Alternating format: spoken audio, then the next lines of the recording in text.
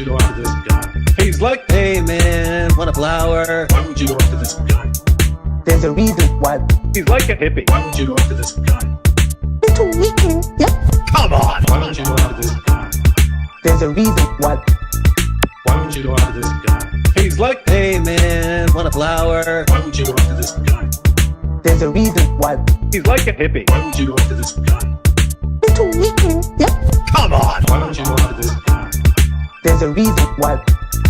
Why would you go after this guy? He's like, hey man, want a flower? Why would you go after this guy? There's a reason why. He's like a hippie. Why would you go after this guy? Little weekend, yep. Come on! Why don't you go after this guy? There's a reason why. Why would you go after this guy? He's like, hey man, want a flower? Why would you go after this guy? There's a reason why. He's like a hippie. Why would you go after this guy?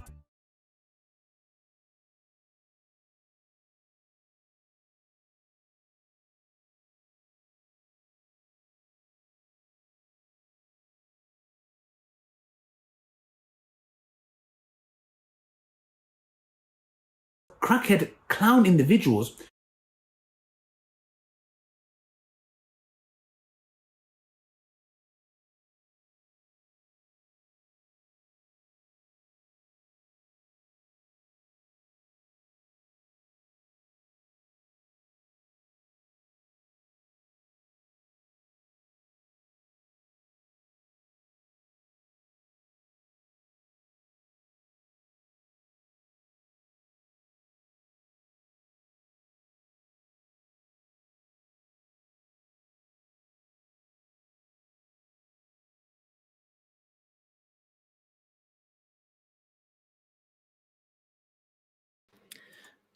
All right. Now we have sound.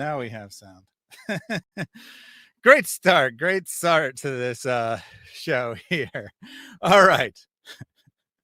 Restarting everything. Welcome back to A Reasoned Answers, everyone. Your home for crackhead clown individuals got a complete amateur hour show for you here today.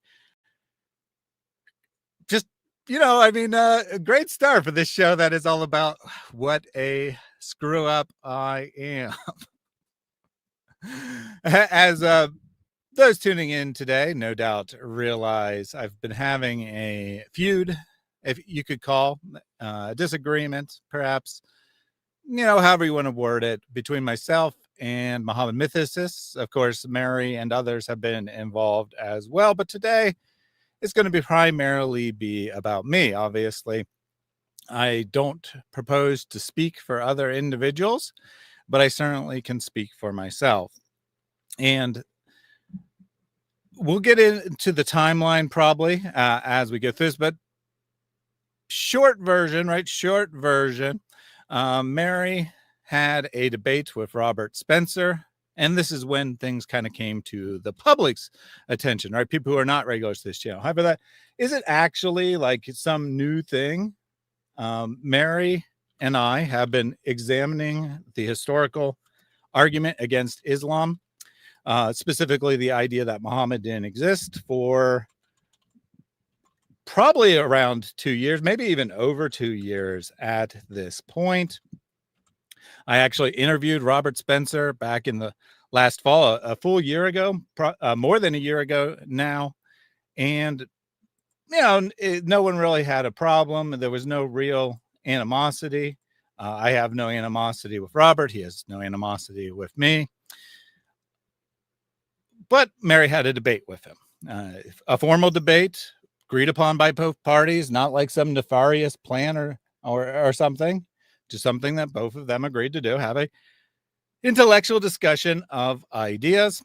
Some people took offense to that debate. Some people were quite upset about that, including individual named Mel from the Islamic Origins channel. Mel took it on himself to defend Robert's honor, or something along those lines. I mean, I don't want to speak to his exact motives, but he decided to, correct the record and set Mary straight. As a result, Jay Smith got involved because Mel is or at least was at the time, friends with Jay Smith. They kind of had a falling out. I don't really know what that's all about. But Mel announced it on his own channel that he was no longer going to be working with Jay Smith. Any case, Jay Smith got involved, made some, engaged in what I would consider to be gossiping about me, passing on things that people had said about me that were not true. I don't know why I took the brunt of this. Well, I kind of know why. I speculate I know why. In that I'm an easier target than Mary or Jai or Daughter of Christ, who were also involved on the, or Raymond Ibrahim, all involved on the yes Mo side of this debate. I seem to be the easiest target. So the majority of the focus in the responses has been about me, even though I wasn't even the one putting forward the arguments for the most part. That's not to say I disagree with the arguments. I certainly agree with the arguments Mary is making. I had this opinion for a considerable amount of time. Now, if you go back 3, 4, 5 years ago, I felt that Jay's arguments were very compelling, very interesting. Jay is a very gifted, charismatic speaker. He's very convincing. And it's very easy to only look at select pieces of evidence that he presents and get one story. However, if you look at the full picture, you might come to a different conclusion. So I have been opposed to this long before Mary ever wanted to talk about the subject, long before anything was ever said public. I did feel that this is a wrong argument. However, a Christian making a false argument is not in itself something that I would feel the need to speak out about. Where it became problematic for me and why I felt we needed to say something about this is twofold. One, and originally this was all about Jay Smith, right? It had nothing to do with Mel of Islamic Origins or anyone else. It was only about Jay Smith. But Jay was going about and he was saying things that were basic factual errors, being corrected on those basic factual errors in private, and not changing what he was saying in public. And at that point, I feel that something needs to be said about it. So that's one. And two, his theories rely on attacking 7th century Christians, calling them not real Christians, or saying that there was, or perhaps that's not the right wording, saying there was no such thing as Orthodox Christianity, by which I mean normative Christianity, not specifically, the Eastern Orthodox Church, but there was no such thing as normative Christianity. There was all kinds of ideas floating around. Some people said that Jesus was divine, some didn't. They were all legitimate Christians. This was an open debate in the 7th century, and that's simply not true, and is well, one, that's problematic in and of itself. That's not true, but it's also problematic in that it is playing into atheist stories about Christianity. It is presenting this false narrative that, Christianity was invented, that there was this council that came and gave us what the true Christianity is. And that's simply not true. And it is dangerous to the church, not because it's a good argument, not because it's a convincing argument, not because it has any historical validity, but ideas don't have to be true to be dangerous. So Mel took great offense at this whole thing going on. He was initially willing to speak with me privately about it. Then at some point he got really upset and decided to cut me off, made some public statements about me before I had made one public comment about him, and then insisted everything was my fault. I was coming after him, so on and so forth. He was being harassed. He was being bullied. He said that he was just going to block us and be done with it. Fine. We moved on. We talked about a bunch of other things. Most of them were not about him. His name may have come up occasionally, but the shows were fundamentally not about him. And then last week, he went on Lloyd de Jong's channel to address the constant bullying he was under, how I was obsessed with him, how I had done 50 plus hours of content attacking Mel. And that is not true. All that said, that was just to give the background here. The purpose of today is twofold. One, I do want to address this claim that I am a arrogant fool who thinks I'm right about everything and is unwilling to take correction. That is 100% not true. You can believe whatever you want to believe about me, and I'm sure that my opponents will take the existence of this stream as further proof of whatever nasty things they want to believe about me. I do want to say, right, I titled this My Apology and Confession for a reason. I want to put it out there that I absolutely have not handled myself as well as I could have. I absolutely am in the wrong on things. I absolutely could be wrong on specific points of fact and could be wrong on various behaviors that I've done. And I'm going to play through the video of Mel and Lloyd, and wherever I can possibly take responsibility for anything, I'm going to take responsibility. However, I cannot apologize or take responsibility for things that are said that are plain false. And as a result, I have to also point out where things they are saying are false. I have offered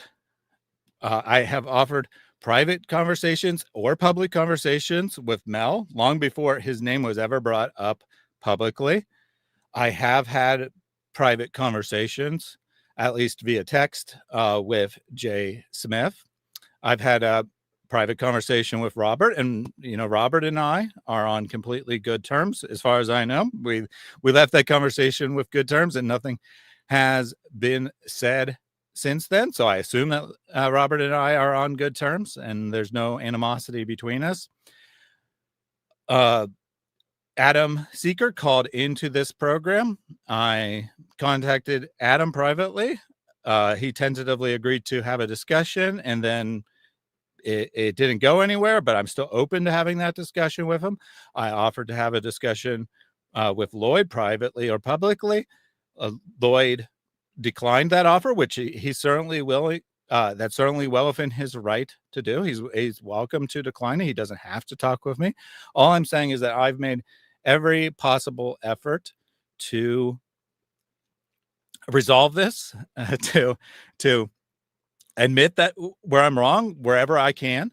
But I'm also not going to accept that people are making false, slanderous claims about me, attacking my character. If you want to come and say that my ideas are wrong, great. Come and say my ideas are wrong. Bring evidence against them.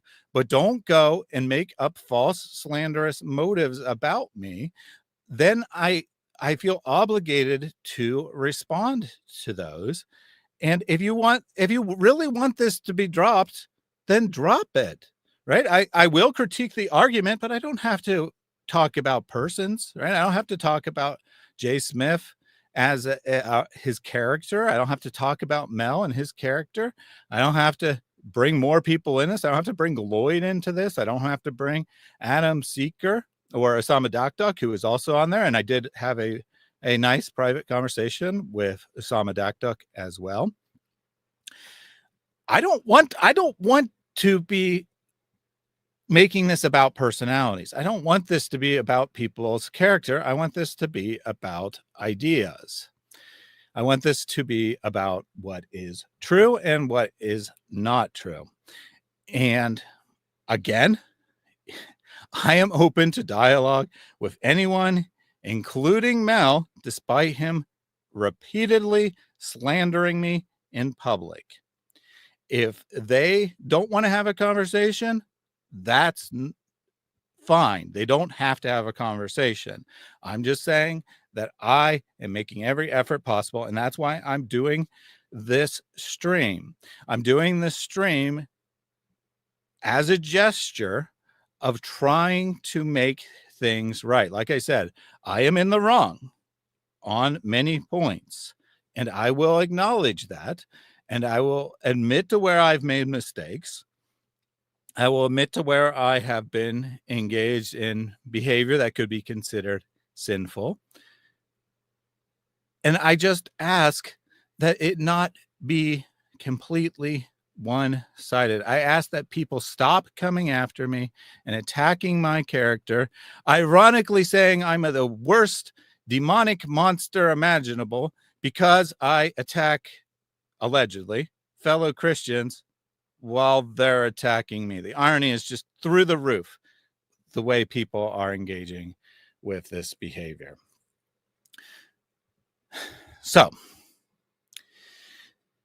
once again, this isn't about coming after any individual. The only person who I'm assigning moral responsibility to today is myself. However, I will point out factual, true things about Lloyd and Mel in response to what they say about me, because that is the only possible way to talk about it fairly, is to talk about the facts of the matter. Clyte says, I think the best way for you to have that go away, or at least be severely limited, is ignore these guys, then they go at you personally, even with lies. So here's the thing. Okay.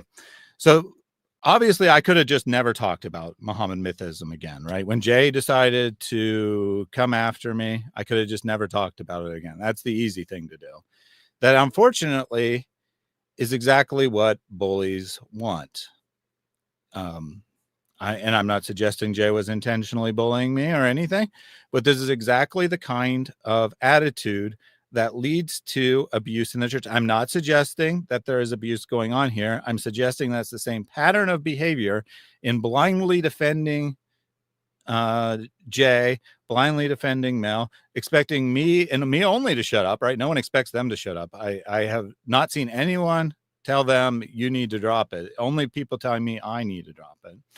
And this is exactly the same kind of attitude that allows abusive people to stay in power in the church, people who probably are not even Christians at all, abusing their congregations, abusing the body of believers, because people are afraid to stand up and be criticized. And believe me, people have been coming after me big time. I understand why whistleblowers tend to disappear, right? Because it is not fun. It is horrible. It is horrible for people to, from a personal emotional experience. It is. I'm not saying that. I'm not talking about the people. I'm not saying they're bad or good. I'm saying that it is terrible personal experience to have people come after you, say horrific things about you, and then if you respond to them, then they go, ha ha ha, I'm living free in your head. Ha ha ha, you're so obsessed. What's wrong with you? Just drop this. Like, it's lose-lose. If you don't respond, they think they're right and you're admitting to what they said. And if you respond, it's then you're personally obsessed. So I need to do, right? That's what this stream is about. The stream is about me and my conscience and what I think is the right thing to do. And as I said, I have not handled this the best I could. I have gotten unreasonably angry at times. I have said some personal insulting things against parties involved. And I have said some inappropriate things to people in the comment sections. The fact that they may have said inappropriate things to me first doesn't justify it. This is about me taking responsibility and taking moral responsibility for my parts of this, while also clearing the record on things that I 100% did not do. So again, you can think whatever you want about me. You can think that this is all fake, that I am a monster out for views, or whatever you want to think. I understand that the mere fact I did this stream will be used as evidence against me. It's fine. I still need to do what's right. I believe it or not, I understand that making these arguments reduces my popularity, makes me not liked by people. And that's not what I want, but it is what I need to do. What happened? You can go back and get a summary of it, but we'll also, as I'm going through this video, so I'm about to go through a video that Mel, Islamic Origins, did with Lloyd de Jong on Lloyd de Jong's channel, in which they raise a number of accusations, and I'll get to talk about all the realities of the situation as we go through that. So you can go back and look at the summary, or you can just figure it out as we go along. All right, let me get this up here. Okay, there we go. Share the audio. Let's not start this video without audio like I started the stream without audio. Also, since I'm by myself, I won't be able to read as many of the comments as I normally do. Cargo Crew says we need accountability, and I appreciate that. That is ultimately my goal as well. I am a fallen, sinful human being. Pride is always an issue, right? Pride is always a possibility, but I'm doing everything I can to take personal responsibility. And if people think that I've done things wrong, that I haven't taken accountability for, then please do call me out on that. But please be specific. You really need to be specific, because I can't address a behavior if I don't know what it is. And if you think my arguments are bad, please come with specific evidence. Don't just make assertions, because I know the assertions. I have not seen the evidence to back them. All right, let's get into this. Hello and good evening, everyone. This is an emergency broadcast. I'm here with Mel from Islamic Origins. And for those of you who don't know him, Mel does incredible work, groundbreaking work, very original work on the origins of Islam, certainly creative theories, that things that he's been chasing for years, and also has worked with many big names like J. Smith, which, of course, his own creative work, his own original work, and working with Jay, of course, has also caused some controversy, and he's received some arrows, and I think he's here to tell us about some recent events. Fair enough introduction there. Of course, I disagree that Mel does good work. I will say that when I first met Mel, when he was first doing this, long before he even formed his current channel, back when he was on his original channel, he was a sincere researcher. He was attempting to come to the truth. I'm not going to judge his sincerity, but what I will say is that he has recently gotten sloppy and is passing off. Yeah, it's definitely unique information, because it doesn't exist. It's AI generated quotes that don't actually exist. And if you're going to say things that if you're going to attribute quotes to people who didn't say them, that is academic fraud, and you are going to be called out on it for me. On a personal note to this whole thing, have you prayed to God about this stuff? Of course. Of course. I have definitely been in prayer throughout this. Multiple people have offered to try to mediate and counsel, and I'm all for that, but two parties have to agree. So I'm putting it out there again. I'm willing to do anything that people feel is appropriate to resolve the situation, but I can't do anything by myself. Mary is tough. Okay, Mel's trying. He has a brave approach. Please, why you want to hit him? Cargo, it's not brave. Well, I mean, you can say it's brave if you want it. It's not responsible. It's not ethical to make up fake quotes to support your position. That does not deserve any praise, right? I mean, you can say he's brave and that, people will come out and oppose him. And I mean, any public speaking is brave to some extent, but it's not honorable. It's not good. It's dishonest. It's inappropriate, and I don't stand on it.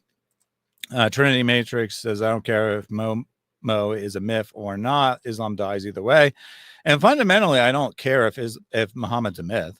I have no, despite what Mel claims, I have no like psychological apologetic need for Muhammad to exist. I just want to go where the evidence leads, and the evidence is overwhelming. Despite the evidence being overwhelming, I didn't comment for this on years until I realized that Jay was saying things that were blatantly false in public and teaching Christians to make these same arguments, go and take these arguments and use them in evangelism. What happens if you evangelize something with false information? You evangelize someone with false information. Well, they might convert, right? Our guys do it all the time. They do the equivalent of evangelization, the proselytization, right? They do proselytization in the name of Islam with lies, and it causes people to convert. But what happens a year later, 6 months later, whatever, when the person discovers that they've converted based on lies? Well, almost always they leave. This is why 75% of people who convert to Islam leave within 2 years. And long term, it's more like 90% of people who convert to Islam end up leaving the religion. Because evangelizing someone with lies is not a good idea. And if you evangelize someone, they convert to Christianity based on your lies or your untruths, right? Because lying requires intent, but whether it's false, whether it's intentionally false or not, it has the same effect. They convert, they realize it's lies. What do they associate with Christianity after that? They associate lies, right? They associate this is the religion that relies on untruthful things in order to get people to convert, and they leave Christianity. It's not like they just run to the next person and get the true answer and then be like, okay, that's good. And that's why this is a very dangerous thing, right? Jay can say he wants to bring people home to Christ all he wants. And I'm sure that people do sometimes convert based on his arguments. But are they real converts, right? Are they really going to stay when they discover that they converted based on made up nonsense? Yeah. Okay. So Ali Dawah is an example of someone who became a Muslim through lies and stayed a Muslim. It can happen. I'm not saying it's impossible. Is my username Blast Prophet blocked? If you mean like your display name, YouTube's not showing display names anymore. If you mean a different user account than the one you're currently on, I don't know for sure, but I haven't seen it. But I also haven't seen like 80% of the comments. Anyway, yeah, sure. But I mean, all he does also from an Islamic background. I mean, he says he converted to Islam, but he was never a member of another religion. He was just like, secular agnostic from a Muslim family background and embraced Islam. So it's not exactly the same situation either. But sure, I mean, sure, it's possible, right? I will say that it is completely and totally possible that Jay Smith or even Mel has converted people to Christianity through untruthful statements who will remain believers until the day they die. It's still not right. Right? Just the results don't justify something. It is wrong to convert someone to Christianity through untrue information. That is the case. Teddy Honest said, just got here, what's going on? So I'm going through a video from Mel and Lloyd DeYoung looking at accusations they made for me, taking responsibility for anything they say that is true about me, and correcting anything that is false. Just getting into it. I gave a bunch of background and, just made some general comments. We're getting into the specifics now. And yeah, no, welcome. Oh, well, thank you for having me on. Well, this is a live stream that I really didn't want. This is not something I wanted to be talking about publicly. It's no surprise, I'm sure, to many of your audience that I've been on the receiving end of literally hours and hours of online harassment by two individuals, people who I would have thought as former friends, and I bit my tongue for literally for months, not responding.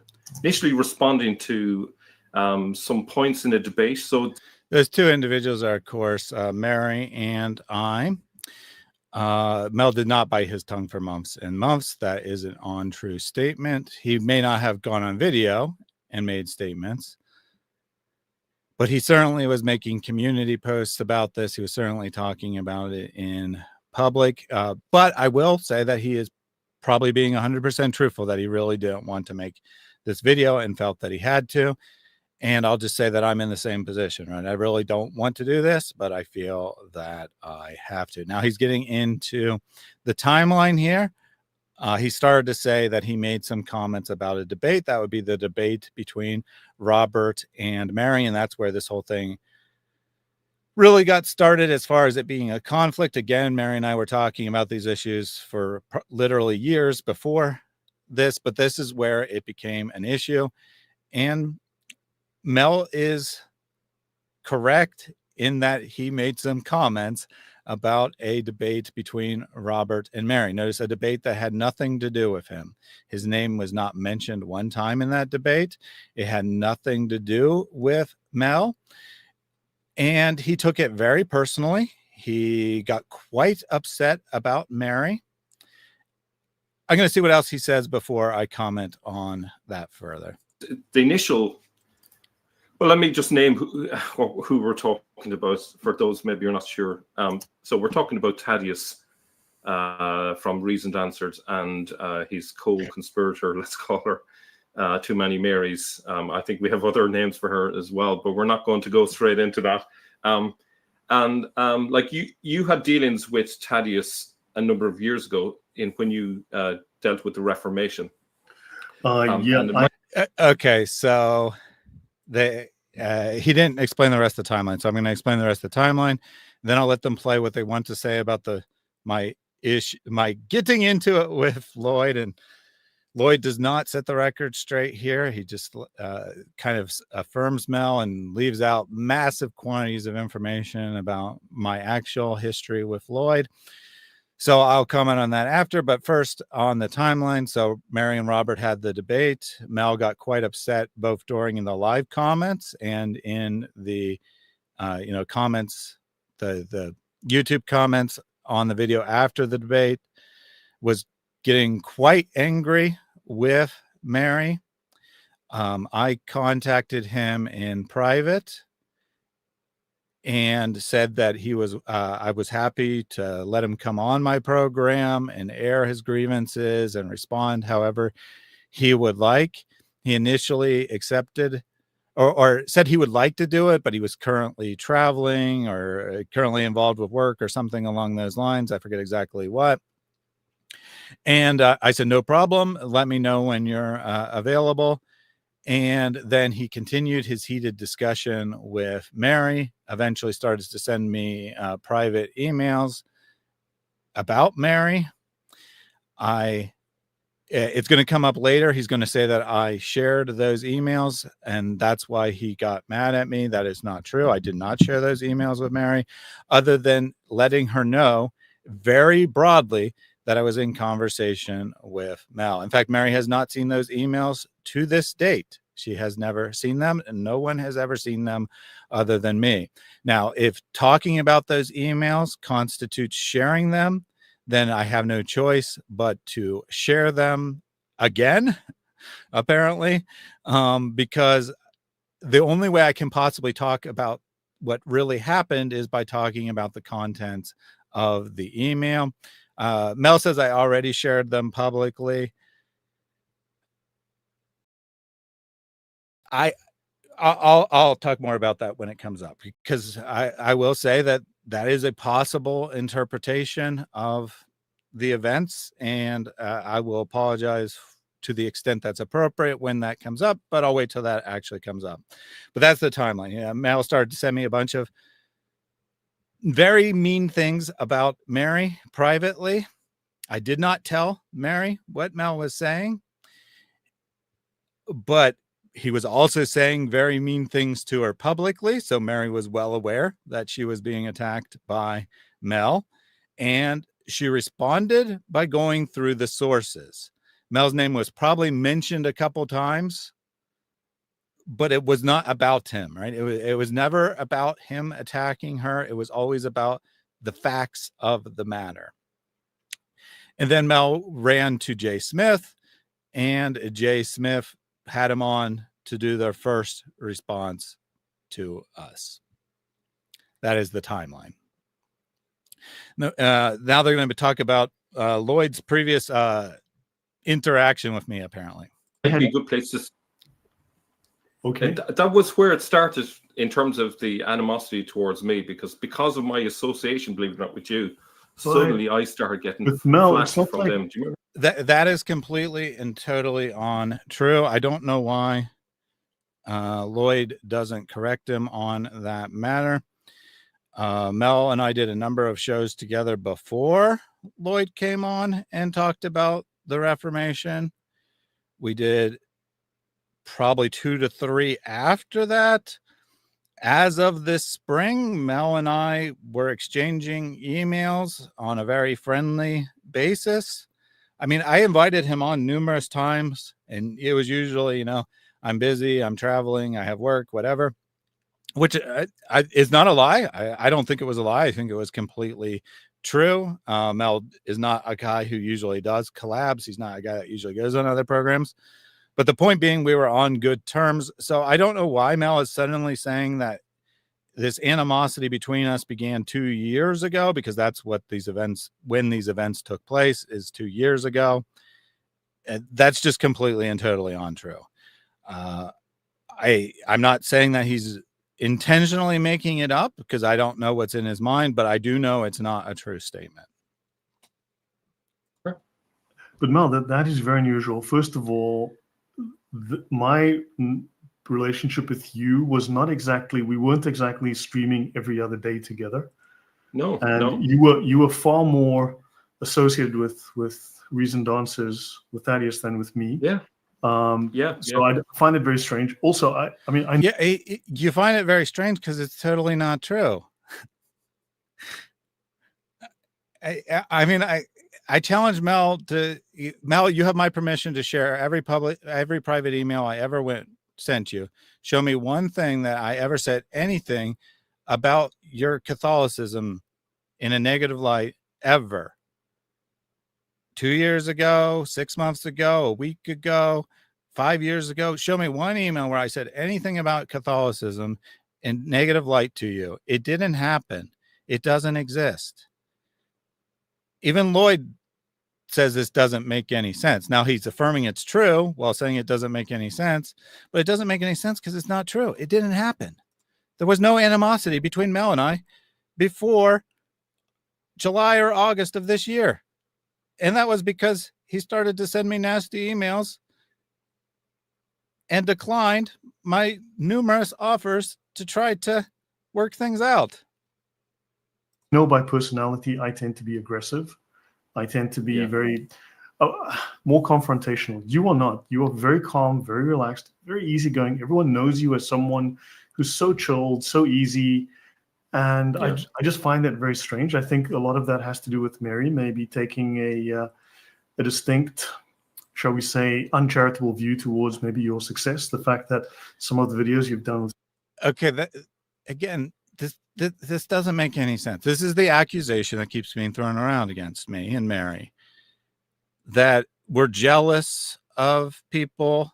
In this case, we're apparently jealous of Mel and his huge success of a third of the subscribers that I have. I don't know what I'm supposed to be jealous of. It doesn't make any sense. Now, when Jay says it, at least technically makes sense, but they're just repeating the same line that Jay says. And no, I'm not jealous of Jay. I don't need views, right? I'm not after views. I'm not after money. And they just keep making this accusation against me time and time again that this is what Thaddeus is all about. How about you address my arguments? How about you address my points? Why do you need to say this slanderous, false nonsense about my character? It's completely and totally unfair. Jay have had Yeah. what, 1 million views or hundreds of thousands of views.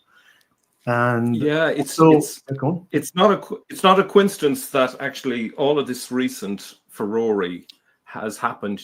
Like myself and Jay have not been saying anything new really in the last few months, but the moment Jay got 1 million views on a talk, suddenly you got these characters that are very narcissistic within the David Wood clique. You know, these are people that make. Yeah, I'm very narcissistic, Mel. And that's what everyone definitely says about me. That Thaddeus is a very narcissistic guy. The irony here is that Jay is absolutely a narcissist. And frankly, I think Mel is as well. I think that he has a very fragile ego, and the slightest bit of criticism against him leads to this kind of behavior. This is what he's doing here is actually narcissistic behavior, where it's someone else's fault, right? Everything is someone else's fault. For the record, I literally had no idea that Jay had published, or that a church that Jay, I think regularly attends, but at least was giving a talk at, published a video that got over 1 million views. I literally didn't even know that. The reason this blew up is exactly the reason you said earlier, Mel. You chose to get in an argument with Mary on the comment section of her debate with Robert Spencer. It had nothing to do with any jealousy towards Jay or anything else. It turns out that yes, Jay did have a video in the spring, or maybe it was like, I think it was like June. I think it was like June. So it was actually fairly close to late July when this stuff started to blow up, but I didn't know it existed. It turns out that he also had a video at the same church a year ago that has even more views. I had no idea. I literally didn't even know about this until this whole thing blew up. And it was actually Jai and Daughter of Christ who brought that video to my attention by addressing the inaccurate information that Jay spews in that video. He makes claims about Arabic, which they, as Arabic speakers, know to be false. They approached it in a very humble way, in a very honest way, tried very hard not to make it about attacking Jay. And what happened? All his fanboys came after them and said, you guys are after money. You guys are jealous of Jay. And Jay's like, the reason we felt we had to speak about this is because Jay is literally teaching false information to millions of Christians. I didn't even know that video existed. My beef with Jay has absolutely nothing to do with that video. Nothing. I have talked to many people who are interested in becoming YouTubers or just starting being YouTubers. And one thing I always tell them is views are not created equal. I personally can do a video on Muhammad hijab, a complete joking video that is not serious and not a real argument, and it can get, say, 10,000 views. And I can do a very serious critique of an argument and it will get 1,000 views. Which one of those is more important? Well, probably the one with 1,000 views, because that actually helps people. And so I said, views are not created equal, right? I had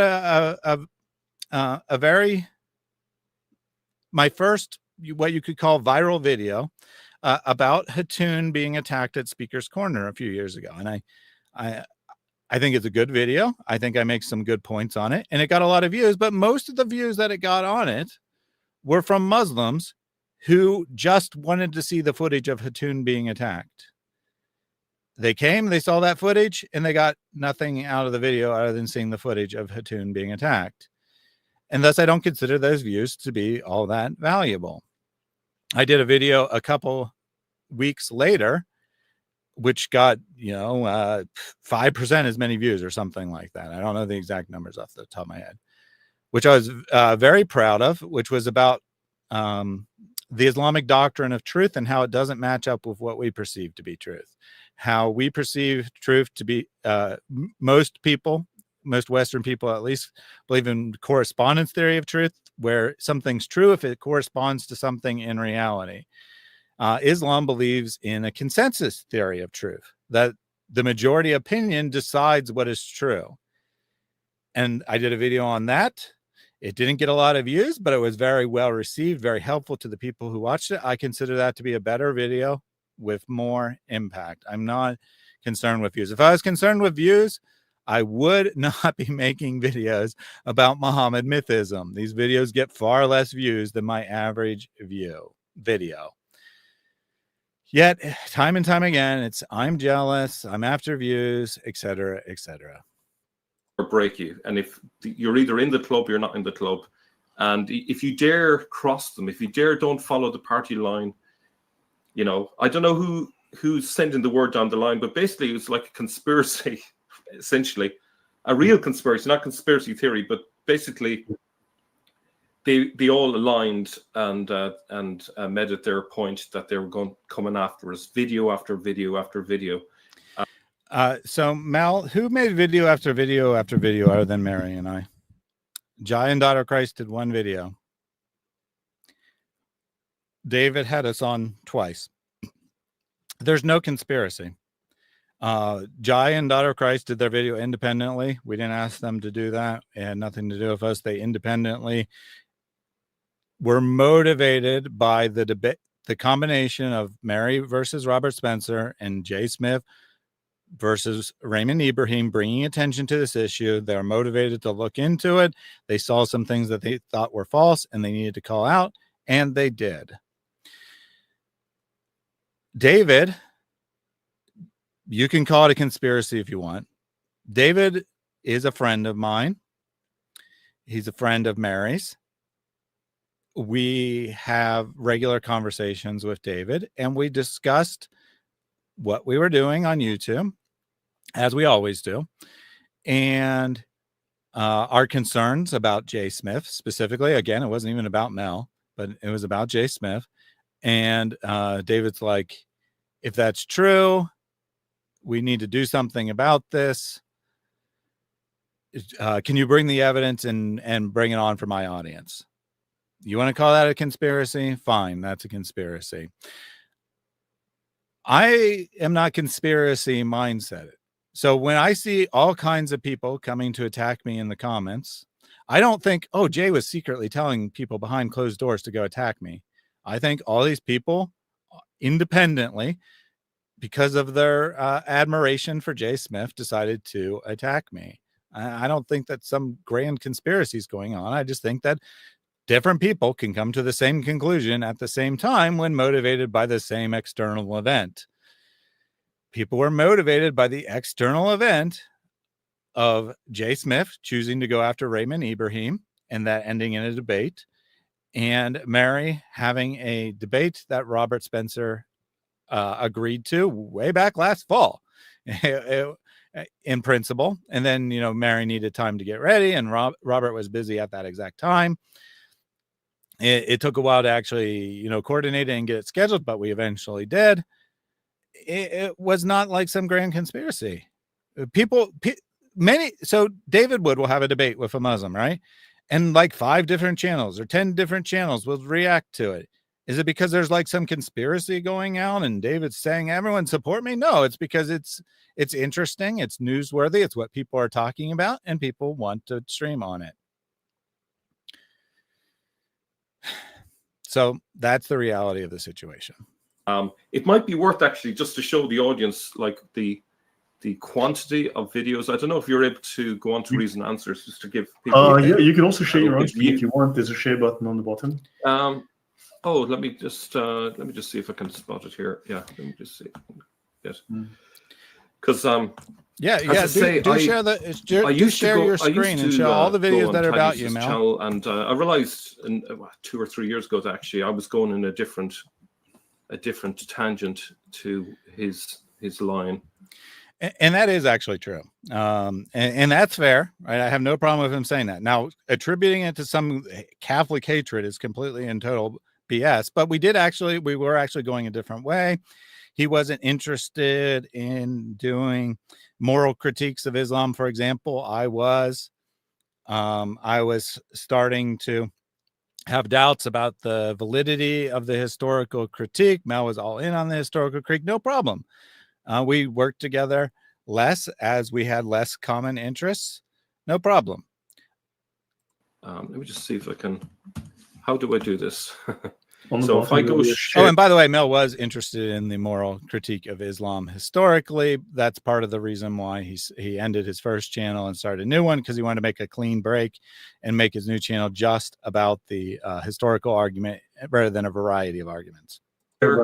Yeah. Just do the window let me or see. full screen. Full screen is usually better, but up to you. Okay, let's You share the tab okay, or the so let window me just- or something. And okay, so if I go, Here is we that are. sharing the screen? Yeah. If I go, let me see. If I go Just go to the correct screen, because right now Yes, you're now you sharing. can There you go. yeah, okay. There we go. All right, yes. So you can see that currently they're doing a hilarious screenshot of me. Actually, I have to say thank you to the two of them. Actually, very attractive image of myself. Thank you very much. They're doing a hilarious. I meant to pause it. Actually, but I have to say thank you to the two of sure. them. Actually, very. You're attractive welcome, Al. You're image of welcome. myself. Thank you very much. But If you think you depicted as a robot is a very handsome view, then by all means, a very handsome picture of you. I'm glad you liked it. both of us have used AI because it's a very useful. Yeah, that's true, Mel. Both of us have used AI. I used AI to generate this picture of you as a robot. I didn't use AI to do my research for me, and I didn't pass off any information ever that I got from AI without verifying it for myself. It's a very material difference. I have used AI occasionally for creative purposes, like making Mel into a robot, or showing Ali Dawa's secret wife on the bed next to him. I have not used AI in a deceptive or dishonest way at any point. You have. You've passed off AI generated information as your own personal factual research, attributing it to real human beings who didn't actually say the things that you said they did. That is a very big material difference. Too, as part of our research, that's the nature of it. But of course, the smear campaign is that AI hallucinates, so therefore everything. No, Mel, that is not a smear campaign.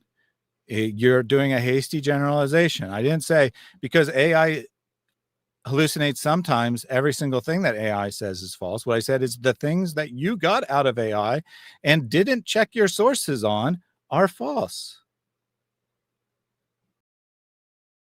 That is produced by AI must be wrong. That's the line of logic.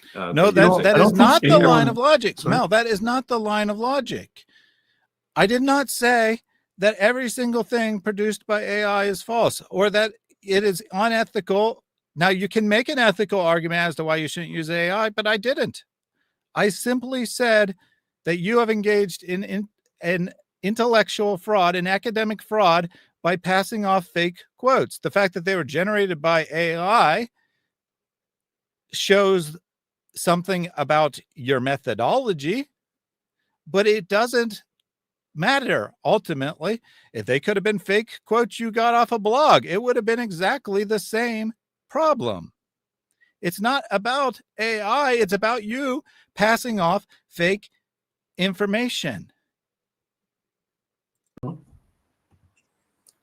Yeah, so that's the kind of line of argument that they are using. Okay, so let's see all. So these, if we just look at the videos, level of obsession, so this is like you can see that yeah. So this is the For You section, which is going to be based on your interests. But even in this section, what do we got here? Did Muslims alter this rock inscription to prove Umar and Islam? This is about Robert Kerr's paper and a little bit about Mel defending a photoshopped image as a real image, which Kerr himself says is not true. So that one, I'll give you that one. That one's about you, Mel. What's this one about? Jay Smith. What's this one about? Jay Smith. What's this one about? Lily J. Yeah, where's this obsession with you, Mel? This one right here is literally the only video that is even kind of about you, other than the AI one, which hadn't aired yet at the time you made this video. Yet I'm obsessed with you. Is that a fair characterization? And again, this is the For You section. If you just went chronologically, half of them, give or take, aren't even about the historical argument at all. There's 3 videos. They did Muslims alter the rock inscription? That's an attack on me. 5 hours long that one was. This one is unusually short, 15 minutes. Yeah, so this is going to be one of the main arguments that Mel makes, is that our videos are too long. Well, they have, one, live streams are about interaction with the audience. I interact heavily with the audience.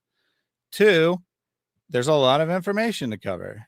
You want to call that one attack on you? I'm giving you that. That one's attack on you. It says this is unusually short. Well, this is a scripted video. This is a scripted video.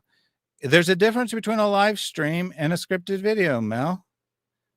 And it's not about you at all. It's 100% about Jay Smith's argument and his false argument. Why are you taking it personally? This one is unusually short, but let's just look, in terms of the, let me see if I can, is there a way I can, let me just click the videos just to show what we're talking about. Yeah. So you're looking at the Islamic history section, the section where I categorize all the videos that are about the historical argument. But look, right below that is the critiques of Islam section. None of these videos are about you. All of these videos in this critiques of Islam are more recent than the oldest one in this, because more than half my content is not about the history of Islam, about the historical critique. But if you go to the playlist that is about all the videos on the historical critique, then yeah, they're all about the historical critique. But again, let's see which ones are actually about Mel. Did Muslims alter this rock? Well, I already agree that that one's potentially about Mel. How to avoid being tricked into Muhammad Mythicism. This one is 100% about Robert Kerr, 0% about Mel or Jay. Insane. Everyone in the 7th century was a prophet. You can see Jay's picture there. This one is 100% about Jay. This is the same video as above, the scripted video on the same topic of Arabic language as an earlier live stream about Jay. Jay Smith says every early Muslim was actually a Christian. Obviously about Jay Smith. When was the Sana manuscript really written? And you got 2 Jay Smiths arguing with one another because Jay Smith has said 2 different contradictory things at different points in time on this issue. Jay Smith, Jay Smith, Jay Smith, Jay Smith, Robert Kerr, Mel. Yes, I'm very obsessed with you, Mel. All I've done is 50 hours of attacking you. You probably need to do the live ones, don't you? Sorry, everyone. Okay, so if we look back, look, now they're in chronological order. We got the AI army, which is about Mel, and we got the rock inscription, which is about Mel. This one is about Mel, but it was only half inspired by Mel. Is half inspired by another thing, which I haven't made a video on yet, but will be my next video out. Christianity versus Islam showdown, not about Mel. Can Muslims explain the dumbest blessing of Allah? Not about Mel, not about the historical argument. Rebuttals in the David Wood versus John Fontaine debate? Not about Mel. There's no deception, believe me. That one is about the historical argument, but it's about Robert Kerr. I did nothing. This is about a mom who raped a child. Not about Mel. David versus John again. The first video on it. So 1, 2, 3, 4, 5 of the last 8 live streams, not about the historical argument at all. Again, he's saying all my content is about him.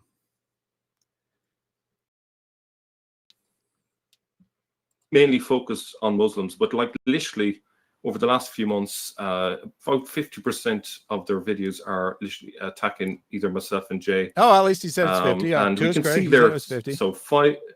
Yeah, yourself some of them or were Jay, 5 but hours. only, So did Muslims alter this? Literally, rock? 5 hours. Literally before this rock inscription one, none of the videos were about you. Literally none of them.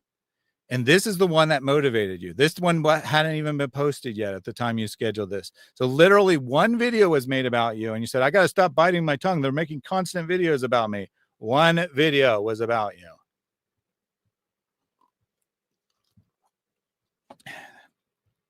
That is, you shouldn't drive yourself crazy. I've never seen anything from you other than fair representation of various positions. I appreciate that.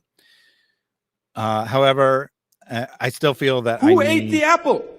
address the accusations made against me. However, paused here. Let me take the first super chat from Way Apologetics. And Allah will bless you in a million ways. You find the tree will grow and you will have lots and lots of wealth. This is the example that we gave to the children. And I'm letting you know that when you sow that seed by giving, you shall receive much more than you gave by the will of Allah. Give as much as you can, for indeed you will reap much more than you have sown. Thank you very much for that donation, Chris, from One Way Apologetics. I stand with you, Thaddeus. Salam al-Masih. Appreciate that. I did mean to mention at the start, I forgot, but it was on the screen. So we had 2 dislikes before this went live. In fact, we had 2 dislikes before I even got up in the morning. This is supposedly what no Mo's want me to do, right? They want me to stop attacking and admit everything that I've done wrong, and yet they dislike the video before it's even published. Interesting. And we have 3 dislikes now. If you haven't liked the video, go ahead and give it a like. Or if you dislike the video, go ahead and give it a dislike. But 2, make sure to get your voice heard and get in your like or dislike. All right, let's continue on here. Of course, now it takes a lot to fill a thing with 5 hours. Another one. Yeah, it does take a lot, Mel. We have a lot of information on why you're wrong. This is supposed to be an argument against us. It takes a lot to talk for 5 hours. Indeed, it does. And there was some interaction with Muslims in that one, some interaction with the chat, but there's probably 3 hours of actual content. And it was all legitimate criticism. Here, 4 hours, 28 minutes. Yep. Let me just go a bit further. Just hide the another banner attack where it on says Jay, stop 2 hours, sharing and 20. hide. You see the Talk Studio banner on the bottom?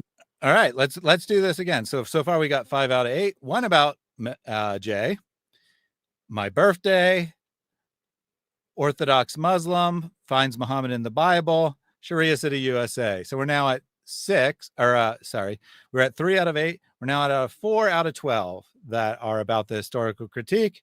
1 out of 12 about Mel. And if you go to the next line here, they're all Christians. You can see this one is about Jay. And then we got Ali Dawa and Dean Responds. We got stream about claims that Muslims were Vikings were Muslims, which I did with David, your brother in Christ, and L, and the discussion of Muhammad's holy mole. So now we got 4 out of 16 videos that are about the historical critique. But I am obsessed, and most of my content is about Mel, though he admitted after seeing that he first, before he looked at brought it up on screen, he said they're all about me. Then he pulls it up and he says half of them are, and it's really like a quarter based on what we've seen so far. Just click the hide. Will I stop sharing? Oh, no, not stop sharing. Click hide. Just share again, please, but just hide the banner itself, the sharing. Oh, okay. Yeah. Oh, okay. You'll have to share again. Sorry. No. All right, let's try it again. Okay. Is that okay? Is it still showing? Yep, there it is. Yeah, the banner's gone. Yep. The banner's gone. Okay. So we have like 2 hours, 28 minutes. 4 hours. Like these are Yeah. Look, Mel. 2 hours and 28 minutes about Jay Smith. 8.5 hours about my birthday. 4 hours and 13 minutes about Orthodox Muslim or Lipiano. 2.5 hours about Sharia City. My live streams are long. It's not like some obsession over you. They're always long. That's how I do things. Live streams are about interaction. Streaming is a very different thing than making a scripted video. 4 hours, 31 minutes. I mean, look, Jay has an agenda, certainly, right? There's certain things. Yeah. I think Jay's views. Now, 4 more here. This one is about Dean Responds. This one is a live discussion with a Muslim. This one's about Jay. And this one is about Jay and Raymond's debate. So we got a couple more about the historical argument. Then the next line, you got 2 more that are about the historical argument and 2 more that are not. And I think this might be the first one from recent times. So if you go back even further, they're going to be almost 100% not about the historical argument. Now, if 100% of my content was about the historical argument, Mel still wouldn't have a point. The 100% of his content's about the historical argument, but I'm just trying to give the facts here. Look, Jay blew the doors off Islamic polemics some years ago when he came to what was it called, Speaker's Corner, and he brought 25 different Qurans. I was gobsmacked. I think everybody was, and I think he changed the landscape forever. Things changed at that point. Now, certain dinosaurs, I won't mention any names, but I'll mention initials. For instance, if I spoke of a company, I'd be calling it IBM because I don't want to use the full name, so to retain anonymity. So I'll use D. IBM is actually the full name of the company. It originally was an acronym, but they changed it to being the actual name of the company. Neither here nor there. W as a pseudonym. DW. Yes, that's complete anonymity. And they have not. Shall we say? So David, they have not. So David is a dinosaur who's incapable of adjusting. Now, when Muhammad Hijab put up a poll on his channel about what argument Muslims find the most problematic, was it the historical argument? Was it Jay Smith's arguments? Was it the truth of Christianity? No, it was the moral argument against Islam. David uses the moral argument primarily because it works.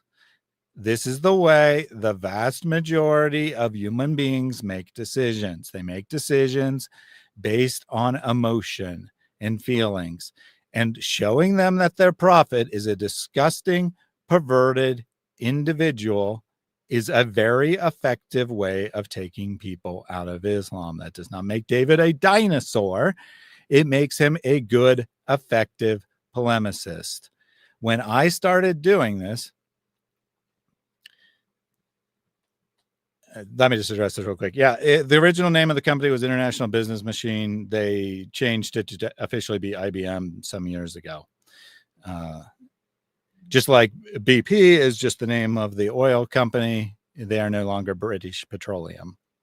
Anyway, David uses these arguments because they're effective. The irony here is David had Mary and I on to discuss the historical critique. So what do you mean he's unwilling to have on these kinds of arguments? He is willing to have any kind of argument. When I started doing this 7 years ago, I approached it the same way that I approached Christian apologetics, which is logical arguments for the truth of Christianity, or in this case, the falsity of Islam. Because I wanted to be a better evangelist, because I wanted to reach more Muslims, I sought out conversations with people who would know. At this time, I didn't know David. He was inaccessible to me at this time. So I'm not talking about David. But I set out conversations with people who are ex-Muslims, for example, and asked why they left Islam. And I watched ex-Muslim testimonies. And what I learned time and time again is that Muslims do not base, by and large, of course, there's always exceptions, 5, 10%. That's what I would be told. Your arguments can reach 5 or 10% of Muslims, but the other 90%, your arguments will never reach, because that's not how Muslims make decisions. They make decisions not based on who has the better argument, but who is more confident, who has more bravado, who is triggering their emotions. And so I learned that the most effective way to make arguments against Islam that actually make a difference in people's lives is to appeal to their emotions while also bringing factual truths as to why Islam is false. And that's the way I've approached my material. It's at times very sarcastic, and that's part of my natural personality. I was always a very sarcastic person. I just ask my wife. I was also always a very analytical person. Again, just ask my wife. One of those annoys her greatly. One of them she's okay with. One of them she likes. And it's the analytical one that she annoys her greatly. It's like, why are you hyper analyzing everything? That's not how real people work, right? Because real people are primarily emotional beings. That's the way God has created us.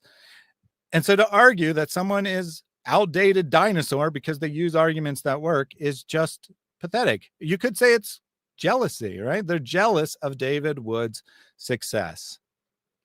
I mean, I don't know if they're jealous or not, but they say I'm jealous of their success when they are my peers at the same level of success as me, arguably less success than me. But David is like 100 times more successful than any of us, and he's a dinosaur. So why are they saying that? Probably, possibly out of jealousy. And as Marion pointed out here, Mel is trying to give Jay all the credit for bringing the 26 Qurans to Speaker's Corner. He did help. He did carry some of the Qurans. It was true that Jay walked in holding Qurans. However, it was Hatun that went and visited Arabic-speaking countries all around the world and collected the Qurans, brought them together. And Jay himself says this every time, right? Every time Jay Smith talks about this, he says it's entirely Hatun's work. So why Lloyd wants to credit it to Jay, I'm not quite sure. I guess because he wants to make Jay look very important. And I actually agree with Lloyd. Yeah, Jay is his great historical figure in Islamic polemics against Islam. He is a long-term missionary who's done lots of amazing work. That doesn't give him an unlimited pass. You know, that doesn't give him an unlimited pass to do whatever he wants, including lying in the name of Christ in the future.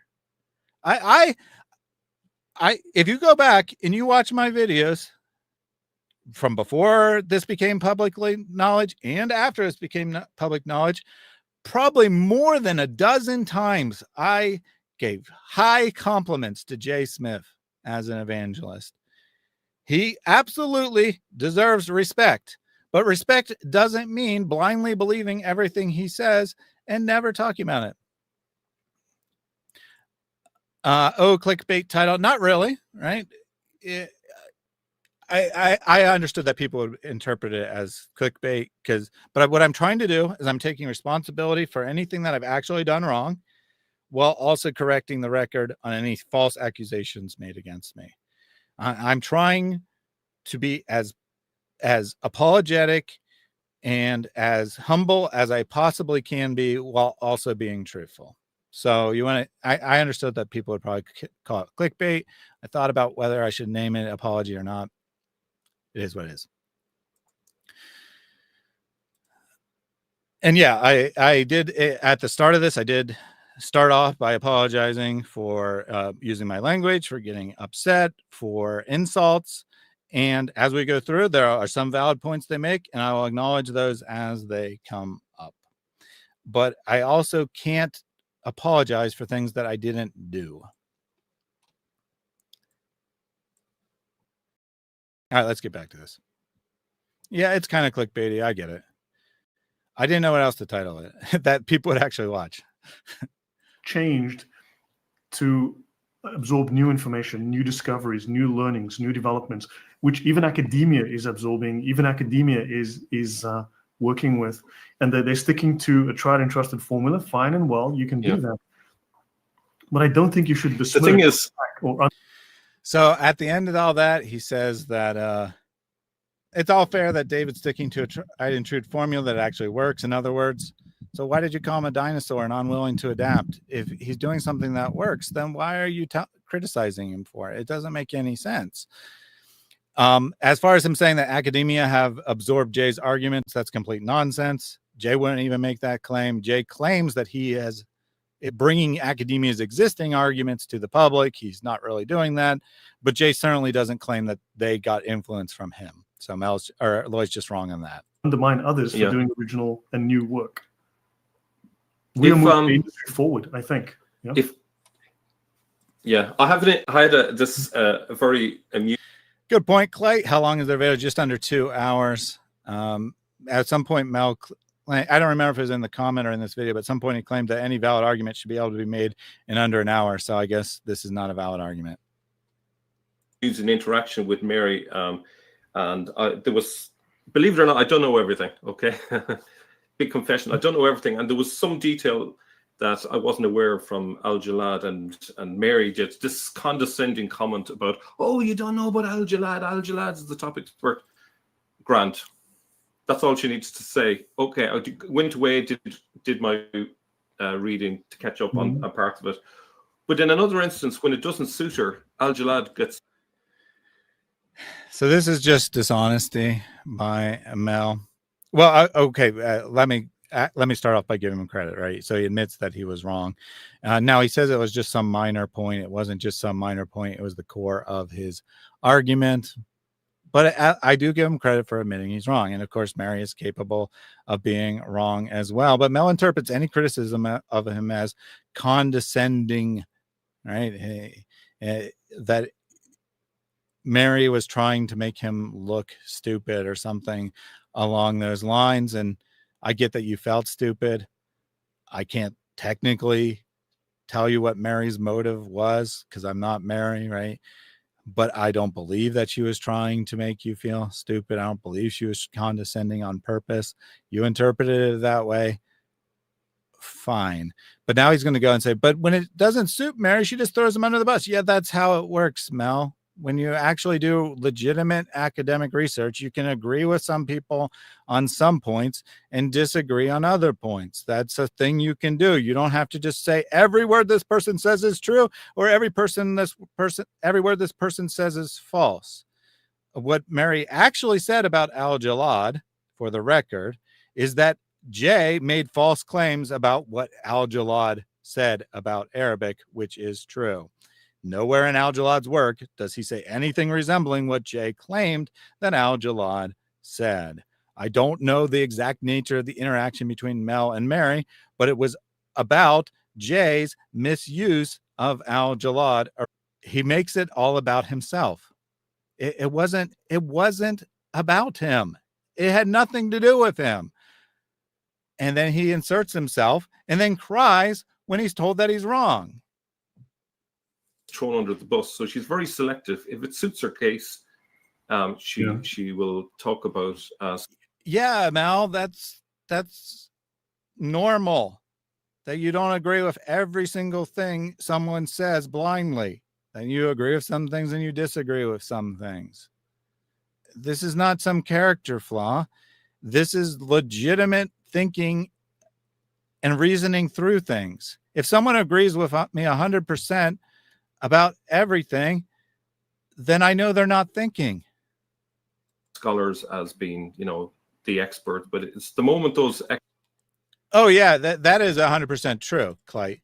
I'm sorry, but I would have to say to Thad that maybe Mary did say things that would step on Mel even inside. Oh, Mary absolutely insulted Mel. That was later though, right? That wasn't about Al Jalad. Mary absolutely insulted Mel, and I actually, in our conversations about this video, I did actually ask her to stop insulting him.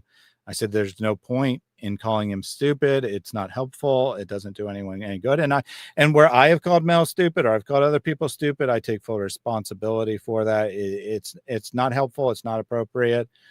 I apologize for that. And I apologize for anything that was said about you, Mel, that is actually insulting. I do not apologize for saying that you are committing academic fraud because that is a factual statement, not an opinion. Being stupid is an opinion, and I shouldn't have said that. Committing academic fraud is a matter of fact. And so I stand by that. I stand by that you committed academic fraud. I take back and I apologize for calling you stupid. If I did. I'm pretty sure I did. I don't know for 100% sure.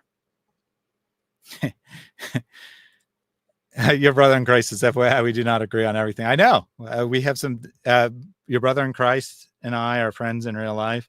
We have some different opinions about how to read some scriptures, for example. And that's perfectly fine. right? This isn't about me having a different opinion of Mel or having a different opinion than Jay. This is about Jay, was originally about Jay making statements that are basic statements of fact that are not correct and not responding appropriately to that being pointed out. Mel then inserted himself, and it became about later, much later, became about Mel's behavior of using fake quotes and attributing them to people dishonestly. And yes, well, Mary doesn't apologize for calling Mel stupid. I can't tell Mary what to do as far as that, but I can ask her not to use that language on the stream, and I can apologize on my own behalf. So I don't think it's helpful to call someone stupid. I don't think it's a helpful argument. It may or may not be true. That's irrelevant. It doesn't help our case, and we should stick to the facts. Experts don't suit her agenda or Yeah. her opinion. They're But under that's- the bus. That's So not you're dealing unusual. with that. The main thing I think that's going on, and as I say, like just merely talking about her, she is going to probably do another 4 or 5 live streams this week because I live in her head, like literally rent free. I haven't been to America, but literally I'm living in America rent free. And why is that so? And right after Mel said this, all of a sudden I started to get tons of comments about them living rent free in my head, interestingly enough. None before this, many after. I don't know. You interpret that how you want. But Mary, in fact, did not do multiple live streams about Mel after this. In fact, she has done no live streams after this. This is our first comment on it, and it'll probably be our last comment on it. And you see Mary isn't even here. So Mel is just projecting again, right? He's just imagining things that are not true.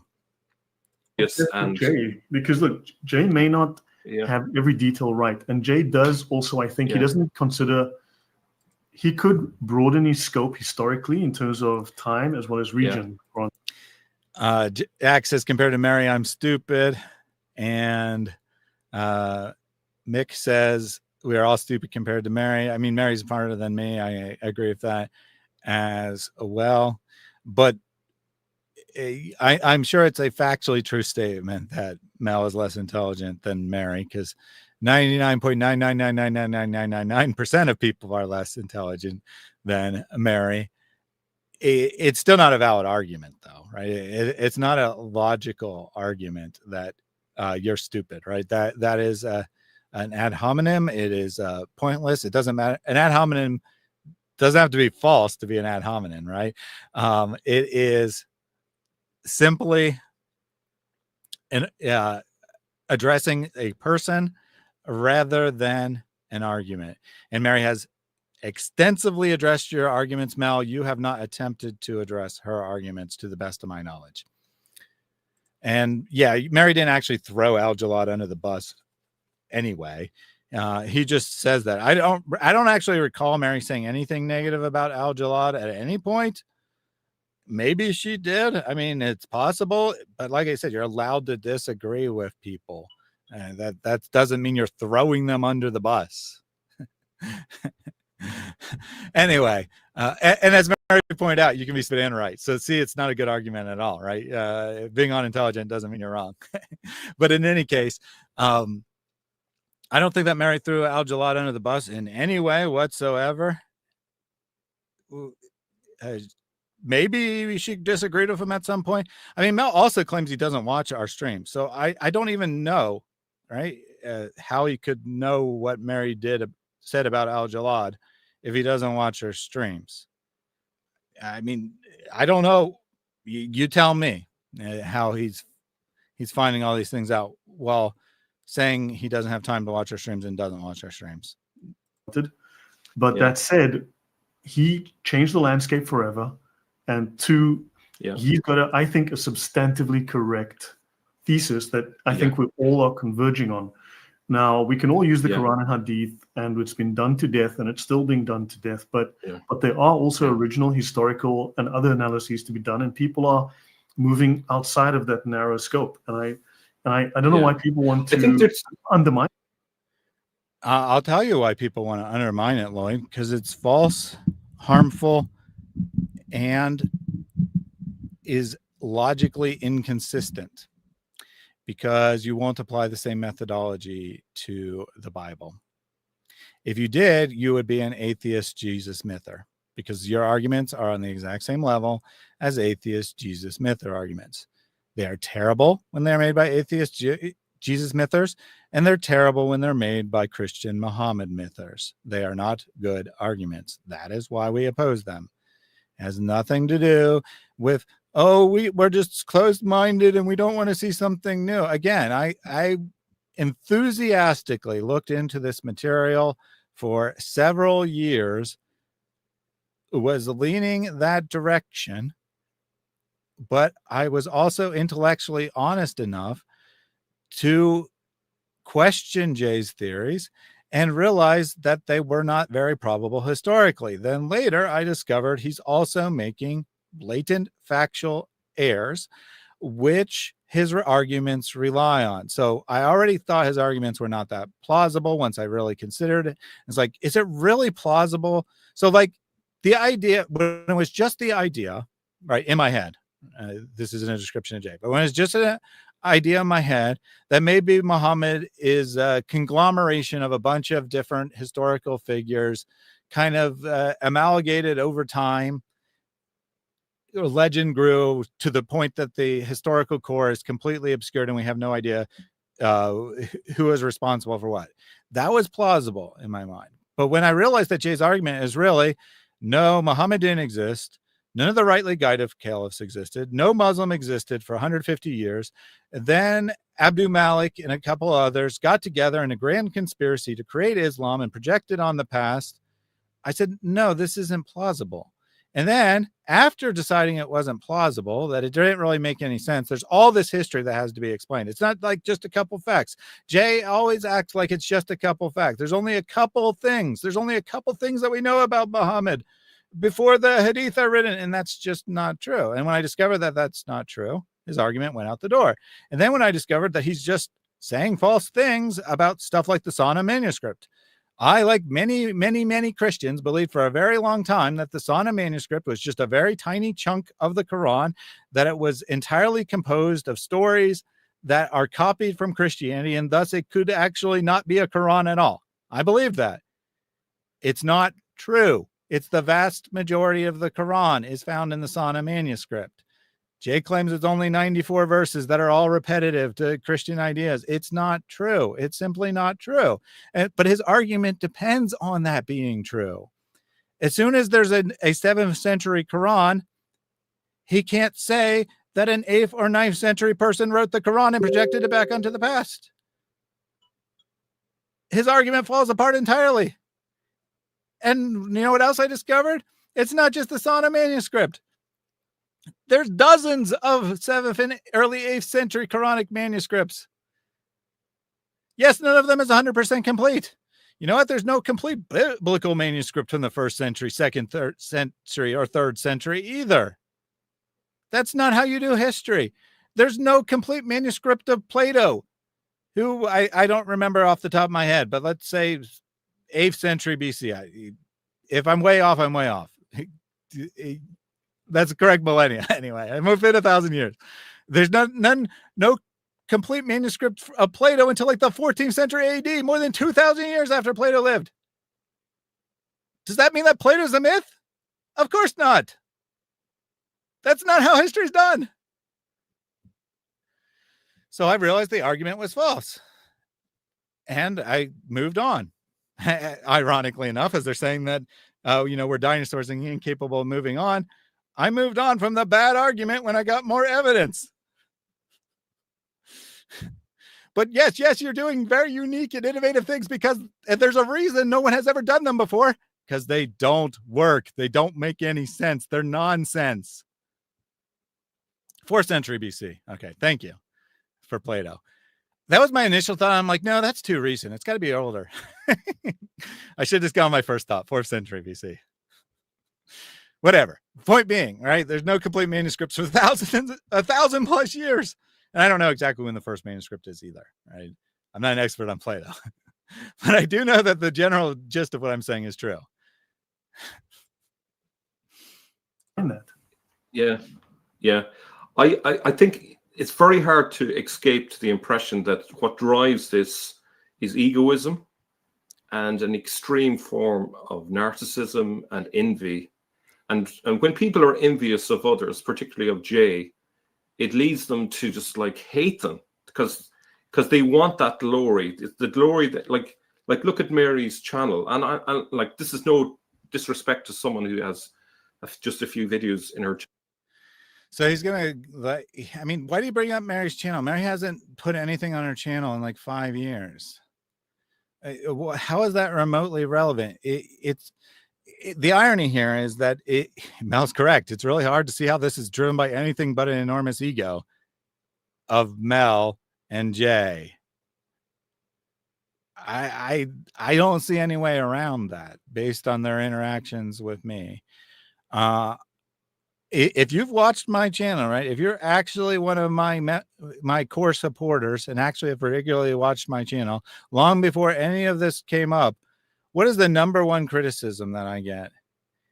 It's that I'm too nice. I'm too accommodating. I'm too open to other ideas. I'm not bold enough. I'm not mean enough to Muslims.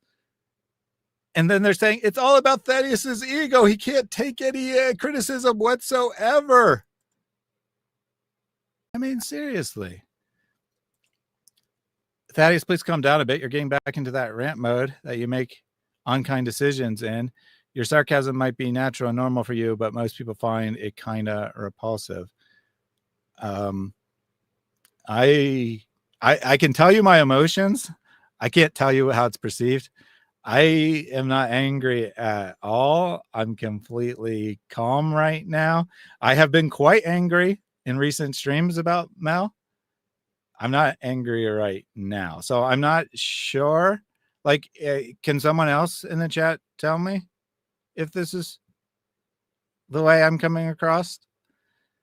Like, I'm legitimately open to criticism. And I'm legitimately open to correction here.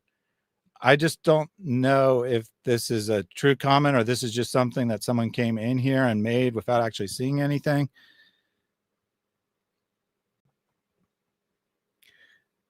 You're good from Cargo Crew, who's a Muhammad Mythists. So I'm going to take that as I am actually being reasonable. Nothing Thad said has been repulsive. Oh, this is not ramping up. We will know when it goes sideways. All right. So I don't know if this was that guy's honest opinion, but it doesn't seem to be opinion shared by anyone else. All right. I don't know. If that was your honest opinion, then please be more specific as to what you found abrasive. If you just left that comment without actually watching any of the videos, shame on you. Actually watch it. Yeah, let's get back to the video. Channel, but you know, she's a modest channel with very few views, right? She started her channel. I was one of the first people to actually recommend her channel, which is the irony of it. She had like when she started out, she had about 15-20 subscribers, and I saw her video and I thought, oh my god, this literally everyone starts with 0 subscribers, Mel. That's how it works. What is your point exactly? She's really good. She speaks eloquently. Yeah, she is, and she's sporting the whole Muslim look. You know, I don't know what's up with that. I thought that was just initial game of hers, but she never goes without the hijab. So hijab Mary, I don't know what's up with that. Well, why don't you ask Mel? Why don't you ask Mel instead of saying, I don't know what's up, but I'm going to say it. And then all the audience is going to pick up on it. And the comments are going to be filled with what Mary wearing a hijab. First of all, she's not wearing a hijab. Hijab is a specific garment that is worn in a specific way. Mary is wearing a turban, and she's wearing a turban because, as she has said probably 50 times, literally 50 times on my stream, the reason she does that is threefold. One, Muslims tend to be violent. Her husband didn't want her speaking against Islam publicly out of fear for her safety unless she couldn't be recognized. She wears a head covering and she wears heavy makeup to prevent herself from being recognized. Number two, Muhammad said that turbans are bad, that they are offensive to Allah. And number three, it triggers Muslims in the chat. They come in, they see Mary wearing a head covering, they assume she's a Muslim, and then they get triggered when they realize she is not, because they think that their religion owns head coverings. And you are playing into their hands by saying that Mary is wearing Islamic clothing. Many cultures before Islam and many cultures today wear head coverings. It is not something owned by Islam. Stop being a dhimmi and buying into Muslims' claims about them controlling the world, and anyone wearing a head cover is doing so because they secretly want to be a Muslim. You are slandering Mary, as she says. You are doing this intentionally. You previously called Mary and I semi-Muslims because you want your audience to associate us with being Muslims. That's why you are talking about our head covering. It has no purpose other than that, right? There's no purpose other than to put the idea in the mind of your audience that Mary is very friendly with Muslims. She's very accommodating to Muslims. And that's the only reason she opposes your arguments. And yeah, Mel talked about how we're going after him because he's Catholic, which is complete and utter nonsense. You will not find one word in the history of my channel speaking against Catholicism, because I am not opposed to Catholicism in any way different than I am opposed to all denominationalism. I'm not a Catholic, but I also don't identify with any specific Protestant denomination, Protestant in general, any specific Orthodox denomination, or Orthodoxy in general. I identify as Christian only, ironically enough, despite all the attacks on me, because I believe that Christian unity is a very important thing. But if Mel's going to say that wearing a head covering makes you essentially a Muslim, then he needs to start saying that his Catholic nuns are essentially Muslims. And we got the great argument here from what I assume is a critic, a Muhammad Mythists. Mary, you are crazy. Great. Bring some evidence, bring some arguments. But I was one of the first people to recommend her channel, but then she did no work beyond a few videos. Correct. And that's fine. But then she got attached to Thaddeus. But then she got the jealousy started kicking in as soon as Jay gets mentioned. Like what I notice is a pattern. I don't respond. What are you talking about, Mel? First of all, how can you notice a pattern of behavior on my channel that you supposedly don't watch? Mary was on my channel for the first time in the spring of 2022. What evidence do you have that has anything to do with being jealous? Oh, Carzy doesn't mean crazy. If that's the case, then I'm not up on the slang. But I just assumed it was a typo. If it's some meme, then I don't understand what you meant. But anyway, Mary came on the channel for the first time in the spring of 2022. I'm pretty sure because I reached out to her and invited her. I don't know for sure 100% how it went down. I reached out to tons of people to invite them on the stream, including Mel, right? The reason Mel was on my channel, in fact, he was actually the first ever guest on my channel, is because I reached out to him. I think only like maybe one or two of the guests I've ever had on were on because they reached out to me first. And I've had on many, many, many people because I reached out to them.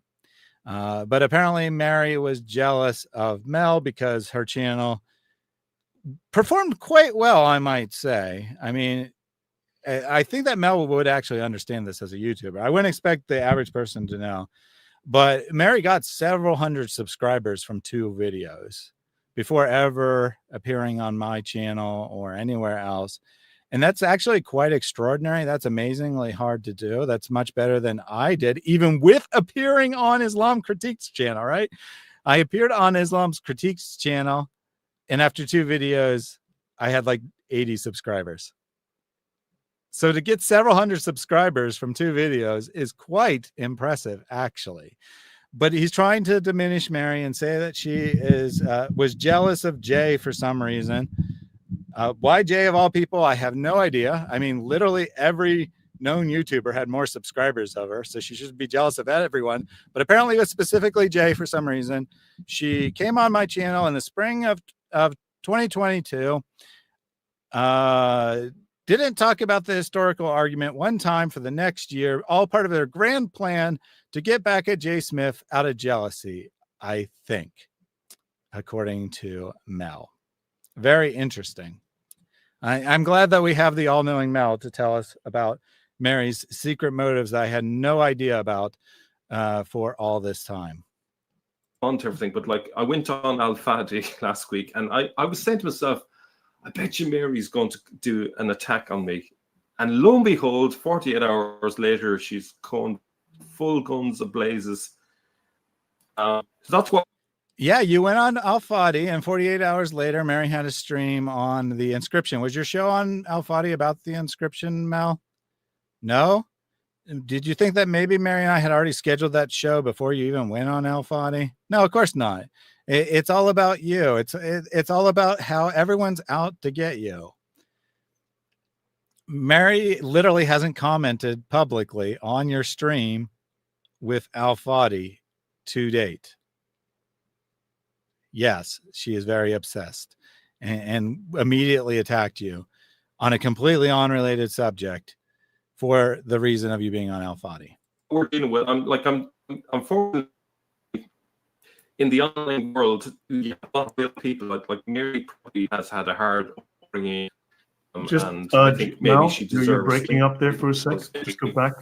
She's got. No, you broke up for the last 15 or so seconds. Could you just go Am I back? breaking up? Yeah. You said you thought she would do an attack after you talk with Al Fadi, and then. Yeah, so I think, like I don't know Mary, I don't know Thaddeus. I think Mary probably had a hard upbringing, and what why you literally just said, Mel, this is not responsible. You literally just said, I don't know Thaddeus or Mary. I mean, he also said that he is former friends with us, so he knows us in some sense, but he's going to speculate on Mary's upbringing.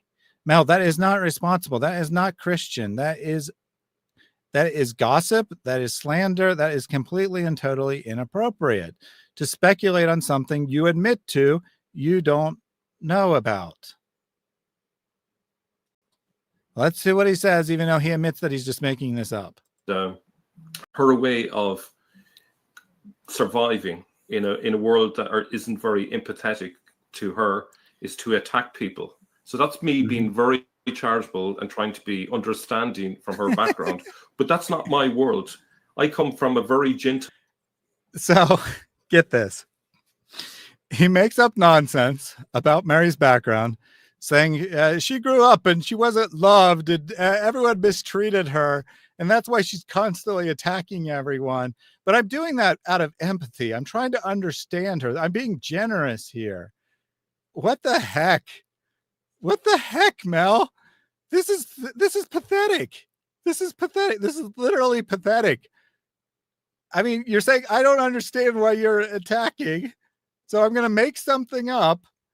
But I'm making something up because I'm being generous.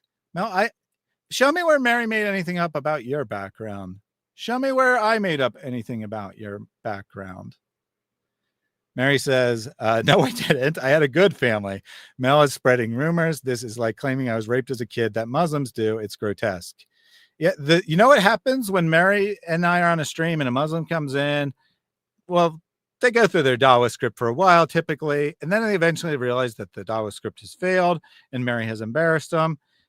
And what do they usually say? Your father raped you as a child. Yes, Mel, you're being very empathetic.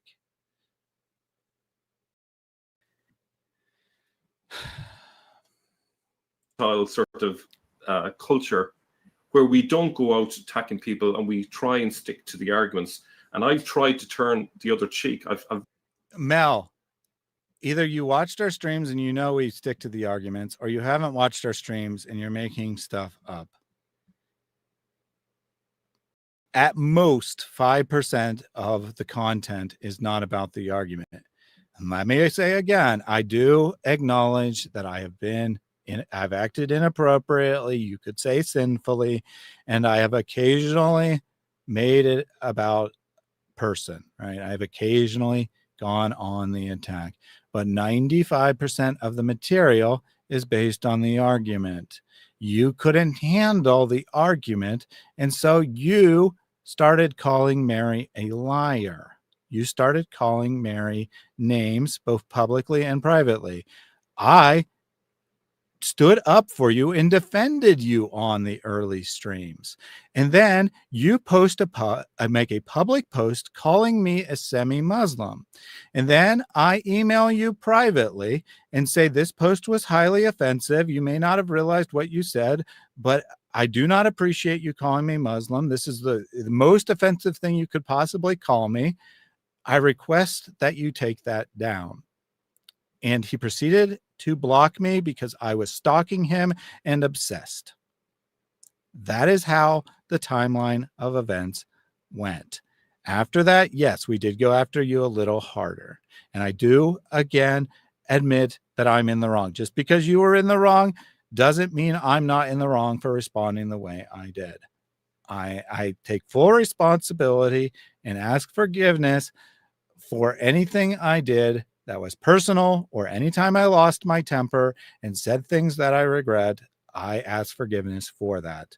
But I will not allow you to make up lies about the timeline of events. Ran out of cheeks. I've literally not been responding. I've not been watching their videos. So Anne says, I'm not actually sure because if you're Anne or not, but I'm going to go Anne. Next time, call him. Oh, I don't have his phone number. I had his email. I reached out privately via email. We'll get to discuss that more because he's going to soon accuse me of leaking his personal emails. But I reached out to him via private method and public on his channel. And if he wanted to schedule a Zoom call or whatever, I would have been perfectly fine with that. In fact, I offered that. I offered a private discussion. I said, we don't need to do anything in public. I don't need to take you on in public. We can have a private chat. And he wasn't interested, and he's not required to be interested, but to tell me that I didn't try is not accurate. And I get comments shared. Hello, Adam Seeker. I get Hello, comments Adam. sent to me. Okay. Oh, Mary has just said on the live stream that, Mel, I know you're watching. And I'm like, I haven't got time. So the other thing is, but me and you. Yeah, that's the extent of the personal comments about you, Mel. Is I know you're watching this, so please respond to the argument. And there's two possibilities, right? Two possibilities. One, he really didn't watch it, like he said, in which case he's telling the truth, but he's gossiping because he's passing on information he didn't verify. Or two, he actually has watched, in which case he's lying about someone else bringing this information to this.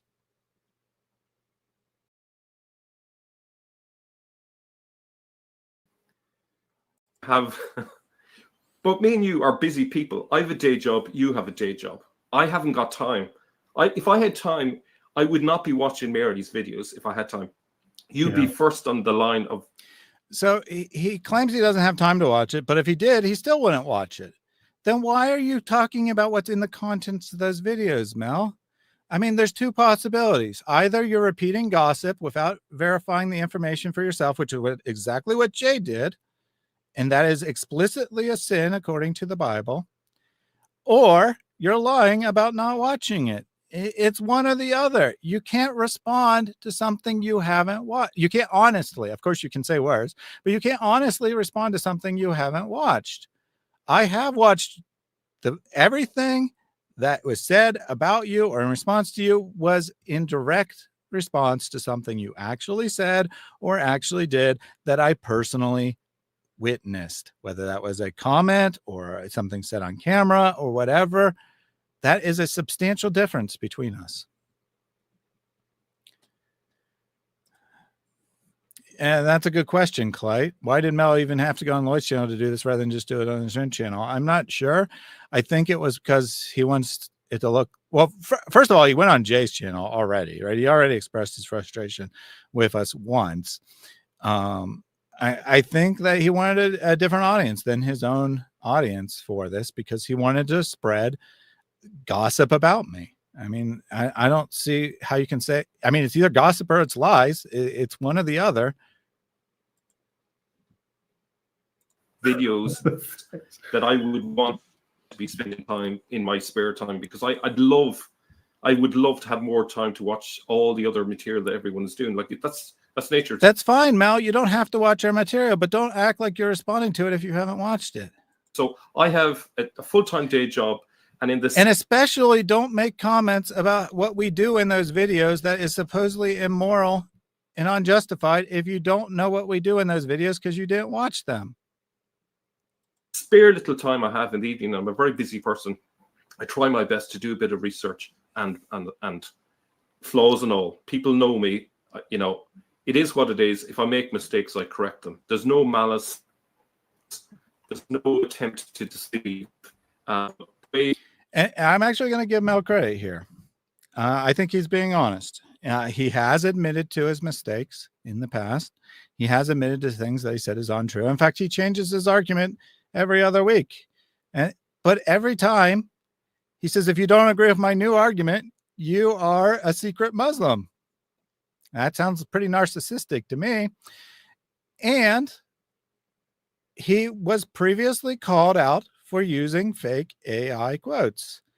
And I was actually generous with you, Mel. I know that you think that being generous means making up lies about someone's past to justify their behavior.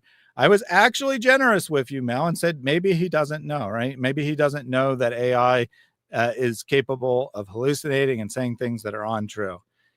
Maybe he'll be better and not make the same mistake again. He got up on camera and said, Mea culpa, it's my fault. I didn't realize that AI was giving me fake quotes. It won't happen again. And then what does he do? He goes and does the exact same thing. At that point, it's no longer an innocent mistake. You knew the methodology was not reliable and you chose not to check the ideas, the quotes anyway. You didn't go to the sources and see if they were real quotes or not. Maybe it's because you didn't have enough time, but if you didn't have enough time, then don't publish the video. Every single thing I have ever published on my channel that I said, because I can't say that everything a guest ever said I verified, obviously, because it's not like I know in advance every word a guest is going to say, but everything I personally said I believed to be true at the time because I had put effort into researching it. Did I say some things that are false? Probably. I probably misremembered some things. I probably believed things that I read that were not true. Anytime someone has called out a specific error of mine, I will take accountability for that. However, if your methodology is pointed out to be unreliable, you admit that you know it's unreliable now, and then you go back and do it again, then that becomes a problem with you. It's not just that you're willing to admit when you make a mistake. You can't publish information that is false, that you know might be false, and wait for someone to correct you. That's not responsible. That's not how we do things. Mary and these are Yeah. basically You're breaking up again. a normal salesman. That's the way they're carrying on. Oh, sorry. Sorry, you're breaking up. But it's so strange. I've never seen you attack anyone. I've never seen you make a scene or do an attack video. So it's just. So Mel or Lloyd, you need to open your eyes, buddy. Mel came to you. I think you're telling the truth. I think you've never seen the inflammatory posts Mel made about me. I think you've never seen the attacks that he made about Mary, but he did make them. So instead of just saying, it's so weird, I have no idea why they did this, why don't you listen to my side of the story? I reached out to you. I offered to give my side of the story. You declined. It's very strange to me that, even I don't really make response videos to anybody. I've really done that. No. And yeah, like, and it's you're not required to make response videos, but that doesn't mean that someone who makes a response video is automatically in the wrong or immoral, right? Just because you choose not to do something doesn't mean that it's a dishonest thing to do. So what? But then hold on one second. Remember, Yeah, I was just going to say that one of the sort of ignitions for this recent, craziness from Mary is from the debate. Mary had a slide with 7th century sources, and there was a few details I wanted to fact check. So I did a fact check on that. So Ower here says, I have a lot of respect for Jay, but he has a tendency to present polemics as history, and I generally agree with his positions.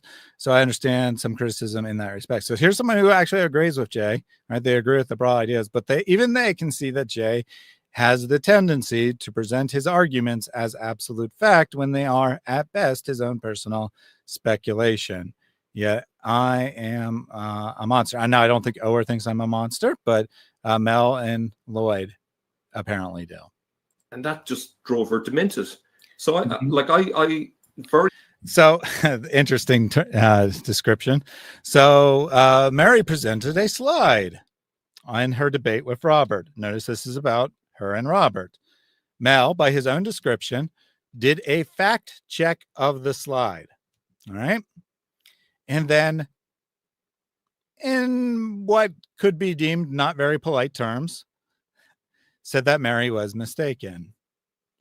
Why was she mistaken? Because Mel didn't like the exact word antichrist. What was Mary's purpose?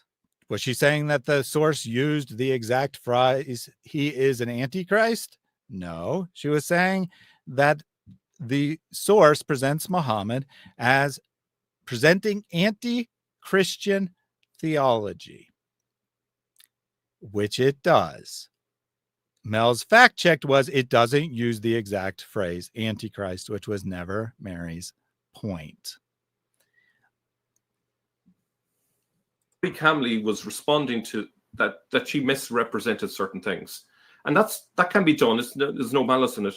But Thaddeus was then sharing what I said in a private email. That's false. With her, and then she was then publicly saying I called her a liar when I was trying to very privately, diplomatically say that I felt she was misrepresenting details in her. All right. So we now get to talk about the emails. I will apologize in advance, but I don't know how to talk about them without presenting the information in them. I'm not going to show the emails. I have never shown the emails to anyone, including Mary, but I have to talk about the contents of the email in order to accurately represent what happened. So I reached out to Mel after he got in a fight with Mary in the comment section of her debate. I said, you're welcome to come on and present your ideas. He said, no, I'm busy. I'm traveling. I'm working, whatever the exact reason was. I said, that's fine. If you change your mind in the future, the offer is open. On his own, a few days later, he emailed me and said, I think I'm going to have to decline your offer. Mary is misrepresenting information. That's literally what Mel just said. Right? That's literally what he just said. I said, can you give me some specifics? So I forgot to mention that in his first email, he actually said to let Mary know that the no hard feelings, I respect what she's doing, something along those lines. So he literally told me to tell Mary about the contents of his email in the first one. So he really shouldn't have had an expectation of privacy in the later ones, nor should. So if someone emails me, they should have an expectation of privacy. They should expect me not to share it publicly. They should expect me not to like spread rumors behind closed doors. They really shouldn't expect Mary, who is my ministry partner, not to be aware of the email. I mean, you're emailing my channel. Mary is, okay, maybe not technically 50% partner, but she's a very substantial partner in the channel.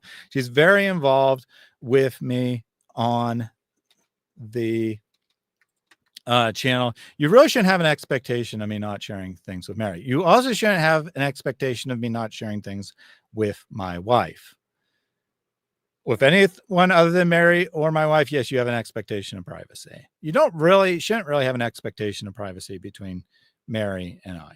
Nonetheless, I did not tell Mary about the emails other than saying that Mel was in correspondence and I was trying to work things out. That's all I said to her at that time. Mary was called a liar in public comments by Mel. In public comments, he called her a liar. Mel and I went back forth several times. I gave him an opportunity to privately pass on questions that I could ask Mary anonymously, not even tell her that they came from Mel. He declined to do that as well. Then he made another comment about Mary being deceitful, and said, since Mary lied and said that I called her a liar when I said she was deceitful, I want nothing further to do with this. I said, calling someone deceitful and calling someone a liar, there's no material difference between those two things. I explained the definition of lying to Mel. I said that lying is intentionally deceiving someone or intentionally saying things that's not true. Deceiving someone is intentionally doing things that will give people a false impression. There's no material difference between those two descriptions. And then he replied, fine, by that definition, she's a liar. Then he made a public post calling Mary and I semi-Muslims. I tried to address it in private, and he blocked me. At that point, I did share my half of the conversation with Mary so that she would have the context. I said, I have mixed feelings about sharing his whole conversation. I'm not sure what to do here, but I want you to see what I said to Mel so that you can see that he is misrepresenting what I said to him. So I shared my words to Mary. Yes, my words might indicate to some degree what Mel may have said.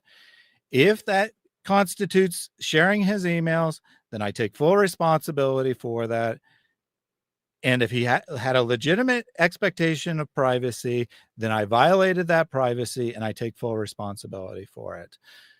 But I did this because I wanted Mary, my ministry partner, to understand that Mel was not telling the truth about our conversation in his public post about that conversation. So I shared my own words with her. Mary has not seen Mel's words. No one has seen Mel's words. They have not been shared on this channel.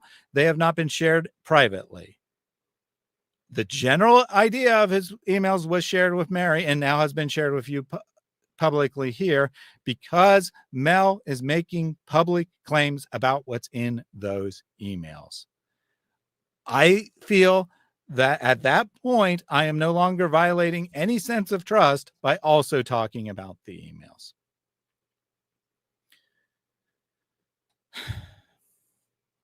And yeah, Mel choosing to block me when I had not said anything publicly about him. He's like, why are you stalking my comments? We're done. He said that you've vastly misrepresented this conversation. You're stalking my public comments. You shared my emails. We're done. I will block you. I said, you're welcome to block me. You can do whatever you want.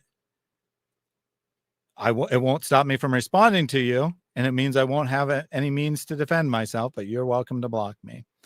He initially didn't. He initially took it back and said, okay, I'm not going to block you.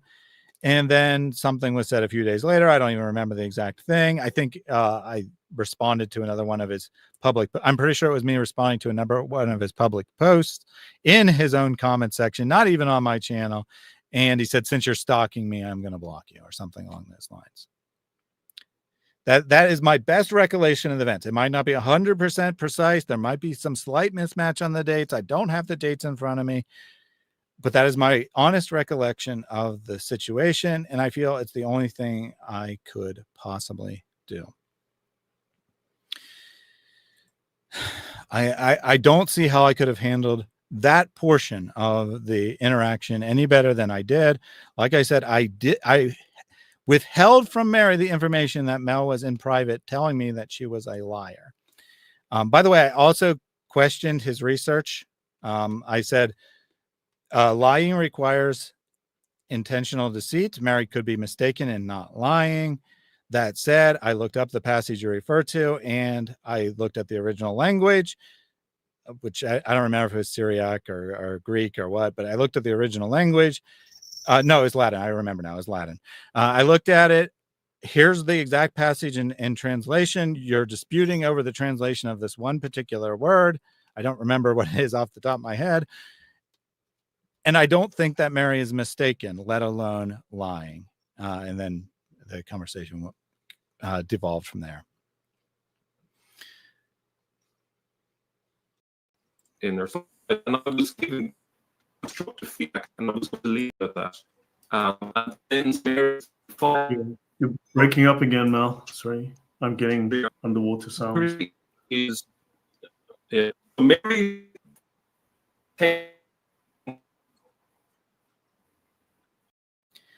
Mel continues to have internet issues. Yeah. It's not me. It's the original stream. Mel, I'm going to text you. Your signal's dropping in and out. And Let me go ahead and jump forward. Is very bad. I was seeing signal dropouts here in the dashboard, and yeah, let's hope he's able to reconnect. And yes, that is true. Yeah, it's very unfortunate that there's this conflict brewing. I think Mel's one of the most chilled people. He's very relaxed, very easygoing. So, Lloyd, I agree with you. It's very unfortunate that this conflict started. I also actually agree with you that Mel is very chilled and relaxed and easygoing in public, as long as you don't say anything against him. I was actually quite shocked at how viciously Mel came after us. Or, sorry, not us, after Mary, because he didn't like the debate with Robert Spencer. He came after her quite viciously as a result. And at that point, he's no longer chill and relaxed. But even then, none of the videos were about him until very recently. Okay. no. Hey, Mel, if it's bad, you may want to reboot your computer just to be on the safe side. That's usually what I do before I stream. I just reboot or restart my internet sometimes. Yeah. Well, do you want me to do that? Are you okay for a couple of minutes for me to do that? Yeah, I've got the 20 minutes, but let's just see how it goes for a moment.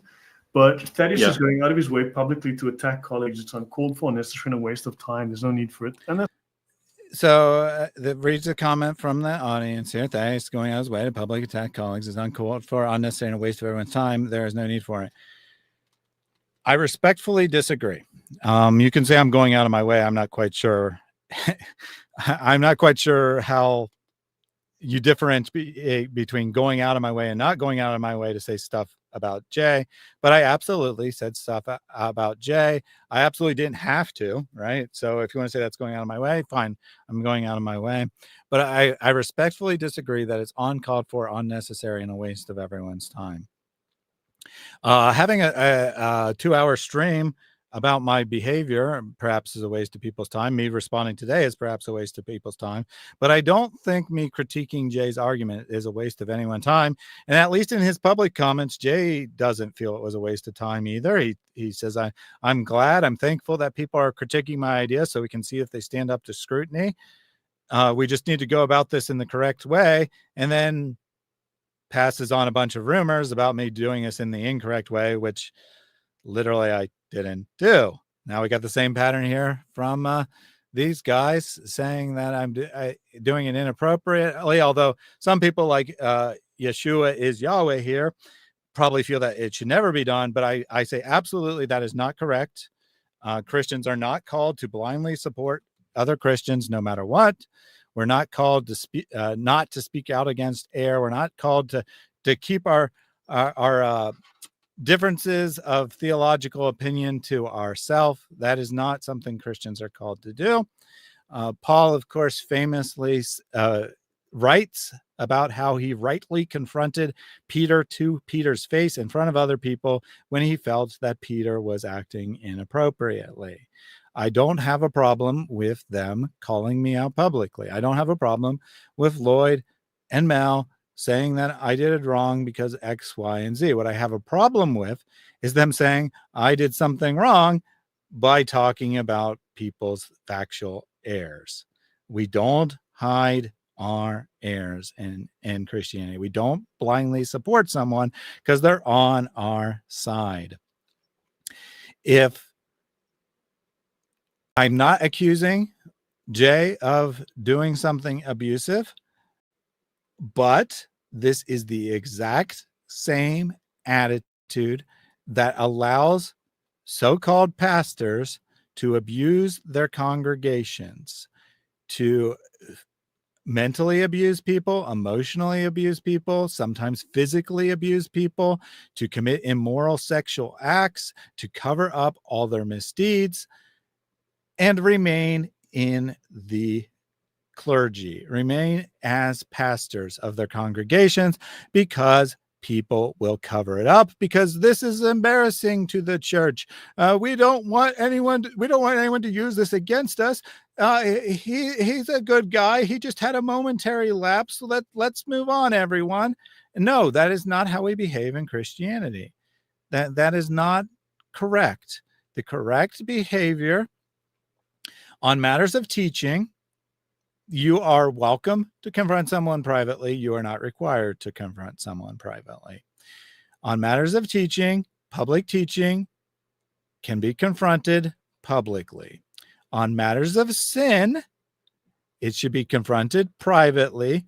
But then if there is no repentance, it should be confronted by a group. And if there's no repentance, then made public for the entire church to see. People in abusive positions like to say, why didn't you confront him privately?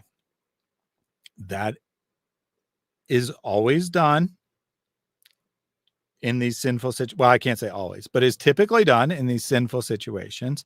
There's no response. They then go to the board of the church and there's no response. And then they call it out publicly. And then they are immediately attacked for calling it out publicly. On a matter of teaching, which is what this is, not a matter of sin. On a matter of teaching, if you teach in public, you should have expectation that your teaching can be critiqued in public. There is absolutely no biblical expectation that false doctrine being taught is not called out publicly. How in the world does it make sense to someone to say that, oh, yes, you must privately confront someone about the false teaching they gave and not tell the congregation that they taught the false things to, that they were taught false things? That doesn't make any sense, people. It doesn't. That said, I did contact Jay privately first. I did contact Mel privately first. They did not respond to my private emails in a satisfactory way, so I talked about it publicly. I will not apologize for that. That is the right thing to do. That is the only responsible thing to do. If you see wrongdoing as a Christian, you should try to stop that wrongdoing. If it is a matter of private sin, then you should do it privately first. But if that doesn't work, then publicly. If it is a matter of public teaching, you are not obligated or even encouraged to do it privately, but you can do it privately if you want. But if it is not fixed in private, then you are, at least in my opinion, you are morally obligated to make it public. And that's what I did. That's true. Yeah. And I mean, it's just that The thing is, just to give a little background, a couple of years ago, Thaddeus was sacked from his job for this very thing. He was attacking Muslims publicly. So very personal. If you go through his videos, I'm not making this up. If you go through his channel, 90% of his videos are attacking one individual or another, whether it be Muslim. Okay, so Mel, not one statement you said there is correct. Not one portion of your statement is correct. I was not fired 2 years ago. I was fired in the spring. You know this. I contacted you privately at the time I was fired, and you said that it is unfortunate. I'm trying to distance myself from the politics. I don't want to, talk about it on my channel. I said, no problem. Let me know if you want to work with something else. Again, we had a positive cooperative relationship this spring. Lloyd also knows this. I contacted him privately, told him that I'd been fired from my job. He didn't respond within a few days. I learned recently that he did at some point give me a thumbs up emoji to my message, because when I went back to send him a message this past week, I saw it. I don't know when he did that. It's kind of a weird response. I don't know what a thumbs up to I've been fired, I'm trying to raise awareness for it means. But in any case, I didn't see his response. Either way, he knew about it. He knew that I had been fired in the spring. Mel does not correct him. To his credit, Adam Smeeker calls in specifically to correct them on this point. They're saying that I was fired 2 years ago. That is false. I was not fired for publicly criticizing specific Muslim individuals. That is also false. I was fired because the newspaper alleged falsely that I had called all Muslims as a group in a discriminatory comment crackhead clown individuals. Hence why we have this sound. Crackhead clown individuals. What I actually did was play that exact sound bite, which is in context is Ali Dawa saying that Christians who support Israel are crackhead clown individuals who only support Israel because they want Jesus to return so that they can slaughter the Jews. That is a crackhead clown individual. I am sorry. That is worthy of mocking. That is worthy of 100% of what I did. I do not apologize for anything that got me fired. The reason I got fired, though, is not for criticizing specific Muslim individuals. It was for this alleged comment made about Muslim people, which I did not make about Muslim people. I played Ali Dawa in response to a specific Muslim commentator. I don't know who off the top of my head. Well, actually, there's several, because I watched several videos, and that was the summary of it. But several Muslim commentators and some non-Muslim commentators, by the way, over a long period of time. At the end, I summarized the stream by saying we watched some crackhead clown individuals. Every one of these is an individual making public comments in favor of Islam. They are worthy of criticism. I never said Muslim people are crackhead clowns. So I wasn't fired for criticizing individuals. Third, it is not true that 90% of my videos are attacking one individual or another. A handful of my videos are. I'm almost certain it's less than 50% of my videos are about a specific individual. Now, if Mel wants to say in the immediate aftermath of me being fired this spring, not 2 years ago, most of my videos were about a specific individual. That's true, because most of my videos were about the Muhammad hijab sexual abuse scandal. Because I felt very strongly that what Muhammad hijab did was disgusting and needed as many people talking about it as possible. It had nothing to do with my desire to attack individuals in general. I have one video from my early days about Zakir Naik. I have one video about, can't remember his name off the top of my head, but the guy who projects to be an intellectual Used to support scientific miracle argument, doesn't anymore. Works with Muhammad Hijab sometimes. I can't remember his name. I have one video about him, which isn't even really about him. It's mocking a specific thing he said. I have a video about the Merciful Servant channel, which was about them engaging in censorship jihad. That's about an individual, possibly multiple individuals. I don't know who's behind that channel.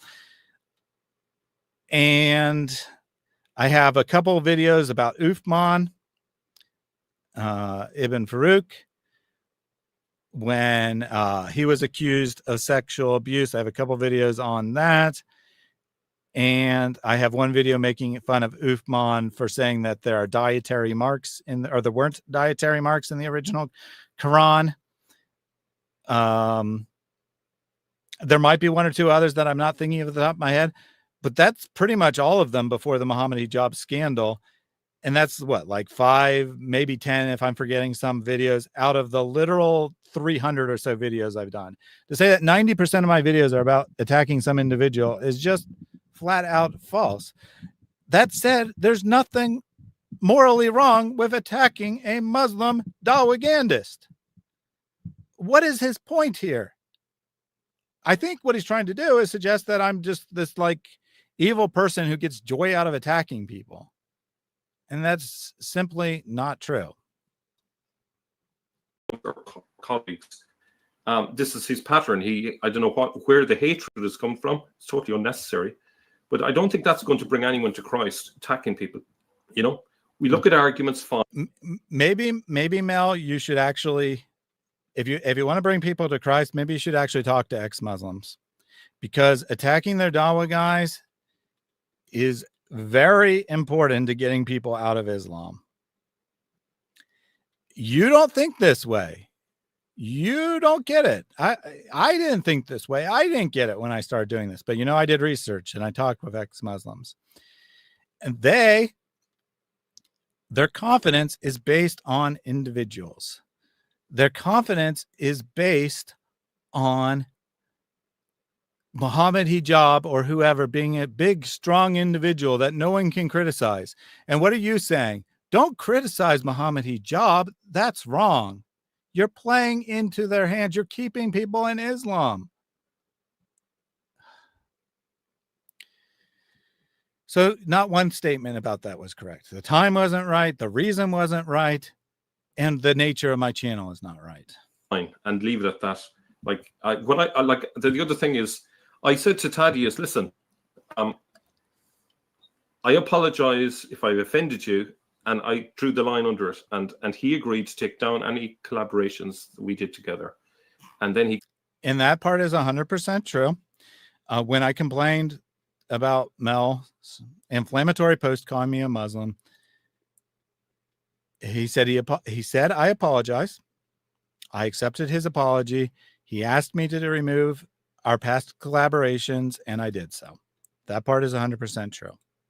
Comes on to DW, and then says Mel didn't apologize. And I said, oh, listen, Thaddeus, I did apologize, but for the record, I'll say it again, I apologize. That should be the end of it. But Thaddeus can't let a thing go. He's like a dog with a bone, and he keeps coming after me. Like what does he want? Does he want to just like does he... Okay, so that is partially true. On David Wood's channel, I did say that I didn't say Mel didn't apologize. I said he didn't forgive me. He didn't actually move on. And thus I even explicitly said, he said some words that were, I apologize or something similar, but he apparently didn't mean it because his behavior didn't change. He didn't behave differently towards me after that time. That is what I actually said. And I think that was an accurate statement. Now, as far as me not letting it go, being a dog after a bone or whatever, I honestly don't know what he's talking about. He might be referring to a community post I made talking about the situation immediately after the DW stream, where Mel is in the comments and he said in the comments that, I did apologize or whatever. I actually accepted his apology a second time live on that live stream, as he says, and that should have been the end of it. I might have made a post after that talking about the situation. I was unaware that accepting someone's apology means you're unallowed to ever talk about it, mention it again. I did not. But as far as me, like, not letting it go and continuing to attack him, that did not happen. The next comment I made about him was after he made further comments about me, showing that we actually were not good, right? You want to emotionally damage me? Well, look, the thing is, I don't watch his videos, so I don't know what he's trying to gain out of this. I'm not interested. So, Mel, make up your mind. You can't say that he has kept attacking me in his videos after this, and then in your next sentence say, I don't watch his videos. Which one of those two statements is a lie, Mel? Because it's got to be one or the other. Either you're making stuff up and saying I'm making more attacks against you, and you know that because you watch the videos, or you didn't watch them and are sorry. Either I did attack you and you know that from watching the videos, or you don't know whether I attacked you or not and you're making it up. So which one is it? Which one of the two things? Which one of the two things are you making up? Because it has to be one of them. Your statements are not consistent with one another, Mel. The actual reality is I didn't attack him in future live streams. He just imagined that I did, and then goes and uses his imagination against me. That's Thaddeus, and I'm not interested, Mary, with your opinions. I'm doing my own thing. I have my own life, so please get. If you're not interested, then stop responding to us. Stop looking at our material, responding to our material, and then claiming you're not interested. Get a life and move on. I think you've been doing very creative and original work. I do my own work. I do my own research. I think we've kind of just been forging our own way and building our own audience. And I think we share a very common audience. But that said, a couple of years ago, I had a conflict. I was on with Thaddeus, and I mentioned something about logic in Protestantism and how Lloyd, please tell us actually borrowed the whole Islamic story. concept of sophistry and applied it as an anti-logic tool to undermine the Catholic you did side. make that claim. And then I cited Luther's last sermon in Wittenberg, where he calls reason and logic satanic. Yeah, you did do that. Now you did do that, Lloyd. Right? Yes. And I quoted that, true. and I mentioned some examples of arguments that I have been seen used against me, and how these are sophist arguments and not based on any kind of history or truth. And Thaddeus took offense. He was shaken by this, but I mean, I know the facts. I stood on the facts, and I quoted Luther directly. I didn't make anything up. I quoted the works. I showed it, and it upset his audience. And his audience, I think, was what goaded him, because his audience wanted satisfaction, and he couldn't upset his audience and have it affect that's not true. His revenues or his reputation, and so on. And then also he brought someone on from a seminary to do a talk, which I thought was very weak source, to be honest.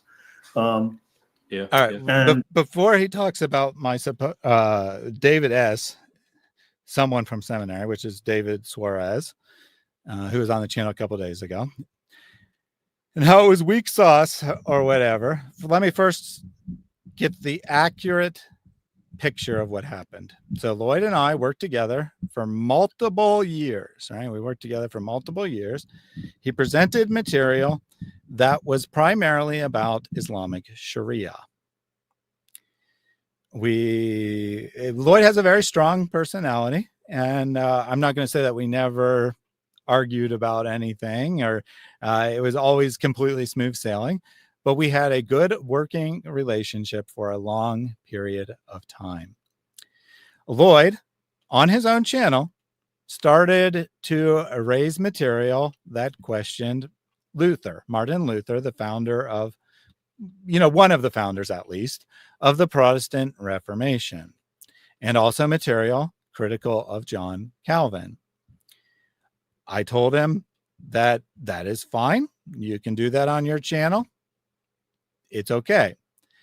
But my channel is ecumenical. My channel is Christian only. It is not Protestant. It is not Catholic. It is non-denominational in the purest sense of the term. It does not talk about disagreements between different branches of Christianity. Occasionally it comes up on stream, and I will address it in the most fair way I possibly can. And if you look at all my comments from the history of my channel, despite Mel saying this is some kind of anti-Catholic propaganda, and Mel and Lloyd's about to buy into the same thing, you will not find one comment of mine critical of Catholicism in any material way on my channel. You will not find one comment on my channel from me critical of Lutheranism or Protestantism or Orthodoxy, Greek Orthodox, Russian Orthodox, whatever. You will not find any comments on my channel like that, because that is not what my channel is about. And that isn't because I'm fence sitting or whatever. It is because that is my sincere, deeply held belief. So Lloyd, before he comes on my channel, is informed of that matter. He says to me that he wants to do a video presenting why Islam is sophistry. Notice that Lloyd doesn't describe the video that way. He doesn't say that it was a video about Islam. He presented it to me as if he wanted to come on the channel and do a video about sophistry and lack of reason in Islam. I agreed to that subject. He comes on the channel, and for a period of time, I haven't double checked, so I won't say what portion of the video is, but some portion of the video, he is talking about sophistry in Islam, exactly what he agreed upon. And then at some point, he flips to the next slide, and it's about Luther. And I was taken aback because I did not expect that.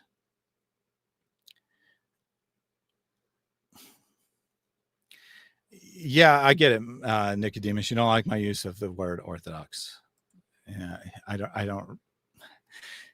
You can disagree all you want. Orthodox means normative in the context of me saying Orthodox Muslims. It doesn't mean that they are good or proper or something along those lines. Now, Lloyd says he's going to come on and talk about Islam. He technically comes on and talks about Islam. And then at some point, he flips to a slide about Martin Luther. I was surprised. I was taken aback. I didn't know what to do in the moment because I was not expecting this hidden gem, right? This hidden little point of attack. So I let him go through the rest of the presentation. I don't really say very much against it. I do say that since I probably, right, this is literally 2 years ago, right? This is literally 2 years ago that, so my memory is not exact. I haven't rewatched the stream. Maybe I should have this week, who knows? But I think towards the end, I say something like, I apologize to anyone who was not expecting this. I wasn't expecting it either. Unfortunately, I'm now going to have to talk about this subject. I didn't want to. This is not what my channel is about. Possibly I said something like that at the end of the stream, but that would be the extent of the pushback on the stream. Privately, after the stream, I had at least one, and I think probably about 3 or 4 conversations with Lloyd about what the problem was. The problem wasn't that he attacked Luther. It wasn't that I was offended that he said some mean things about Luther. The problem was that it did not fit with the purpose of my channel. My channel is ecumenical. It is not about inter-Christian debates. I do not want to cover material on inter-Christian debates from any side, not just on the anti-Luther side, but from any side of the equation. I do not want to cover that material on my channel. You're welcome to cover it on your own channel. It doesn't belong on mine.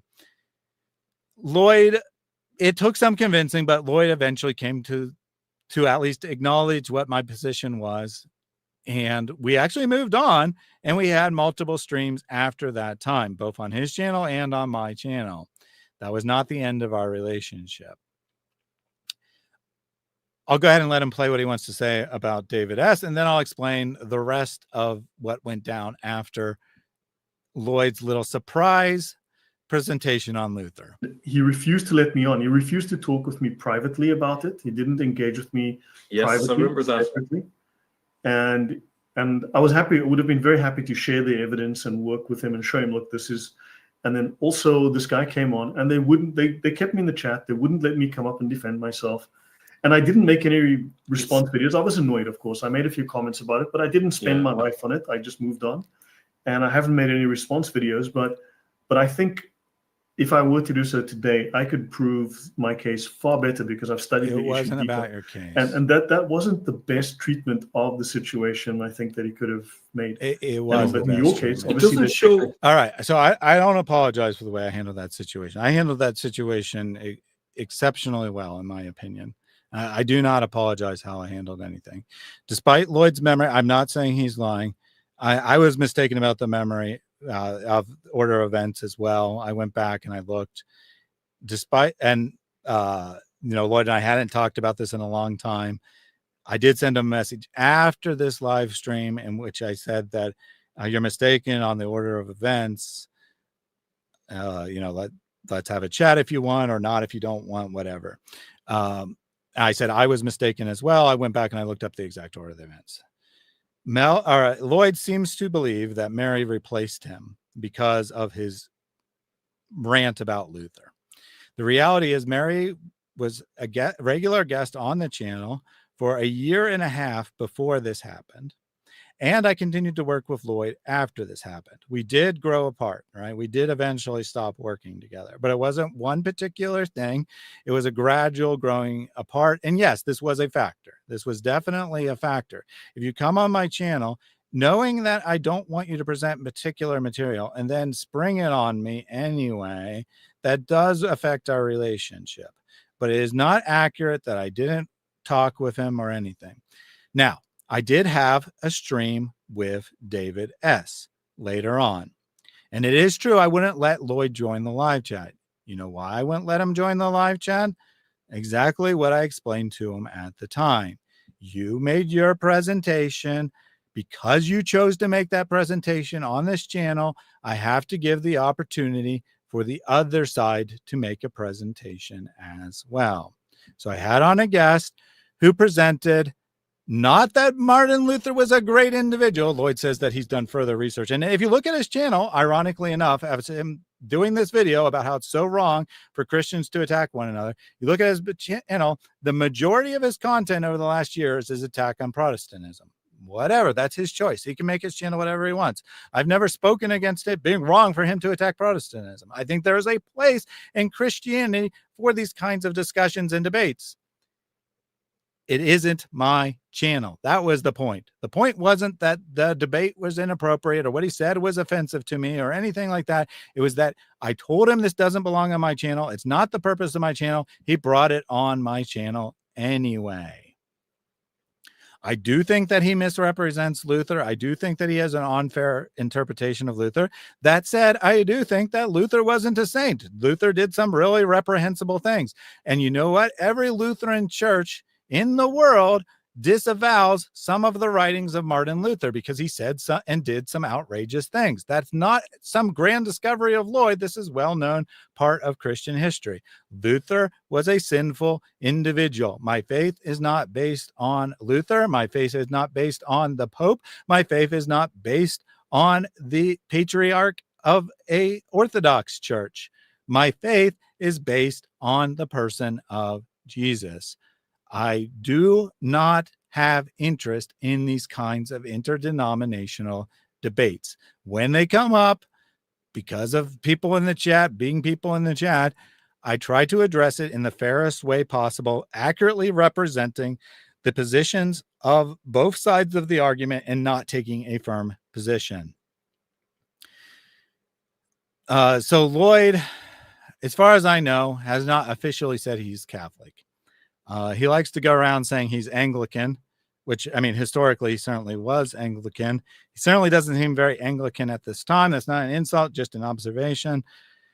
And ironically enough, the Anglican Church is probably responsible for the worst anti-Catholic atrocities in human history. Right? The Anglican Church is probably responsible for killing more Catholics than the Lutheran Church or the Calvinistic churches. I never raised that like as some grand flaw in Lloyd's past when he openly admits that he's Anglican. As far as I know, he hasn't officially converted to Catholicism, but he is, for all intents and purposes, Catholic, in that he is saying you must follow the Pope and stuff like that. Again, if you're Catholic, I have no problem with you. If you are not Catholic, I have no problem with you. Right? That's not the purpose of my channel. That's what my point was to Lloyd. I had on David S. David S. did not defend Luther. So Lloyd saying my further material has vindicated me and Luther actually is a monster is irrelevant. You can say it's weak. What David S. actually said is, as a Protestant, my faith is not based on Luther or any other individual. That's what he actually said. He said that Luther could be the Satan incarnate, and it wouldn't affect whether or not his beliefs were true. Yeah, I don't know for sure. That wasn't a statistical claim. That was just my impression of history without looking at the hard numbers. It is certainly possible that churches that derive from Luther or churches that derive from Calvin or other movements in human history have been responsible for more Catholic deaths. I don't know that for a fact. What I do know for a fact is that the Anglican Church absolutely was responsible for horrific persecution of Catholics. That is a fact. But that's neither here nor there, because what David S.'s presentation is that the idea of Protestantism is that no individual, not the Pope or anyone else, should be your spiritual guide. You should be your own priest. You should be responsible for your own theological views. That is what David S.'s presentation was. Lloyd was in the chat. Like he said, he was asking to come up. I politely refused to let him up because I didn't want to have a debate. Lloyd presented his ideas uninterrupted. I was fair for there to be a response presented uninterrupted. Because of my supposed fence sitting and not taking a side one way or another, ironically enough, since I'm supposedly pro-Protestant, anti-Catholic, because of that, because of me allowing both sides to make their point, since one side had already made their point, a couple individuals, in particular truth defenders, vigorously attacked me in the comments, saying that I was a lukewarm, fake Christian, fence sitter, blah, blah, blah. Eventually, he said, if you have on Anthony Rogers to have a discussion on this, I'll leave you alone. And to his credit, truth defenders did leave me alone after I had the discussion with Anthony. I had Anthony on. Anthony, even though I framed it to Anthony as a meta discussion about how you determine truth, Anthony made it specifically about the Catholic Catechism. And that one was a misunderstanding. I'm quite confident that was a misunderstanding, that Anthony didn't quite. He wanted.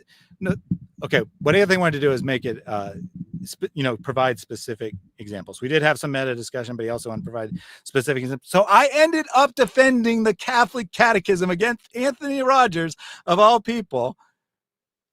Right, the great debater, which he is. Anthony Rogers is a great debater. On my channel, I had to defend Catholicism, stuff that I don't technically believe in, against Anthony to prove that I actually have a middle position. I'm actually not Catholic. I'm actually not Protestant. I actually have a neutral mixed position. I had to debate Anthony and defend Catholicism on my channel. To do that, to my audience's credit, after that, they accepted that I was being legitimate in my position and I was not just taking offense to get views or whatever. However, the fact that I had to defend Catholicism on my channel should be pretty clear indication that whatever beef I have with Lloyd or Mel has nothing to do with their support for Catholicism. That is my piece on that matter. it doesn't show much confidence in his case when he refuses to have you come on to respond to it point by point. So the fact that he didn't invite you on just says. Oh, and by the way, I did actually say that Lloyd can have a formal debate on my channel on this issue if he wants. Lloyd wasn't interested in that. He was only interested in coming up in the moment and interrupting David S.'s presentation, which wasn't an attack on Lloyd at all. So much. But the other thing is, like, Adam, what happened? Adam just said here, Adam, what happened? Do you want to come on for 5 minutes, Adam? Because we only have 15 minutes. Then I have a stream with Usama Dakdok, but here's the link in the chat if you want to come on and tell us. So go on now. Please do, Adam. What was I going to say? I've lost my train of thought. Yeah, no, I can't remember. I was talking about how he didn't give me an opportunity to explain my position, but I think it was more important. Oh, yeah. Funny. He presented his position first. Yeah, I remember now. Yeah. So basically, Thaddeus, and I'm sorry to use this word, but it's the only word I can think of. Thaddeus is a little bit of a weasel in the sense that yes, I'm a weasel. He does this to Muslims all the time. Says, come on online, we'll have a friendly chat, and then he ambushes them and attacks them. And he tried the same technique with myself. He said, Mel, come on to the channel, we'll have a friendly chat. And I said, no, I'm actually busy. I was actually busy. I was getting engaged. He wanted me to join him, talking about bad timing. But he said, oh, come on for a friendly chat. And then as soon as I didn't come on, or, we saw, I saw. So Mel's stumbling all over himself. I wonder why. But let me first address this claim here. So he says that I asked Muslims to come on for friendly discussions, and then I attack them. Mel, do you watch my content or not? I'm actually inclined to believe you don't. So why are you making up lies? So you're not lying when you say you don't watch my content, but why are you making lies about my content? You can go and watch every discussion I've had with a Muslim that's a standalone invited guest. I was extremely friendly with them. Every bit of criticism I took for those discussions was not being forceful enough, not being mean enough, not being a boss enough against the Muslims. So to suggest that I weasel and tell Muslims it'll be a friendly conversation and then flip the script on them is a complete and total lie. A complete and total untruth.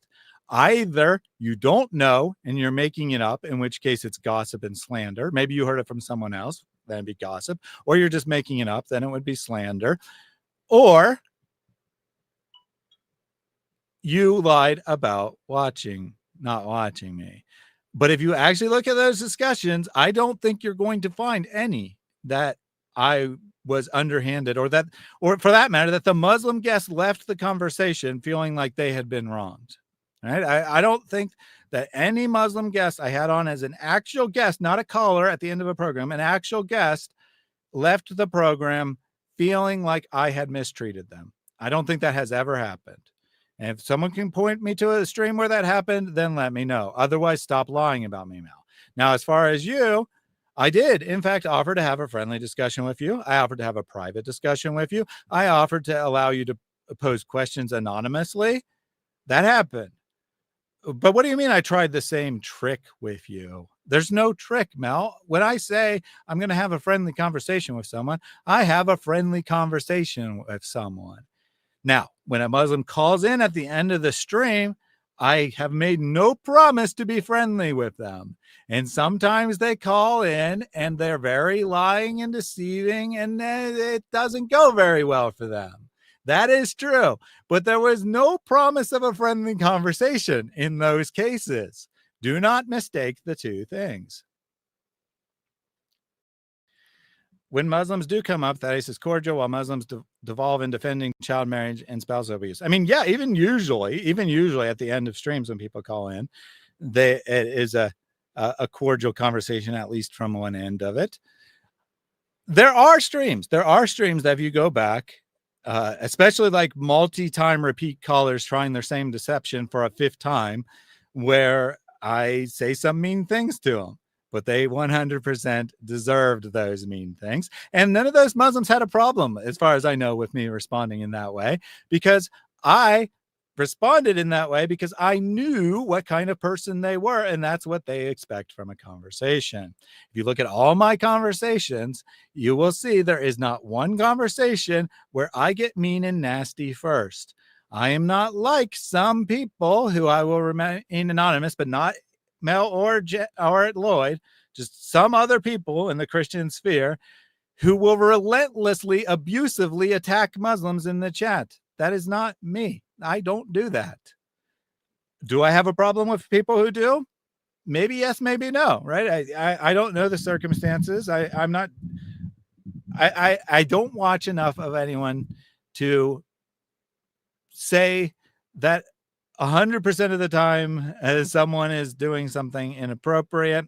No one has acted inappropriately on my streams that I recall. If they did, I would call them out. Now, very early on in my career, I might not have. I was not as strong of an individual. I was easier to walk over. I don't recall anyone being on my stream giving me anxiety about the way they're behaving, other than to be perfectly honest, Lloyd, right? Lloyd gave me anxiety when he brought up the Luther stuff, and a couple other times throughout our working together where he said things that I didn't think were true, but I didn't call him on it at the time. And I don't think he was lying. I think that he was just mistaken.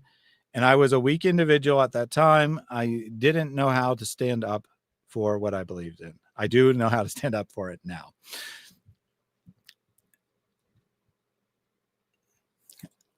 Nicodemus says, I love how Thaddeus hates getting upset. His effort is palpable.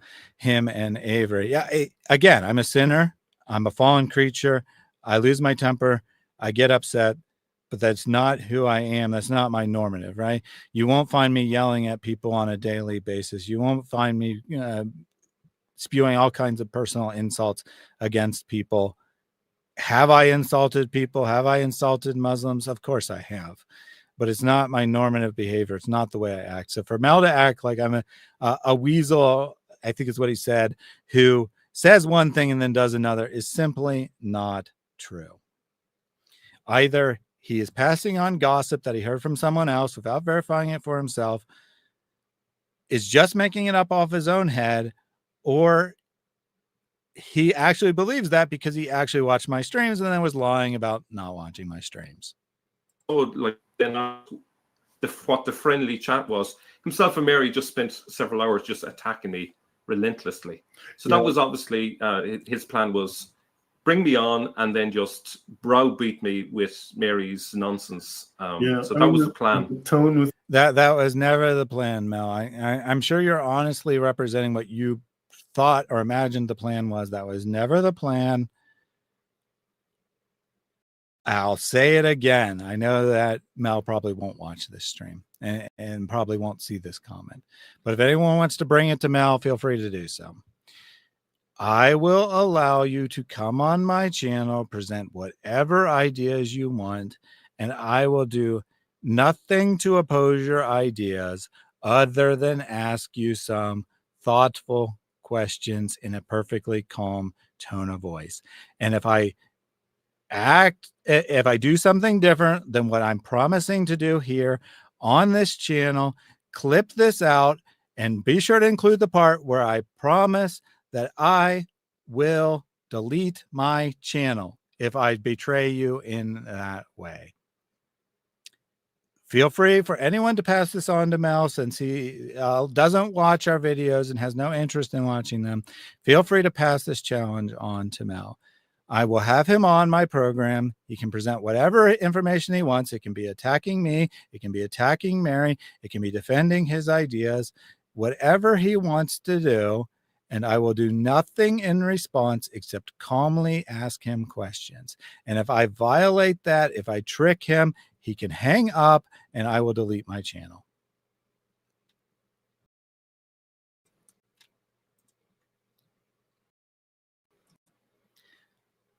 Wad, who is a Muslim, says, Thaddeus, I think you have a balanced approach in comparison to other Christian apologists. I appreciate that, Wad. Mary. And these are Christian apologists. Apparently, I'm expected to believe that this behavior is Christian. Like, you know, I wouldn't even claim to be a Christian apologist, right? Because that's a very high bar, you know, to claim that. But you'd better be. That's actually a very interesting comment by Mel. He says he doesn't claim to be a Christian apologist. Well, I mean, he shouldn't, right? Because he doesn't defend Christianity.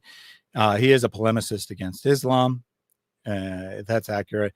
But to say it's a very high bar, I mean, all apologetics means is providing a rational defense for an argument. Mel doesn't attempt to defend Christianity, therefore he's not a Christian apologist. He's accurate. But to say that this is a very high bar, I think it's a very strange comment to make.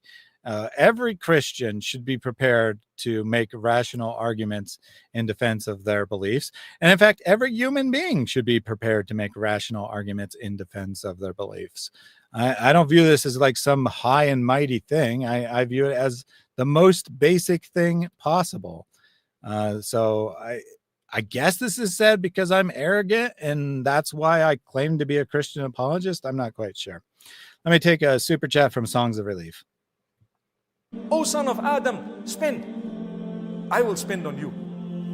Give, then I will give you. It's difficult because you know what? These are my last few. As it is, the price is going up, the rand is going down. This is happening. Excuses. Those are excuses. You give and watch what Allah does.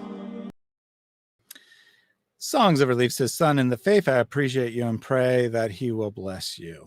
Capital He, meaning God. Thank you very much for that. Appreciate your regular support. Appreciate everyone who tunes in regularly, whether you're a financial supporter or not. I appreciate everyone who's had my back in this whole controversy, scandal, whatever you want to call it. Appreciate every single one of you. Your encouragement means a lot to me. All right, let's get a bit more. I did 2 chats today. Allah will quadruple bless me. Yes. I'll get to, there are a few more super chats. I'll get to them soon. I had kind of forgotten about them until one just came in. I'm focused on the video.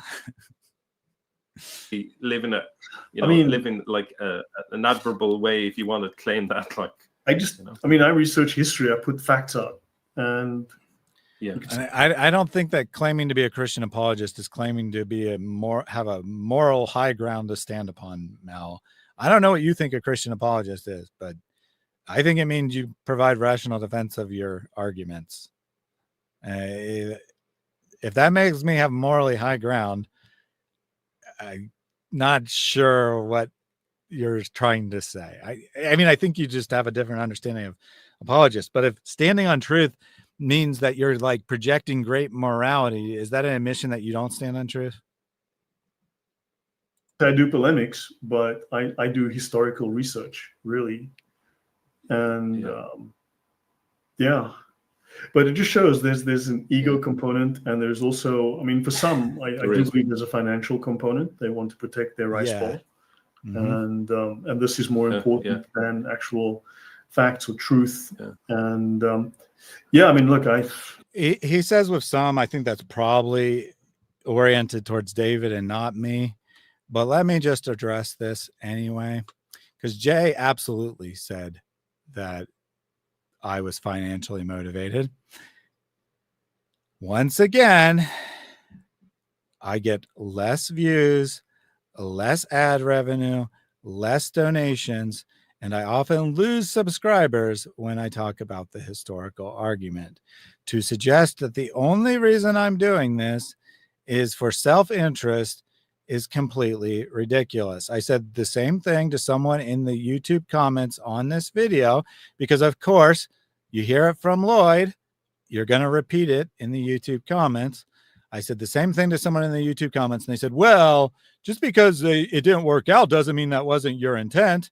I said, who knows my intent better? Do I know my intent better, or do you know my intent better? So you're telling me that you can judge my intent based on your perception, and the fact that it didn't work out for me is irrelevant. I said, okay, fine. Why have I been doing this for 2 years? Oh, you didn't know I was doing this for 2 years, did you? Why have I been doing this all this time? Am I just so incredibly stupid that after the first 24 videos that got lower than average views, I still didn't figure out that this gets lower than average views and is not a good way to make money? I mean, seriously, people, you want to criticize my arguments, criticize my arguments. You want to say that I have anger issues, say I have anger issues. You want to say I was rude to Mel, say I was rude to Mel. You want to say I'm unreasonable and I'm drawing long conclusions to that, but do not say I'm financially motivated. That is the most idiotic, moronic claim you could make about me, and it's motivated purely by trying to discredit me. It has no basis in reality, no basis in anything. It's just an attempt to discredit me and say he's out for money. Therefore, I don't have to listen to him. I don't know whether Mel's channel is monetized. It's irrelevant to me. I do know that Lloyd's channel is monetized. It's irrelevant to me. I do know that Jay's channel is monetized. It's irrelevant to me. I do know that Jay is paid to do talks all around the world. It is irrelevant to me. Jay is a full-time missionary. He has every right to be paid for what he's doing. I do not have a problem with Jay being paid. What I have a problem with is Jay saying untrue things. That is it. I do not accuse anyone of being out for money. Incidentally, this is not the first time that Jay has done this. He previously accused David Wood of being motivated by money, and that's why he was uninterested in the historical critique. It seems to be a common pattern with these nomos that everything is about whatever I can say about the person who opposes my ideas to discredit them. It doesn't matter if it's true. It doesn't matter if it is logically incoherent and the dumbest argument you could possibly make. As long as I can discredit them, I'm going to say that. It is silly. It is ridiculous. Please stop with this slander. Thank you. Now, let's take a super chat. Purposely being ironic here. من ذا الذي يقرض الله قرضا حسنا? Who is gonna give Allah a good loan? Ya akhwati, this verse puts shame in my heart. My Lord is asking for a loan. Nothing's wrong with that guy. He has ability, but only a little bit of cash flow problems. Just needs a little bit of money right now. So give to Allah. Don't ask for anything back, guys. Stop asking for things back, guys. Don't be like all the other Muslim preachers and ask for stuff back. Cargo Crew who is a Muhammad Mythist, but also a longtime supporter of the channel, says, okay. Thank you for your donation, Cargo Crew. I know I've at times had harsh words for you, but they are motivated by love. I want to reach you and draw you out of your false belief in Jainism. So I appreciate all you do, even when I am being firm in my responses to you. Bloody hell, I got this guy. Yep, you got that guy. But in all seriousness, I greatly appreciate the financial support that people give. I am technically dependent on your financial support, but I'm not motivated by it. I do have considerable savings, and my family is very generous, and they meet a large portion of, between those two resources, they meet a large portion of my needs, with this channel meeting the last chunk. If the channel went to zero, those two resources would meet 100% until I got a job.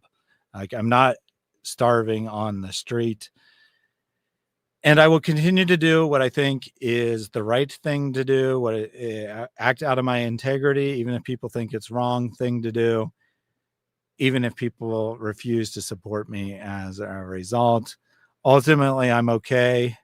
I mean, I don't want it to happen, but ultimately I'm okay if people stop watching me because they disagree with my methodologies and whatnot.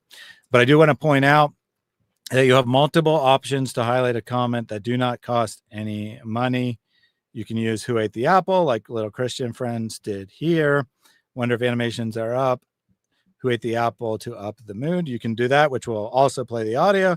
You can also use the highlight function, which will bring it up. The happy birthday comment I will read.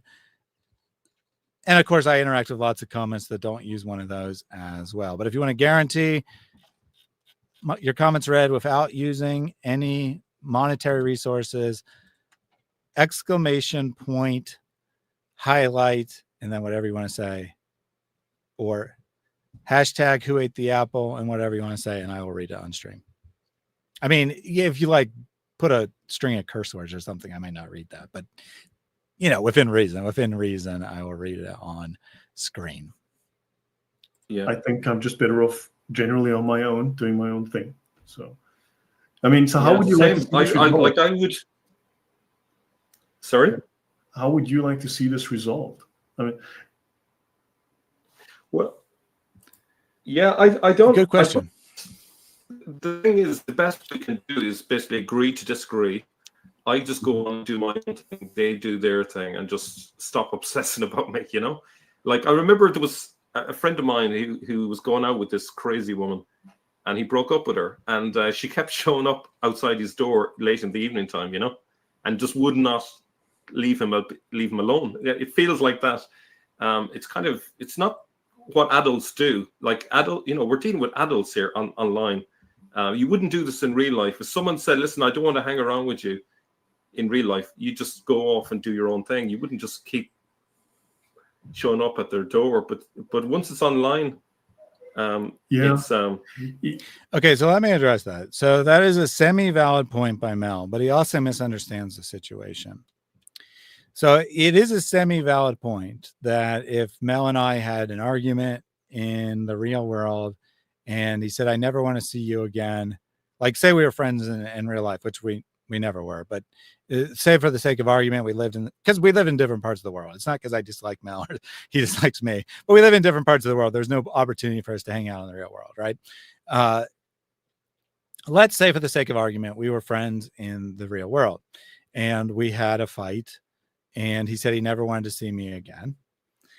Then it would be really weird and creepy for me to show up on his door. I agree with that. No one would do that. Well, people would do that in real life, but it's called stalking, right? It's not only inappropriate, it is illegal, and you can get a restraining order and someone can potentially go to jail for it. However, responding to your public comments made on your own YouTube channel and or your own public videos is not the same thing as stalking you or showing up at your door. You chose to make public comments. As Jay says, I guess you don't say, but as Jay says, we put out a white paper or a green paper, depending on which language he's using that day. But same idea either way. We put out a white paper to ask for feedback and people to critique our arguments. Well, if that's what you're doing, then you should expect people to reply and critique your arguments. And you saying, stop replying and critiquing my arguments, you can say that and someone can choose to honor it or not, but you don't have any expectation of that. If you make public comments, you should expect people to respond publicly and not get all offended about it. You know, I've made many videos about Muhammad Hijab. Has Muhammad Hijab once come crying and saying, you shouldn't, let's just agree to disagree. You shouldn't make comments about me. No, of course not. And if he did, what did you think I should honor it? I sure hope you don't think I should honor that just because Muhammad Hijab says, don't make videos critical of me, that I should never make a video critical of him again. That said, the videos weren't even about you, Mel. They were about arguments, mostly Jay's arguments. Occasionally other people like Robert Kerr. And yes, one video about you presenting a rock inscription and it had to be about your presentation because you're literally the only person that's ever made that argument. And my audience thought it was a very good argument and specifically asked me to respond to it. So I did. You have no expectation of privacy if you're making public comments on the internet. You should not expect to make a post calling me a Muslim and then when I reply in the comments, this is hurtful, Mel, I wish you wouldn't have posted this, or whatever exact words I replied with. I'm sure it was longer and gave explanation and whatnot. You shouldn't say, stop stalking me, Thaddeus. Let's just agree to disagree. And then block me. I mean, you can block me if you want. I'm still going to be able to read your comments. And you shouldn't have any expectation that I wouldn't when they're directly about me. And I'm sure me responding to this video is further proof that I'm stalking you.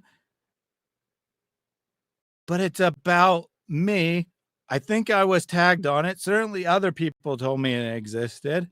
Why would you make a video about me and then expect me not to respond and be like, oh, how dare he respond to a video that's a direct attack on him?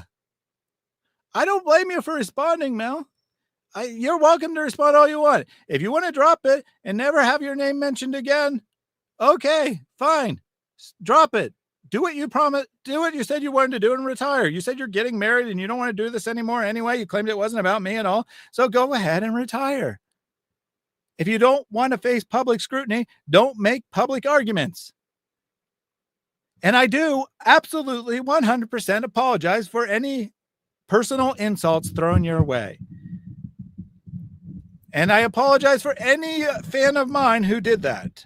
Right? If any fan of mine went and attacked you personally, I don't know that anyone did, but if anyone did, I apologize for that. That was inappropriate. I ask my fans not to do that. Do not go attack Mel on a personal level. But you need, if you're going to present arguments publicly, then you need to be willing to have those arguments critiqued. And you can't just say, I don't like that you critiqued my argument. Please stop. Let's just agree to disagree and never talk about each other again. That is not something you can do. You know what's I think it's all right. I mean, you hang out with some of the... I'm fed up with the ranting about Mel. See that? Yeah. Thanks, Janice. You know what's interesting? You hang out with some of the top scholars, right? And your ideas are taken seriously. And look, there's Justified Janice, who I can attest was a regular on my channel before, who no longer subscribes to me. Or I don't know if they unsubscribed or not, but no longer watches my comment. I haven't seen their names in the comments in a long time. This crusade has hurt my channel. Please stop saying that I'm out for financial gain or I'm a narcissist who wants popularity or whatever else. You don't have to agree that I'm correct, but please understand I'm doing this because this is what my moral compass tells me is the right thing to do. You get assisted by some of the top scholars, some in the background, right? And people do watch our content, and it does seem to influence the discourse at the academic level, even if it's not public. It does, right? Yeah. And I see give you one example. Just give you one example. And again, I got the argument here reversed. To whatever extent that Mel is interacting with academia, he is thinking he's accurately presenting their arguments. He is not influencing them to change their arguments. That's just nonsense. But yes, Mel, you know, it's a point of pride for Mel that he's friends with Robert Kerr. Anti-Christian atheist Robert Kerr is his personal friend.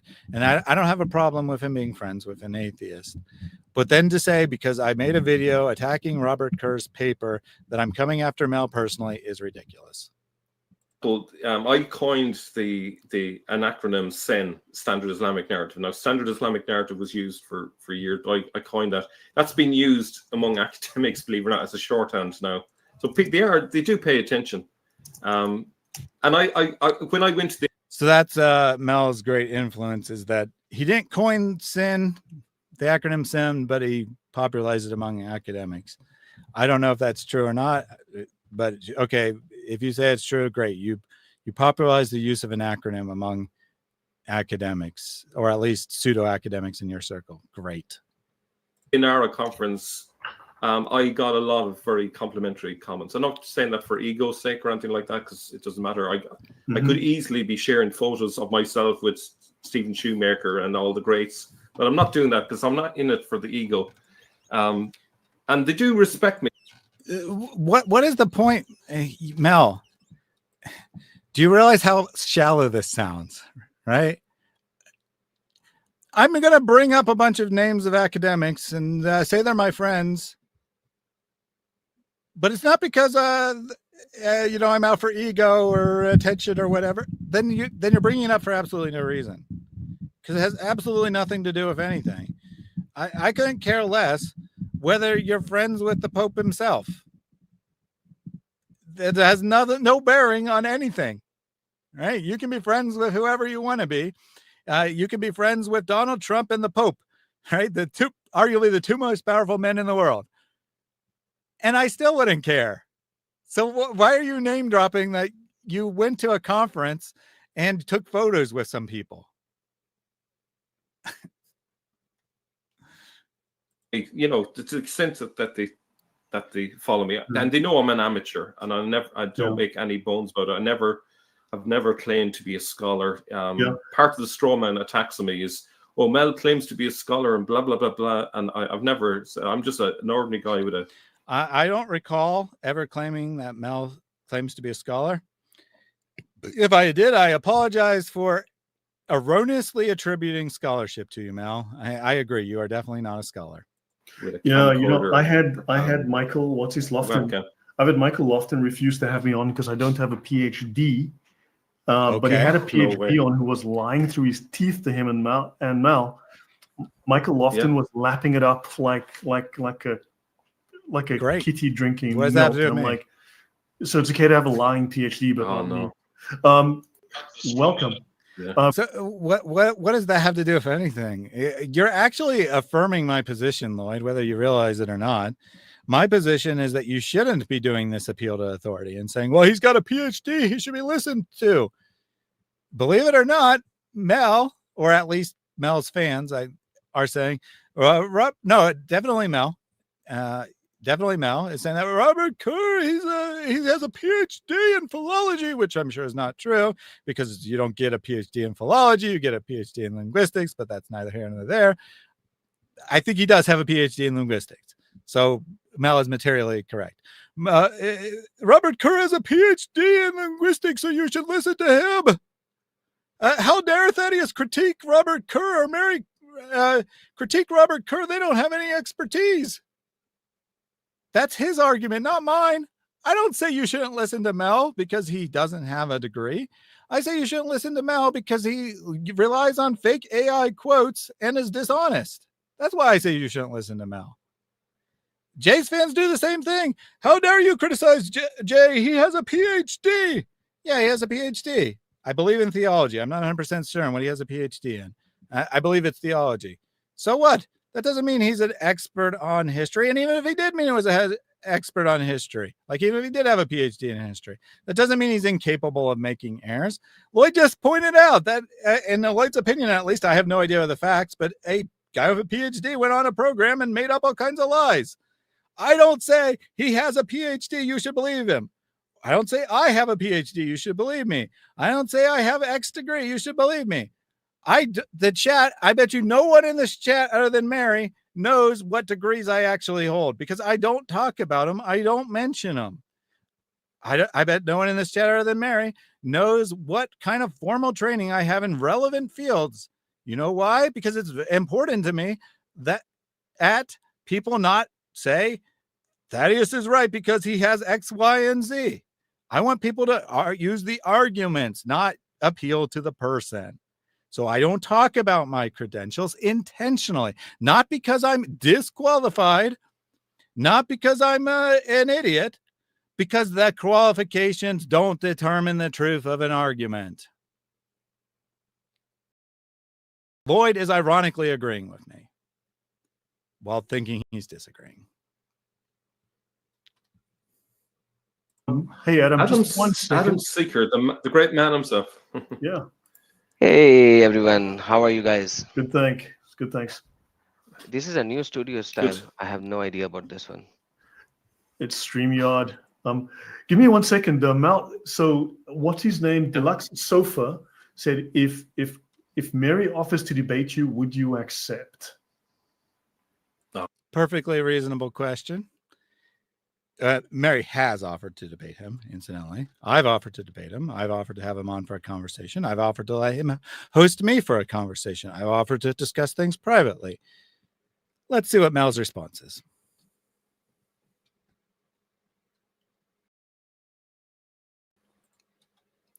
What? No, it died.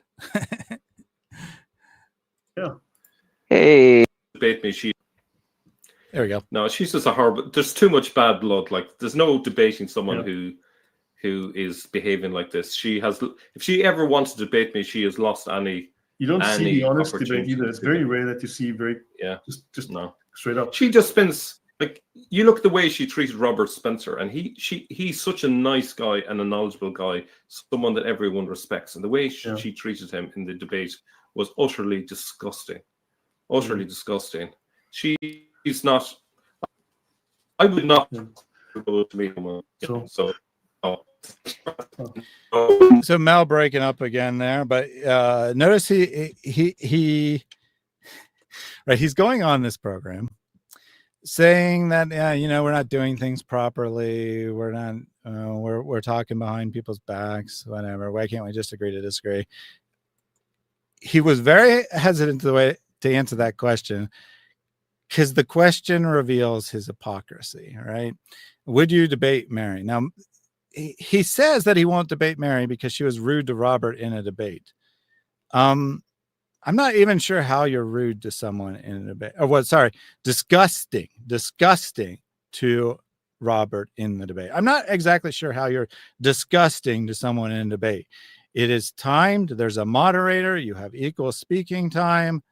I mean, I guess you could get up there and just like waste your time insulting a person. I guess that would be kind of disgusting. Is that what Mary did? Of course not. And like, I literally have no clue what this is supposed to mean, other than that Mel didn't like that Mary was opposing Robert's ideas and that Robert got flustered. Now, Robert also had some severe technical issues. He might have gotten flustered for those reasons. I'm not saying that Robert was humiliated, but Robert was visually uncomfortable. Again, it might have been tech issues. It might have had nothing to do with Mary. But for Mel to say because Robert felt uncomfortable in the debate that Mary somehow was acting in a disgusting manner is insane, in my opinion. Imagine if a Muslim has a debate with, let's just say Jay Smith, right? Because Jay Smith has done some debates with Muslims. Let's say a Muslim has a debate with Jay Smith, and Jay Smith utterly destroys and humiliates that Muslim, and the Muslim is visibly upset in the debate. They're losing their temper, and then afterwards they say, and to be clear, I'm not saying that Robert said this. I'm just, making this as poignant as possible. Afterwards, they say, I was treated so unfairly by Jay Smith. He's a horrible individual because he humiliated me in the debate. Would you accept that as a good argument that Jay did something wrong, Mel? Of course you wouldn't. So why is the fact that you and possibly Robert, definitely you, right? But possibly Robert as well, felt uncomfortable because of Mary's arguments being strong and not knowing how to answer them? How is that disgusting behavior by Mary? I honestly don't know. I honestly don't even know what this comment is supposed to mean. The most generally considered the most civilized way to iron out disputes is to have a public debate. Yeah. So your brother in Christ says, what about Daniel Hikachu? Yeah, so Daniel Hikachu's behavior was disgusting in that debate because he was off topic 100% of the time. He agreed to one topic and debated something completely different. I don't think that maybe that's what Mel will say that Mary did. I doubt it. I honestly think if Lloyd had pushed him and said what was disgusting, I doubt he could have even come up with something.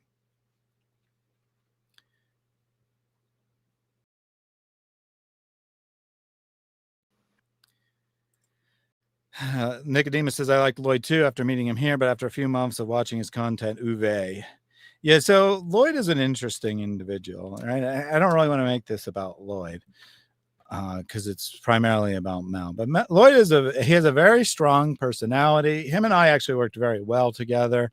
I was able to, I would like to think, accuse me of arrogance. I like to think that I kind of drew out the best in Lloyd and he drew out the best in me. I think our partnership worked very well for a very long time.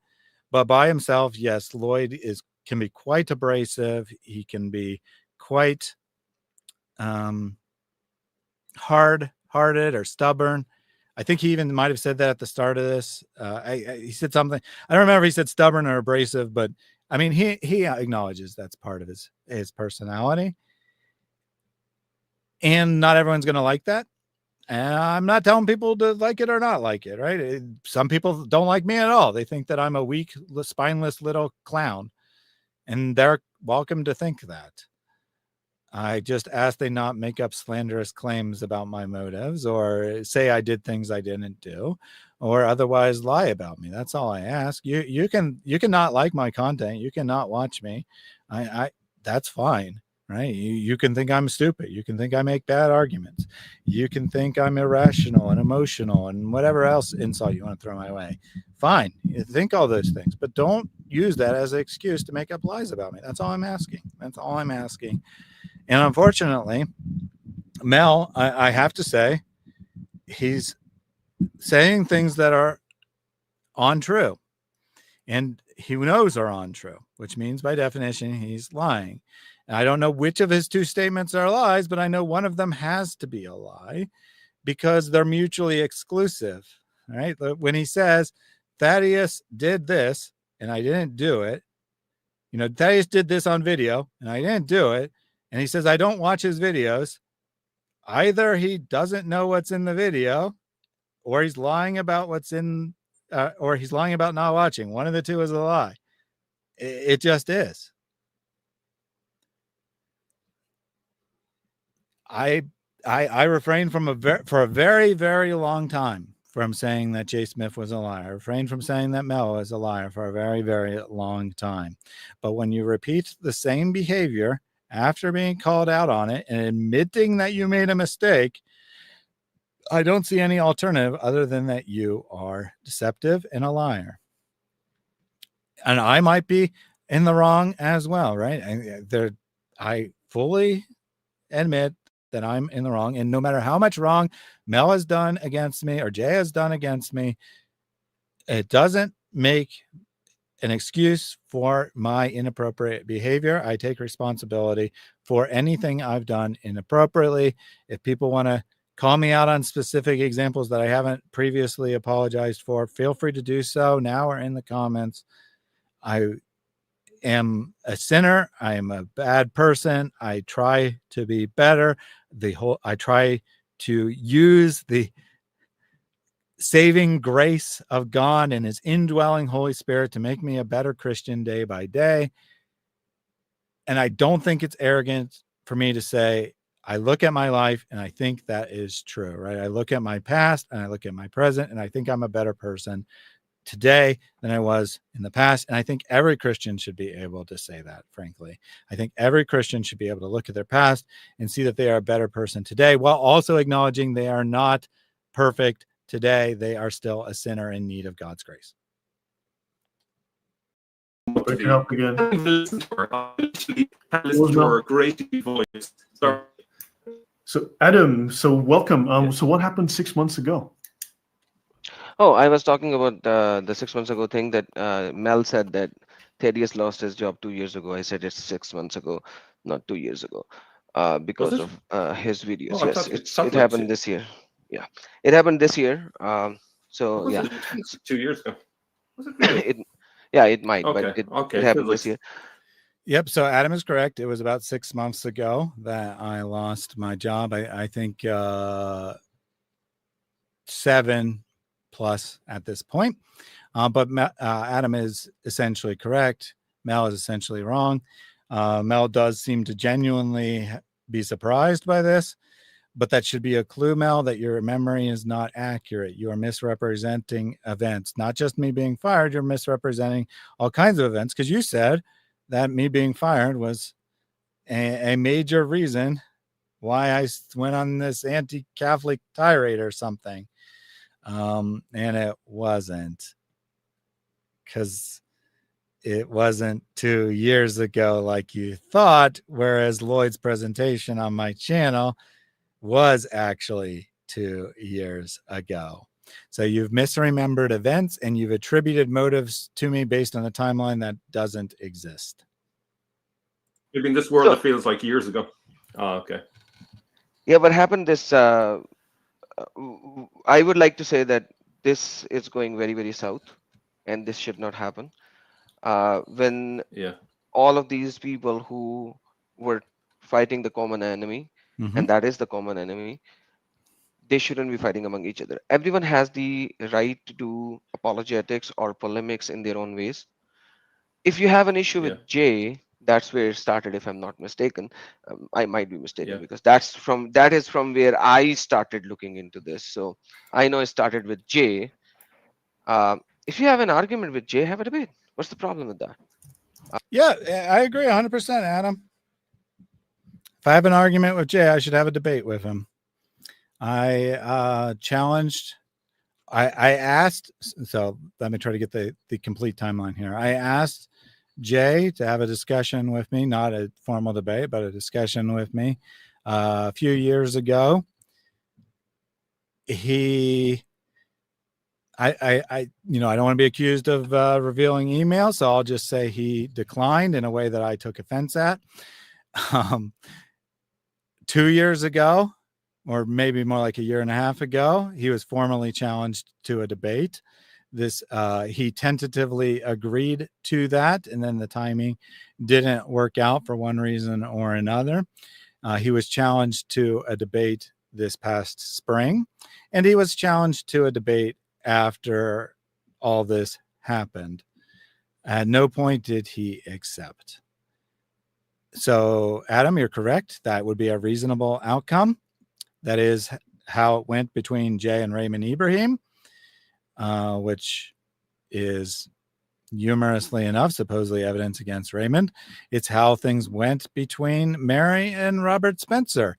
And that 100% is the major reason why Mel has a problem with Mary. So, Adam, I've tried, right? I've tried to do it. If you have an argument with Robert Spencer, fair enough. Have a proper time discussion and debate. Oh, you mean exactly what Mary did? She had a proper time discussion and debate with Robert Spencer? And that's why Robert Spencer and Mary are on relatively good terms, and Robert Spencer and I are on perfectly fine terms? This is great, Adam. I 100% endorse this plan. Everyone has the right of their own opinion, especially if you are living in the West. You have the right to form your own opinion. Yes, if I do you have think the right that to form you my are opinion. right, have a reasonable discussion. Don't act like a Muslim. I agree. And things are going pretty south at this moment, and I don't like this thing, because this is only going to create more and more issues and nothing more. And I agree, Adam. I agree 100%.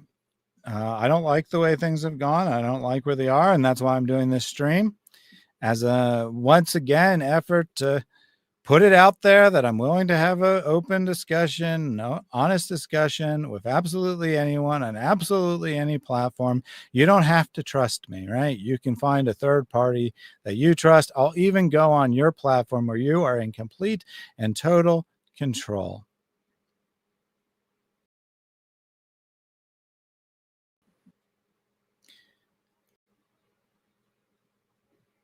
you are giving air to the fire which is already burning on the other side, and they want to burn you all. And if you're not going to stand united, you are going to be eaten up by this fire. And that's what I'm going to say to everyone that it is happening. And I actually agree with Adam here, right? That's why my channel is ecumenical. That's why I was really offensed when Lloyd came on and presented anti-Protestant, anti-Lutheran information on my channel, because I want to stand united. I'm not saying it's wrong. I'm not saying it's wrong for Lloyd to criticize Protestantism or Luther or whoever else he wants. I'm not saying it's wrong to have these kinds of discussions and debates. It's not what my channel is about. My channel is about, ironically enough, standing united. But when someone is speaking falsely in the name of Christ, I feel that it's part of my call to, in my ministry, to speak up against that. If Lloyd feels it's part of his ministry to speak up against Luther, that is fine. But don't have these double standards, right? Where it's fine for Lloyd to do something, but if I do the same thing, it's not fine. What is the difference? I guess the difference is Luther is dead and doesn't speak against Islam, whereas Mel is alive and does speak against Islam. I mean, just the fact that you speak against Islam doesn't give you a pass. It doesn't change things. It's not an unlimited pass to do whatever you want, right? If, God forbid, if Mel went and murdered someone, would you say we shouldn't rebuke Mel's murder because he speaks against Islam? Of course you wouldn't say that. So we actually are on the same understanding and the same path. We might disagree about the details, but we have the same general impression. And I did reach out to Adam, and he tentatively said he wanted to have a conversation with me, and it hasn't happened yet, but I'm still open to that. Adam, I really do want to talk to you. Yeah. Well, you know where I'm coming from. Like, I have not given air to this for the last 3 months, but it's been going on, and I haven't counted. That is a simply inaccurate statement, Mel. You did not say anything for a period of time. It was more like a month and a half than 3 months. But to suggest, oh, you know, I've just been keeping quiet, I haven't been doing anything. I mean, you made videos responding to our arguments. That's fine. I don't have a problem with you making videos responding to our arguments, but don't be like, they can't respond to my arguments, but I can respond to theirs. If they respond to mine, they're provoking it, and they're going on an attack, and they're stalking me, and this is inappropriate behavior. I mean, have some consistency, buddy. Please. Use your own standards. Up the amount of hours of live stream of oh, right. We have more hours. Therefore, we're obsessed. Got it. It's probably 30, 40 hours of this at this point. Wow. So he says 30, 40 hours here. In his public post, he said more than 50. He obviously doesn't know how many hours. He didn't actually add them up. One stream is about Mel. 2 now. One at the time this was published is about Mel. 2 now. If you put all the content on the historical argument, most of which is not about Mel, it probably would get into the 30 to 40 hour range. But again, it's not about Mel. I've done as much as I can do. I do also have a right to defend my character. Indeed, you do. And I'm sure that's one of the 10 commandments. You know, one of the 10 commandments. Mel, there's no 10 commandment that says you have the right to defend your character. I'm not saying it's immoral, but don't make up ridiculous nonsense and say it's one of the 10 commandments. Thou shalt defend thy own character. This is, you know, don't bear false witness against your neighbor. It's a clear commandment. You know, and to attack people like. Yeah. Don't bear false witness against your neighbor. Like when you said that I shared your emails without evidence, when you said I was motivated by views without evidence, when you said I was fired for attacking Muslims, when you said most of my content was about attacking individuals, when you said I was fired 2 years ago, when you said I've done 50 hours of content about you or 30 or 40 hours of content about you, when you said I'm obsessed, when you said I'm stalking you, when you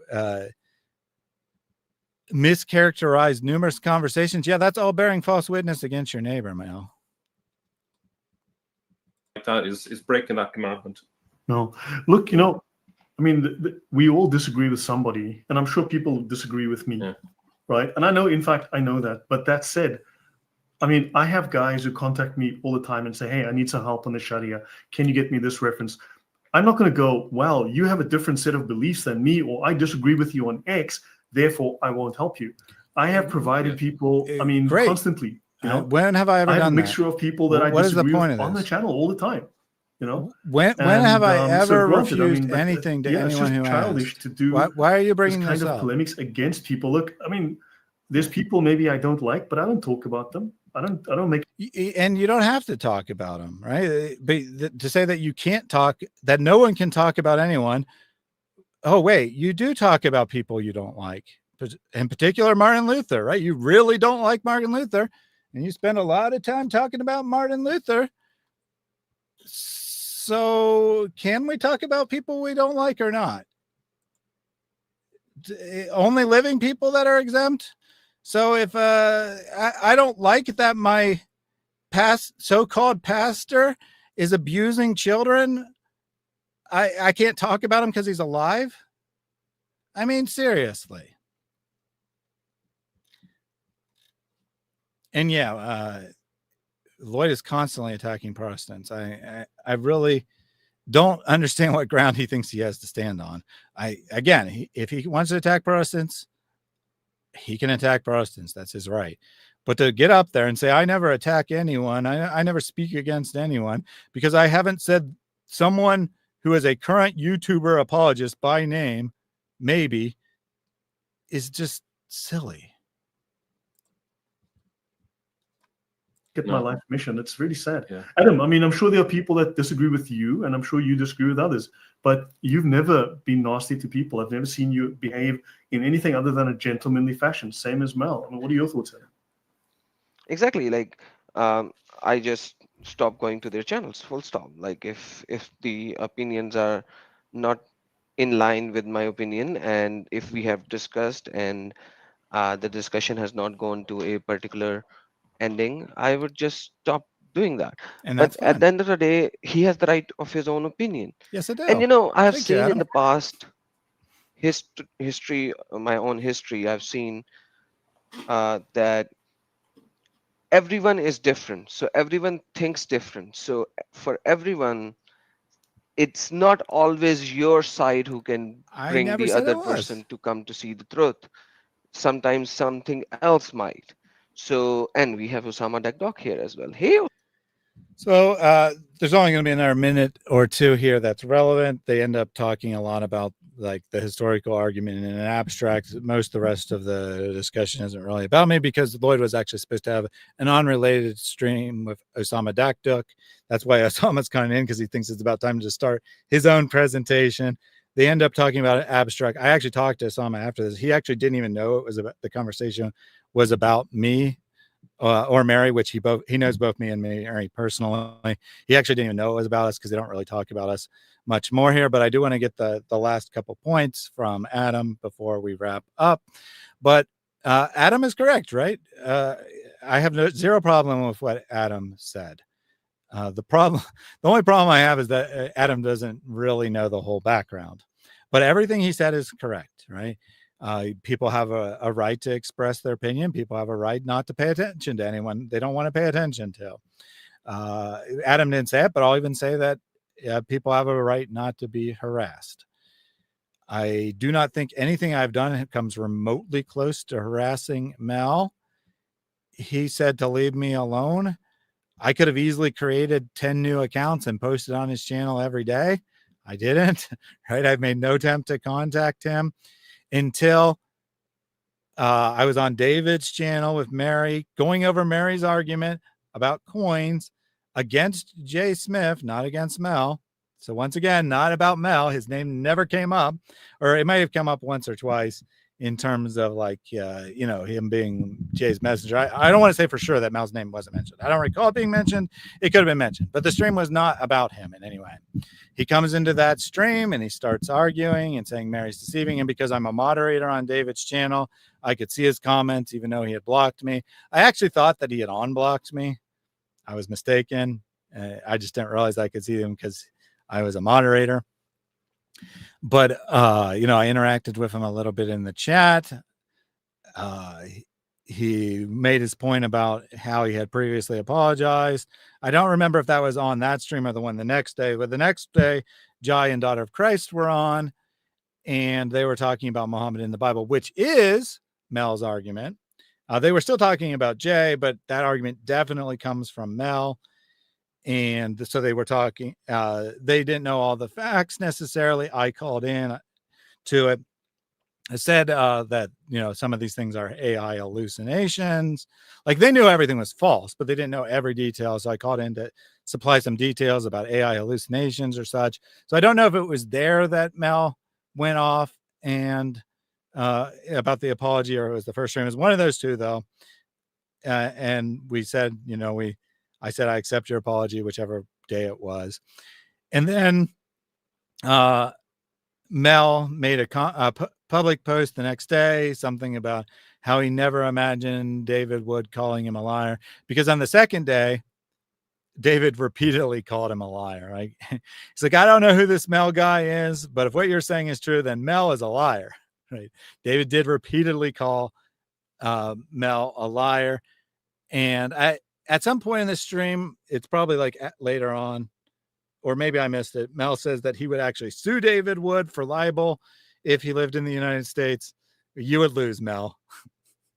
One, being a liar is basically a statement of opinion. It's not a statement of fact, according to the court. And two, he had good, honest reason to believe that. And three, the standard for slander of a public individual is extremely high. You have to exhibit what's called actual malice, which means you have to not only say things that are false, you have to know they are false and do so explicitly for a malicious purpose. Good luck proving that David knew it was false, that you're a liar, and did so maliciously. Good luck proving that in court. Sama, I did not see you yet. So, hello. I've never spoken to you before, but I salute you. Thank you so much. What do you mean you have never spoken to me before? You're already speaking with me right now. Oh, well, yeah. Right now. So I'm talking to you. Yeah, the famous Adam Seeker and Usama Dakdok in the house together. Yeah, amazing. What a club. Incredible. Yeah. So yeah, for me, it's like I have used Jay's argument so many times in the past, and these arguments actually hold a huge value. Okay. And he's talking about history, and whatever he's talking about when the Quran is written and all that, these timelines, they don't match, and that's a perfect way to look at it as well. Or you can look at the historical evidence from the Islamic scriptures. Like these are two different lines to look at it. They are two different Why lines. would you start from here and then put different type of fuel and then make it something so bigger than, you know, I don't know how what. Yeah, great question, Adam. Right? He says, I've used some of Jay's arguments and they're effective. Okay. I trust you. And that's not like me being sarcastic or, you know, saying for the sake of argument. I actually do trust Adam. I've told Adam this privately, and I've said it publicly as well. I think that Adam Seeker is one of the most important Christian apologists because he makes very good arguments. He's very good at arguing, and he's doing it in Urdu, a language that probably no one watching the chat now, or maybe one person watching the chat now, speaks, but is the second most common, I believe, it might even be the most common language spoken by Muslims in the world. In other words, his ministry is extremely important. Adam is an individual I've gone to for coaching on how to be a better Christian apologist. I have extreme great respect for Adam. So let me answer your question for you, Adam. You say that these arguments are effective. I believe you. You say it's a different approach. That is certainly true. You asked the question, so why make a big deal out of it? And here's why I personally have, quote unquote, made a big deal out of it. Jay Smith, and this was originally only about Jay Smith. It was not about Robert Spencer. It was not about Mel from Islamic Origins. It was not about Lloyd DeYoung. It was not about Robert Kerr. It was not about Al Jalad. It was only about one person, Jay Smith. And Jay Smith, as Adam even acknowledged, this started ultimately this really started with Jay Smith. Jay Smith is an individual who is very charismatic, has an amazing heart for evangelism, is very convincing as a speaker, is a great storyteller, and unfortunately, I believe, has convinced himself that it is okay to spread lies as long as they bring people to Christ. And I am 100% morally and philosophically opposed to using deceit, lies, untruth, anything like that in the name of Christianity. I think it is a strategic error because I don't think that, because for whatever number of people it might genuinely convert, there's probably a larger number of people that it does one of two things. It allows them to become Quranists and thus be in a much more defensible position than a true Muslim, or allows them to discover that that is a false statement and have their imam increased and never consider an argument from a Christian ever again. It might shake them on the day they hear it. They go home, they research it, they come to greater faith. I think a lot of people in the chat will probably have this experience. It certainly is my personal experience that when I was younger, right, when I was more naive and less knowledgeable about my Christian faith, I would sometimes hear arguments from atheists or other opponents of Christianity that X, Y, or Z, right? There's this biblical contradiction, or there's no way to prove that Jesus was a historical figure, or the God of the Bible is immoral, or whatever the argument may be. Sometimes the argument was not convincing to me. It had no effect on me. Sometimes the argument caused me doubts, right? Caused me anxiety at minimum.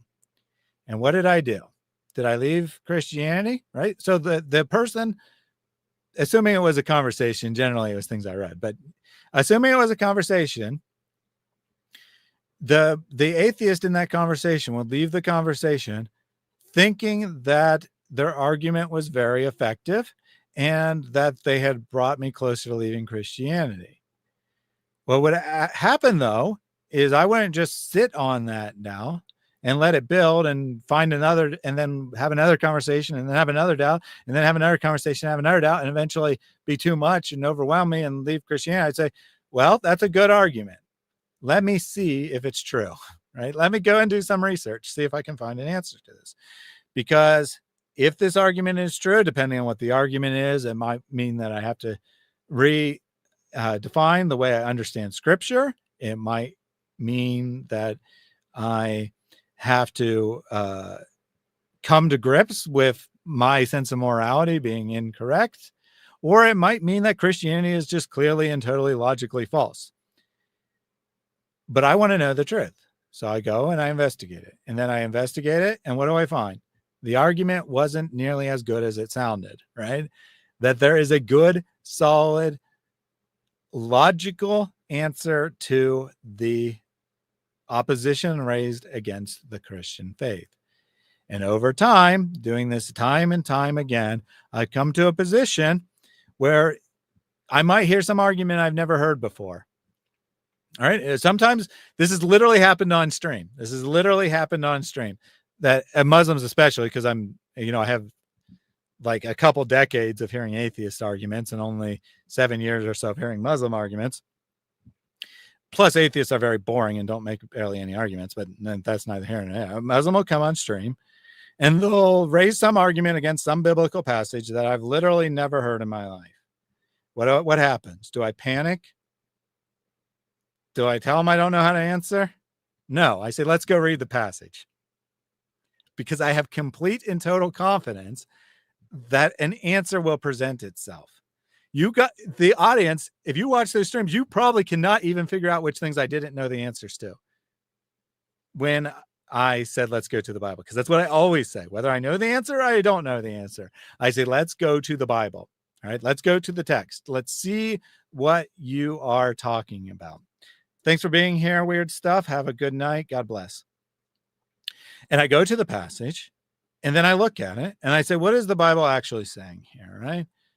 What is actually being said? And you know what happens? Time and time again, the Bible proves itself.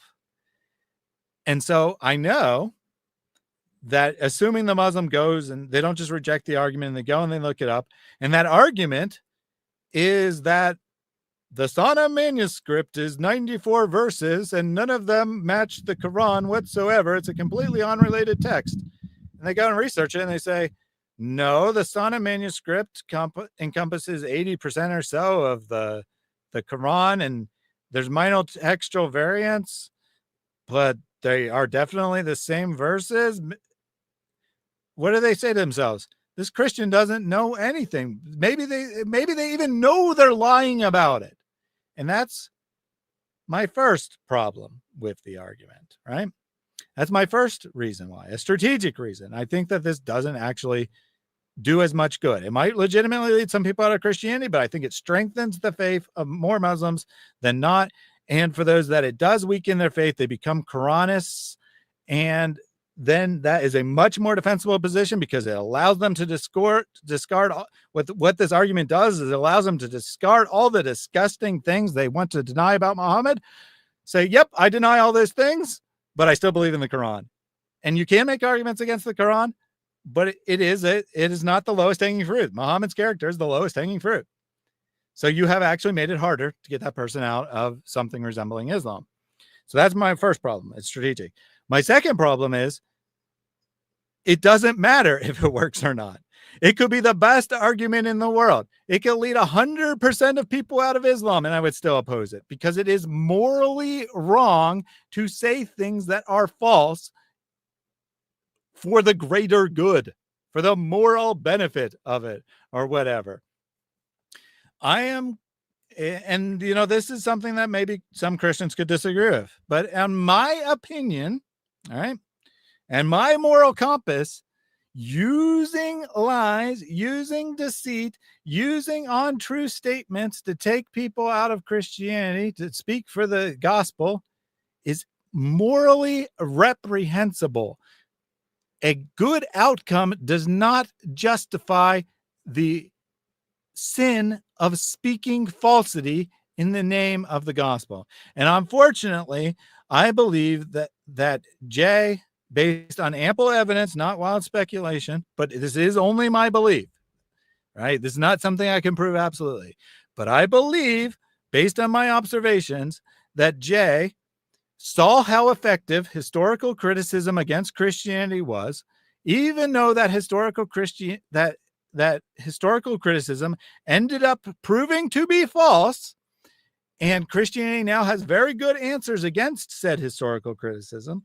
He saw that historical criticism caused a crisis in the church in the late 18th, early 19th, late 19th, early of 20th century.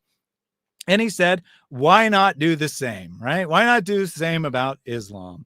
Let's just raise all the questions that proved false about Christianity against Islam as well and make Muslims answer for it.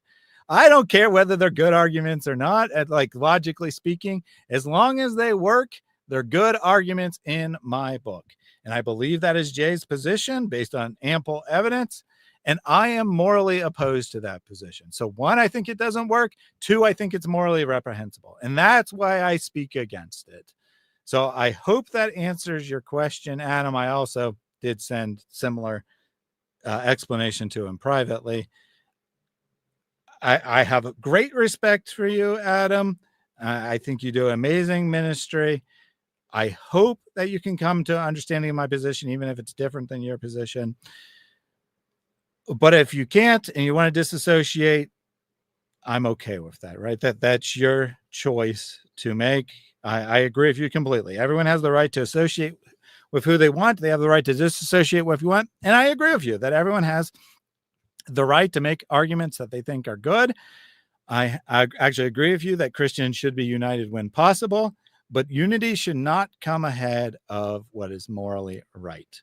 What is morally right should take higher precedence than Christian unity. Once again, since we're about to wrap up here, I got a couple super chats, but once again, I take full moral responsibility for anything I have done morally wrong, and I welcome anyone to point out specific moral actions of mine that they think do not meet the Christian standard, and I will seriously, thoroughly pray about that, try to repent and turn away from my sinful behavior. But please, if you want to oppose, if you don't want to oppose what I'm doing, right? If you want to just disassociate, then disassociate. If you want to oppose what I'm doing, then please do so on a factual basis. Please come and demonstrate errors with my argument. Please come and show me where I'm factually wrong. And yes, I do have the humility to admit when I am factually wrong. That is my request to Mel. That is my request to Jay. That is my request to Lloyd, if Lloyd thinks he has a problem with me as well. I don't even really know all that clearly. At this time, I don't have a substantial problem with Lloyd. Maybe he has a substantial problem with me. I don't know. I have no problem with Adam. I have no problem with Osama. And as far as I know, neither of them have a problem with me either. That is my position. Thank you. And that's my position, and that's my request. Let me take a couple super chats. And Allah will bless you in a million ways. You find the tree will grow and you will have lots and lots of wealth. This is the example that we gave to the children. And I'm letting you know that when you sow that seed by giving, you shall receive much more than you gave by the will of Allah. Give as much as you can, for indeed you will reap much more than you have sown. Thank you very much for that. Oh, there we go. I was like, oh, it didn't go away. I turned off the video while the super chat was up, but if it's not on screen, it doesn't actually adjust right away. Anyway, thank you very much for that donation there. So, Tena Bralux says, Mel isn't being very honest in this video. I want to be as fair as possible.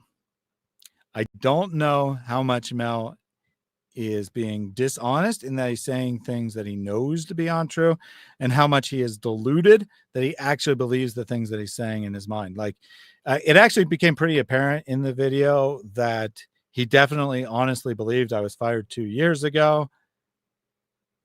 That was objectively false, of course. I wasn't. He was quite surprised when he was corrected on that point. So I don't know how much is delusion, how much is mismemory, how much is distortion, and how much is intentionally being dishonest. But I do know the things he's saying are not true. His timeline is not true. His description of my actions is, broadly speaking, not true, although he did have a few valid points about certain behaviors of mine, and I take as responsibility for this, right? I take responsibility for any insults I leveled Mel's way, and any question, if I made the accusation that he shouldn't be believed because he's not a scholar, I apologize for that. I don't think I did, but if I did, I might have, right? I might have. If I did, I 100% apologize for that. That's not my position, so I shouldn't have said that. I apologize for calling him stupid. I apologize for anything that was made personal, but I don't apologize for critiquing his argument. Songs of Relief with a second super chat. Can you just imagine giving £100 and it's a sadaqah jariyah, meaning it carries on going even when you are gone? Just imagine being in your grave and getting the rewards. In your grave, you will not be able to come back to this video to donate. So why not donate now? Songs of Relief. Yeah, why not donate now? You still got time. But in all seriousness, it is a bit funny, right? That I'm sitting here saying like I'm not motivated by money, and then you guys keep sending me donations that I have to read. Make it look like I was motivated by donations. Songs of Relief says, wow, may the Lord please search me and remove me from any such behavior. Please, Lord, this has hurt to watch. Let me magnify Christ in all my ways.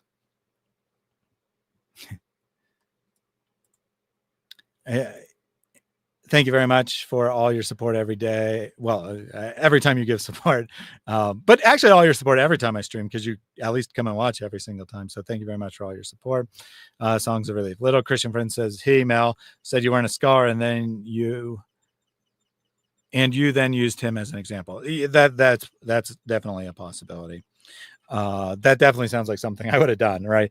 Like he's going around saying, how dare they criticize Robert Kerr because he's a philologist and they're not.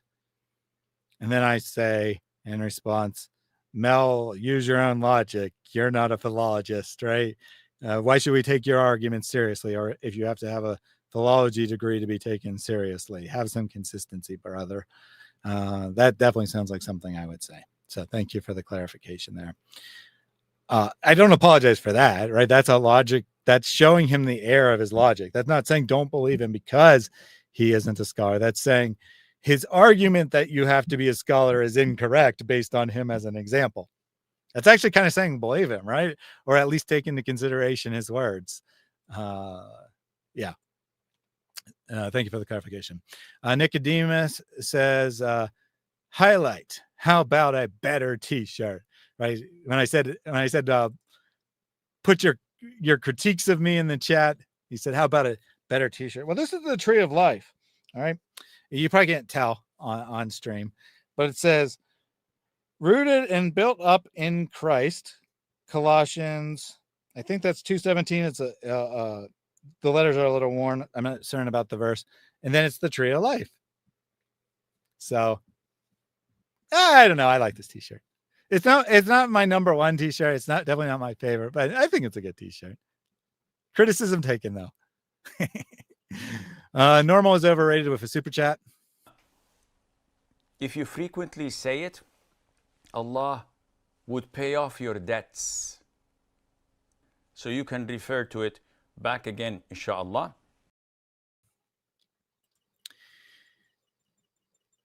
Refer to it back again. Peace of Christ be with you. Yeah, I definitely would actually encourage people to, to refer to that back again. I mean, it does say come with that, but just in general, just peace and Christ be with you. Great way to greet people or respond to one another. Yeah, random side point here, but like people in the church, they often are like, it's too hard to do evangelism, or how am I supposed to do this? I'm so uncomfortable. Very, very easy thing you can do, right? Someone asked you how your weekend was. Instead of saying great, say blessed by God, right? Or how are you doing? Instead of saying I'm good, say I'm blessed by God.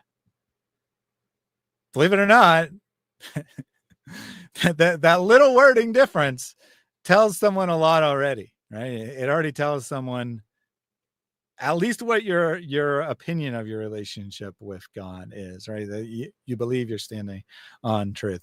Also like what'd you do this weekend? You can say, talk about the fun things you did, the movie you went to or whatever. But hey, who's to say you can't say, I went to church and it was an amazing service, right? I felt really in tune with God during service this week. All right, random aside, gone, right? While I don't agree with everything you say, I've always found you to be very fair and offering opportunities to those who disagree with you to voice their position. I appreciate that very much. Like I said, before this, other than Muslims who, will attack anything in a million different ways, the main criticism I got from Christians was, you give the Muslims too much rope, right? You're too nice to the Muslims. That was the main criticism I got before this. Thank you for that super chat. Normal is overrated. And I agree. Appreciate your words and your financial support, but mostly your words. Little Christian Friends said, highlight. This is how you highlight your comment for no points. or no money anyway. I think it uses like 10 points or something. Which you are also earn 10 points for each comment you make. It might be as many as 50. I forget. But either way, it's super, super easy, right? You get 100 for joining the stream, and then you get 10 for every comment you make. So it costs essentially no points, and the points have no value anyway. So no monetary consequence. You get your thing highlighted. You don't have to give me a super chat, although of course I do appreciate super chats. Chris Oakley says they shouldn't do evangelism like evangelists do evangelism and do their gifts. I disagree. I definitely agree that people are differently gifted. However, I don't define evangelism as, getting up in front of a large crowd and doing a call to come to the altar and put your faith in Christ. Is that evangelism? Sure. But it's not the only evangelism. I think every Christian is called to be an evangelist, but I think the primary way people are evangelists is by living out their faith in a daily life and making it apparent that they are Christians, right? The primary way people do evangelism is through setting an example and letting people come to them. So I don't think that everyone is called to preach.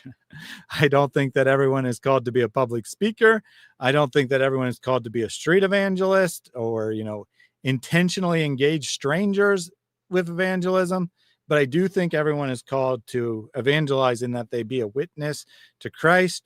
If you're a parent, the first and primary way you're an evangelist is to your own children.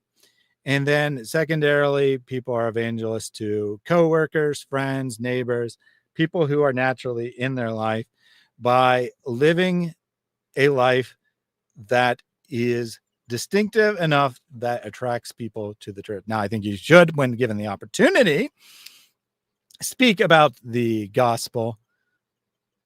We're all called to be witnesses, not evangelists. So it's a terminology thing, right? A terminology difference. To me, there isn't a difference. But if you're defining them differently, then I agree. Not everyone is called to, be a street preacher or approach strangers about the truth of Christianity. I think everyone is called to witness to the truth of Christianity. Again, parents primarily to their own children first, and everyone to those who are naturally in their lives.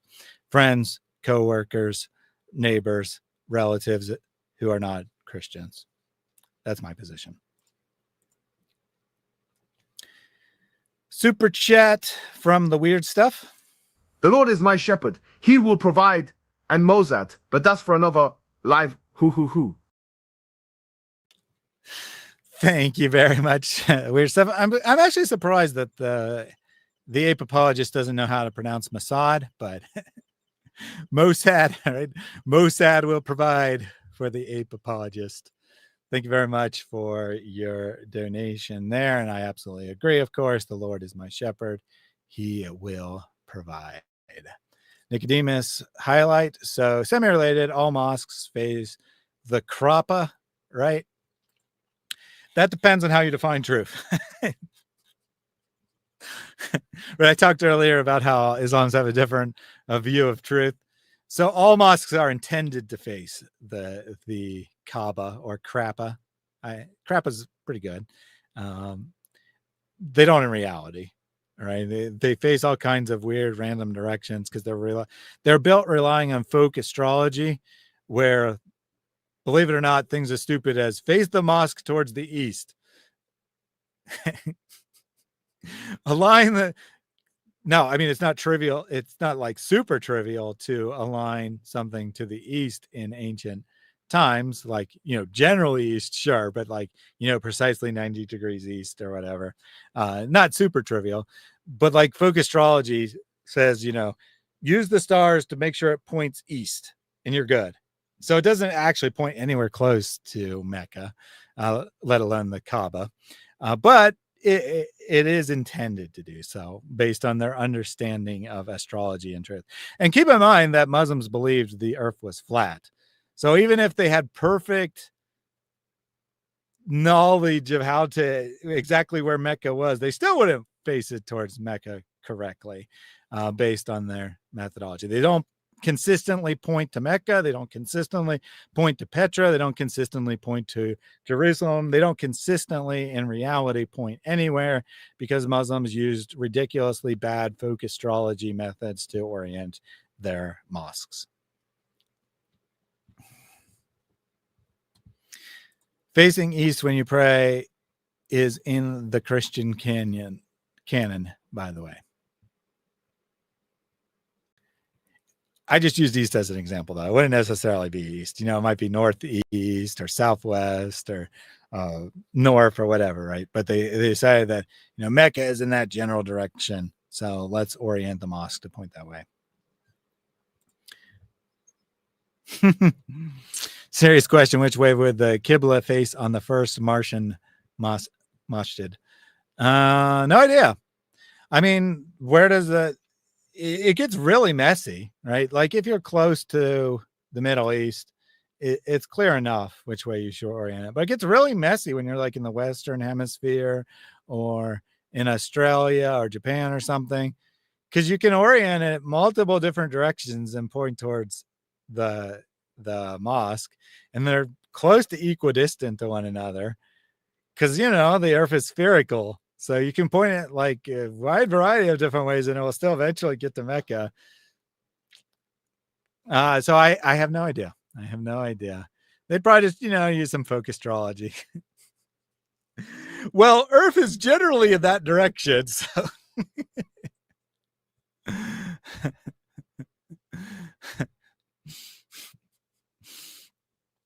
we got one more super chat.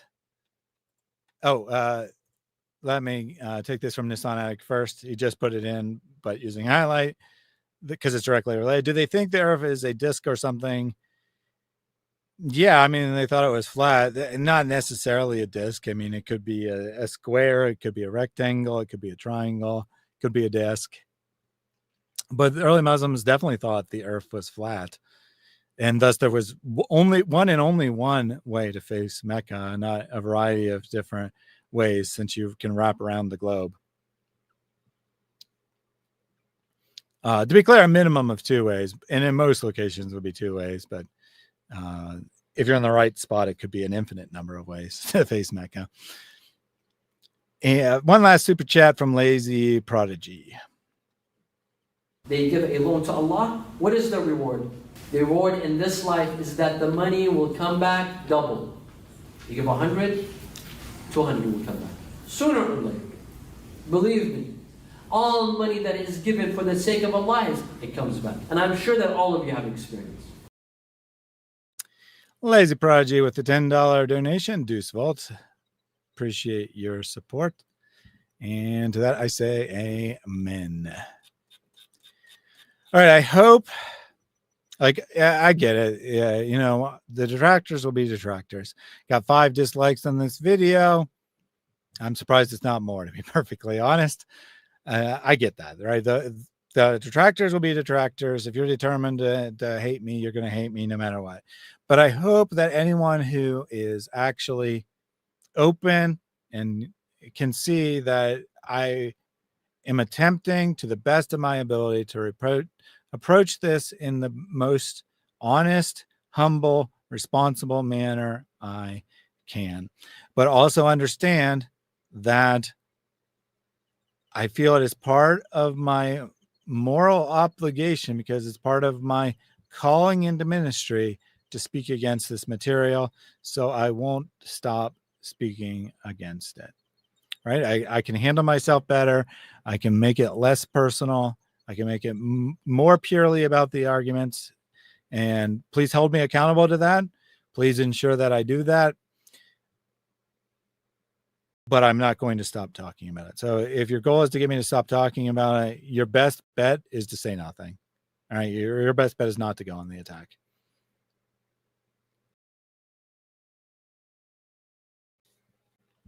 I don't know who this is at. I don't think it's at me. You're obviously in over your head theologically. At least give some consideration to your claims. I think maybe this is supposed to say they are obviously in their head over. I'm not sure what this is supposed to mean. Okay. I think this is about Houston and not about me at all. Okay, so never mind. I'll just ignore that, because I again, I was not able to read the chat. I only saw like 10 to 20% of it. I don't really know what was going on, so I can't speak to that. Mr. Thaddeus, any book recommendations? the Bible. But in all seriousness, of course, Bible should be your primary literature. I would kind of need more guidance on what you're looking for to make a good recommendation.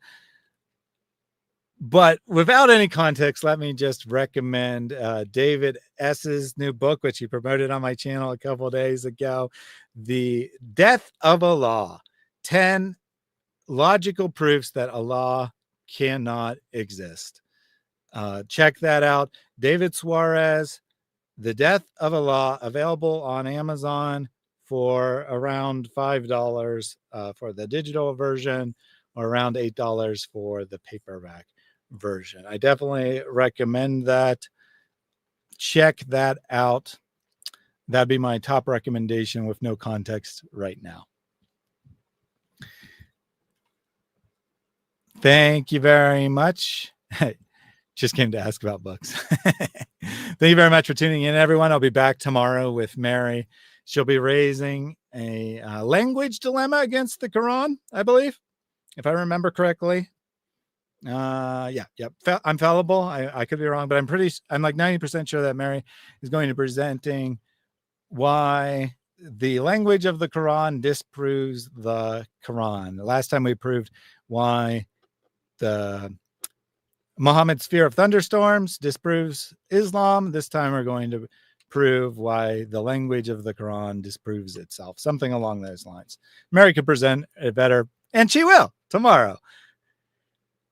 I am going to address the apostate prophet and Sam Shamoon situation at some point. I'm not 100% certain when. I might address Sam on Friday. I won't address AP until he speaks for himself or it becomes apparent that he's not going to. But right now, he's publicly said he plans to address the accusations made against him publicly. So I'll let him speak for himself before I comment on it. But Sam has engaged in inappropriate behavior by spreading gossip about apostate prophet. He has also been a massive hypocrite because his standards for calling out apostate prophet, even if true, which are not proven true at this point, which is why I can't speak about them and why Sam shouldn't have spoke about them. But even if true, are things he himself has violated. Given my moral stance against Muhammad Hijab and his abuse of women in marriage, the accusations against apostate prophet in his marriage, and the actual actions of Sam in his marriage, I feel that I now have to speak out about those matters. I am not committing to defending apostate prophet, and I'm not committing to criticizing him. If I need to criticize him, if I need to condemn him, I will do so. I'm not afraid of speaking against him. Sam, I know, has already done some shameful behavior, and I will talk about it publicly. I just haven't decided whether I will do that on Friday or I'll do it next week after apostate prophet has already addressed his end of it, because I believe AP plans to address it over this coming weekend. So I definitely plan to talk about it. I plan to address it. If I have to call out apostate prophet, I will. No matter what that means about attacks coming against me, I will. I know calling out Sam will definitely cause attacks to come from Sam personally and possibly from his audience. It's okay, right? I've taken so much attacks from Jay Smith and Mel and Jay Smith fans and Mel fans over the past 3 months. I don't want to do it, but I have to. All right. I didn't want to speak out against Jay, but I had to. I didn't have to respond to Mel. I didn't want to respond to Mel, but I had to. I don't want to address Sam, and I haven't addressed Sam all this time, even though I've had the same feelings about him for a long time. But now that, one, like historically, it wasn't part of my ministry. And then 2, after it became part of my ministry, it was the distant past. But Sam has chosen to resurface these issues, so they now need to be addressed. and apostate prophets issues are obviously contemporary. Again, I don't know if they're true. I'm not saying they are, but if they are true, then I will condemn him, because I am not a Dawa boy. I do not stand behind people who act shamefully in the name of Christ.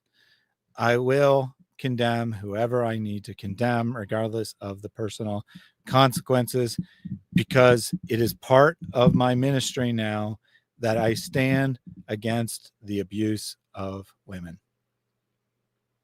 All right. That's all I have to say about that. Oh, Mary says she's back. I just was wrapping up, Mary, saying that you'll be talking about the language dilemma tomorrow. If you want to hop on real quick and preview that, you can.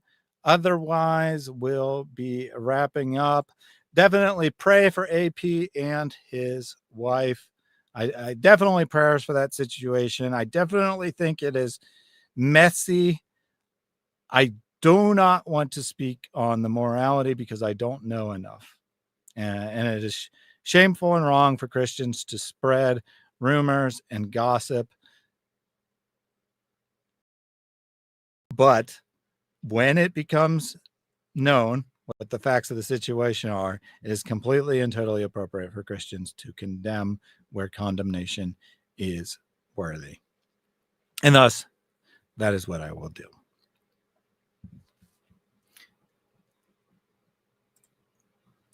I greatly appreciate Reason Answers Defending Women. It's a topic incredibly important to me. Yeah, I feel very passionately, very strongly about this.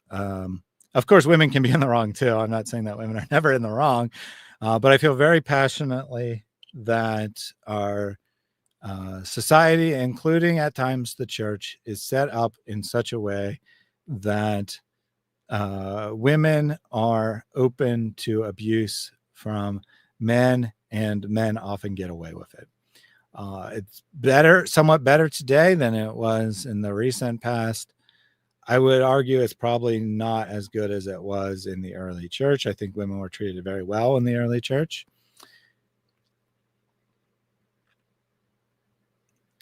And I don't see, Mary made a comment. I don't know. She might not be live. She might not have heard me.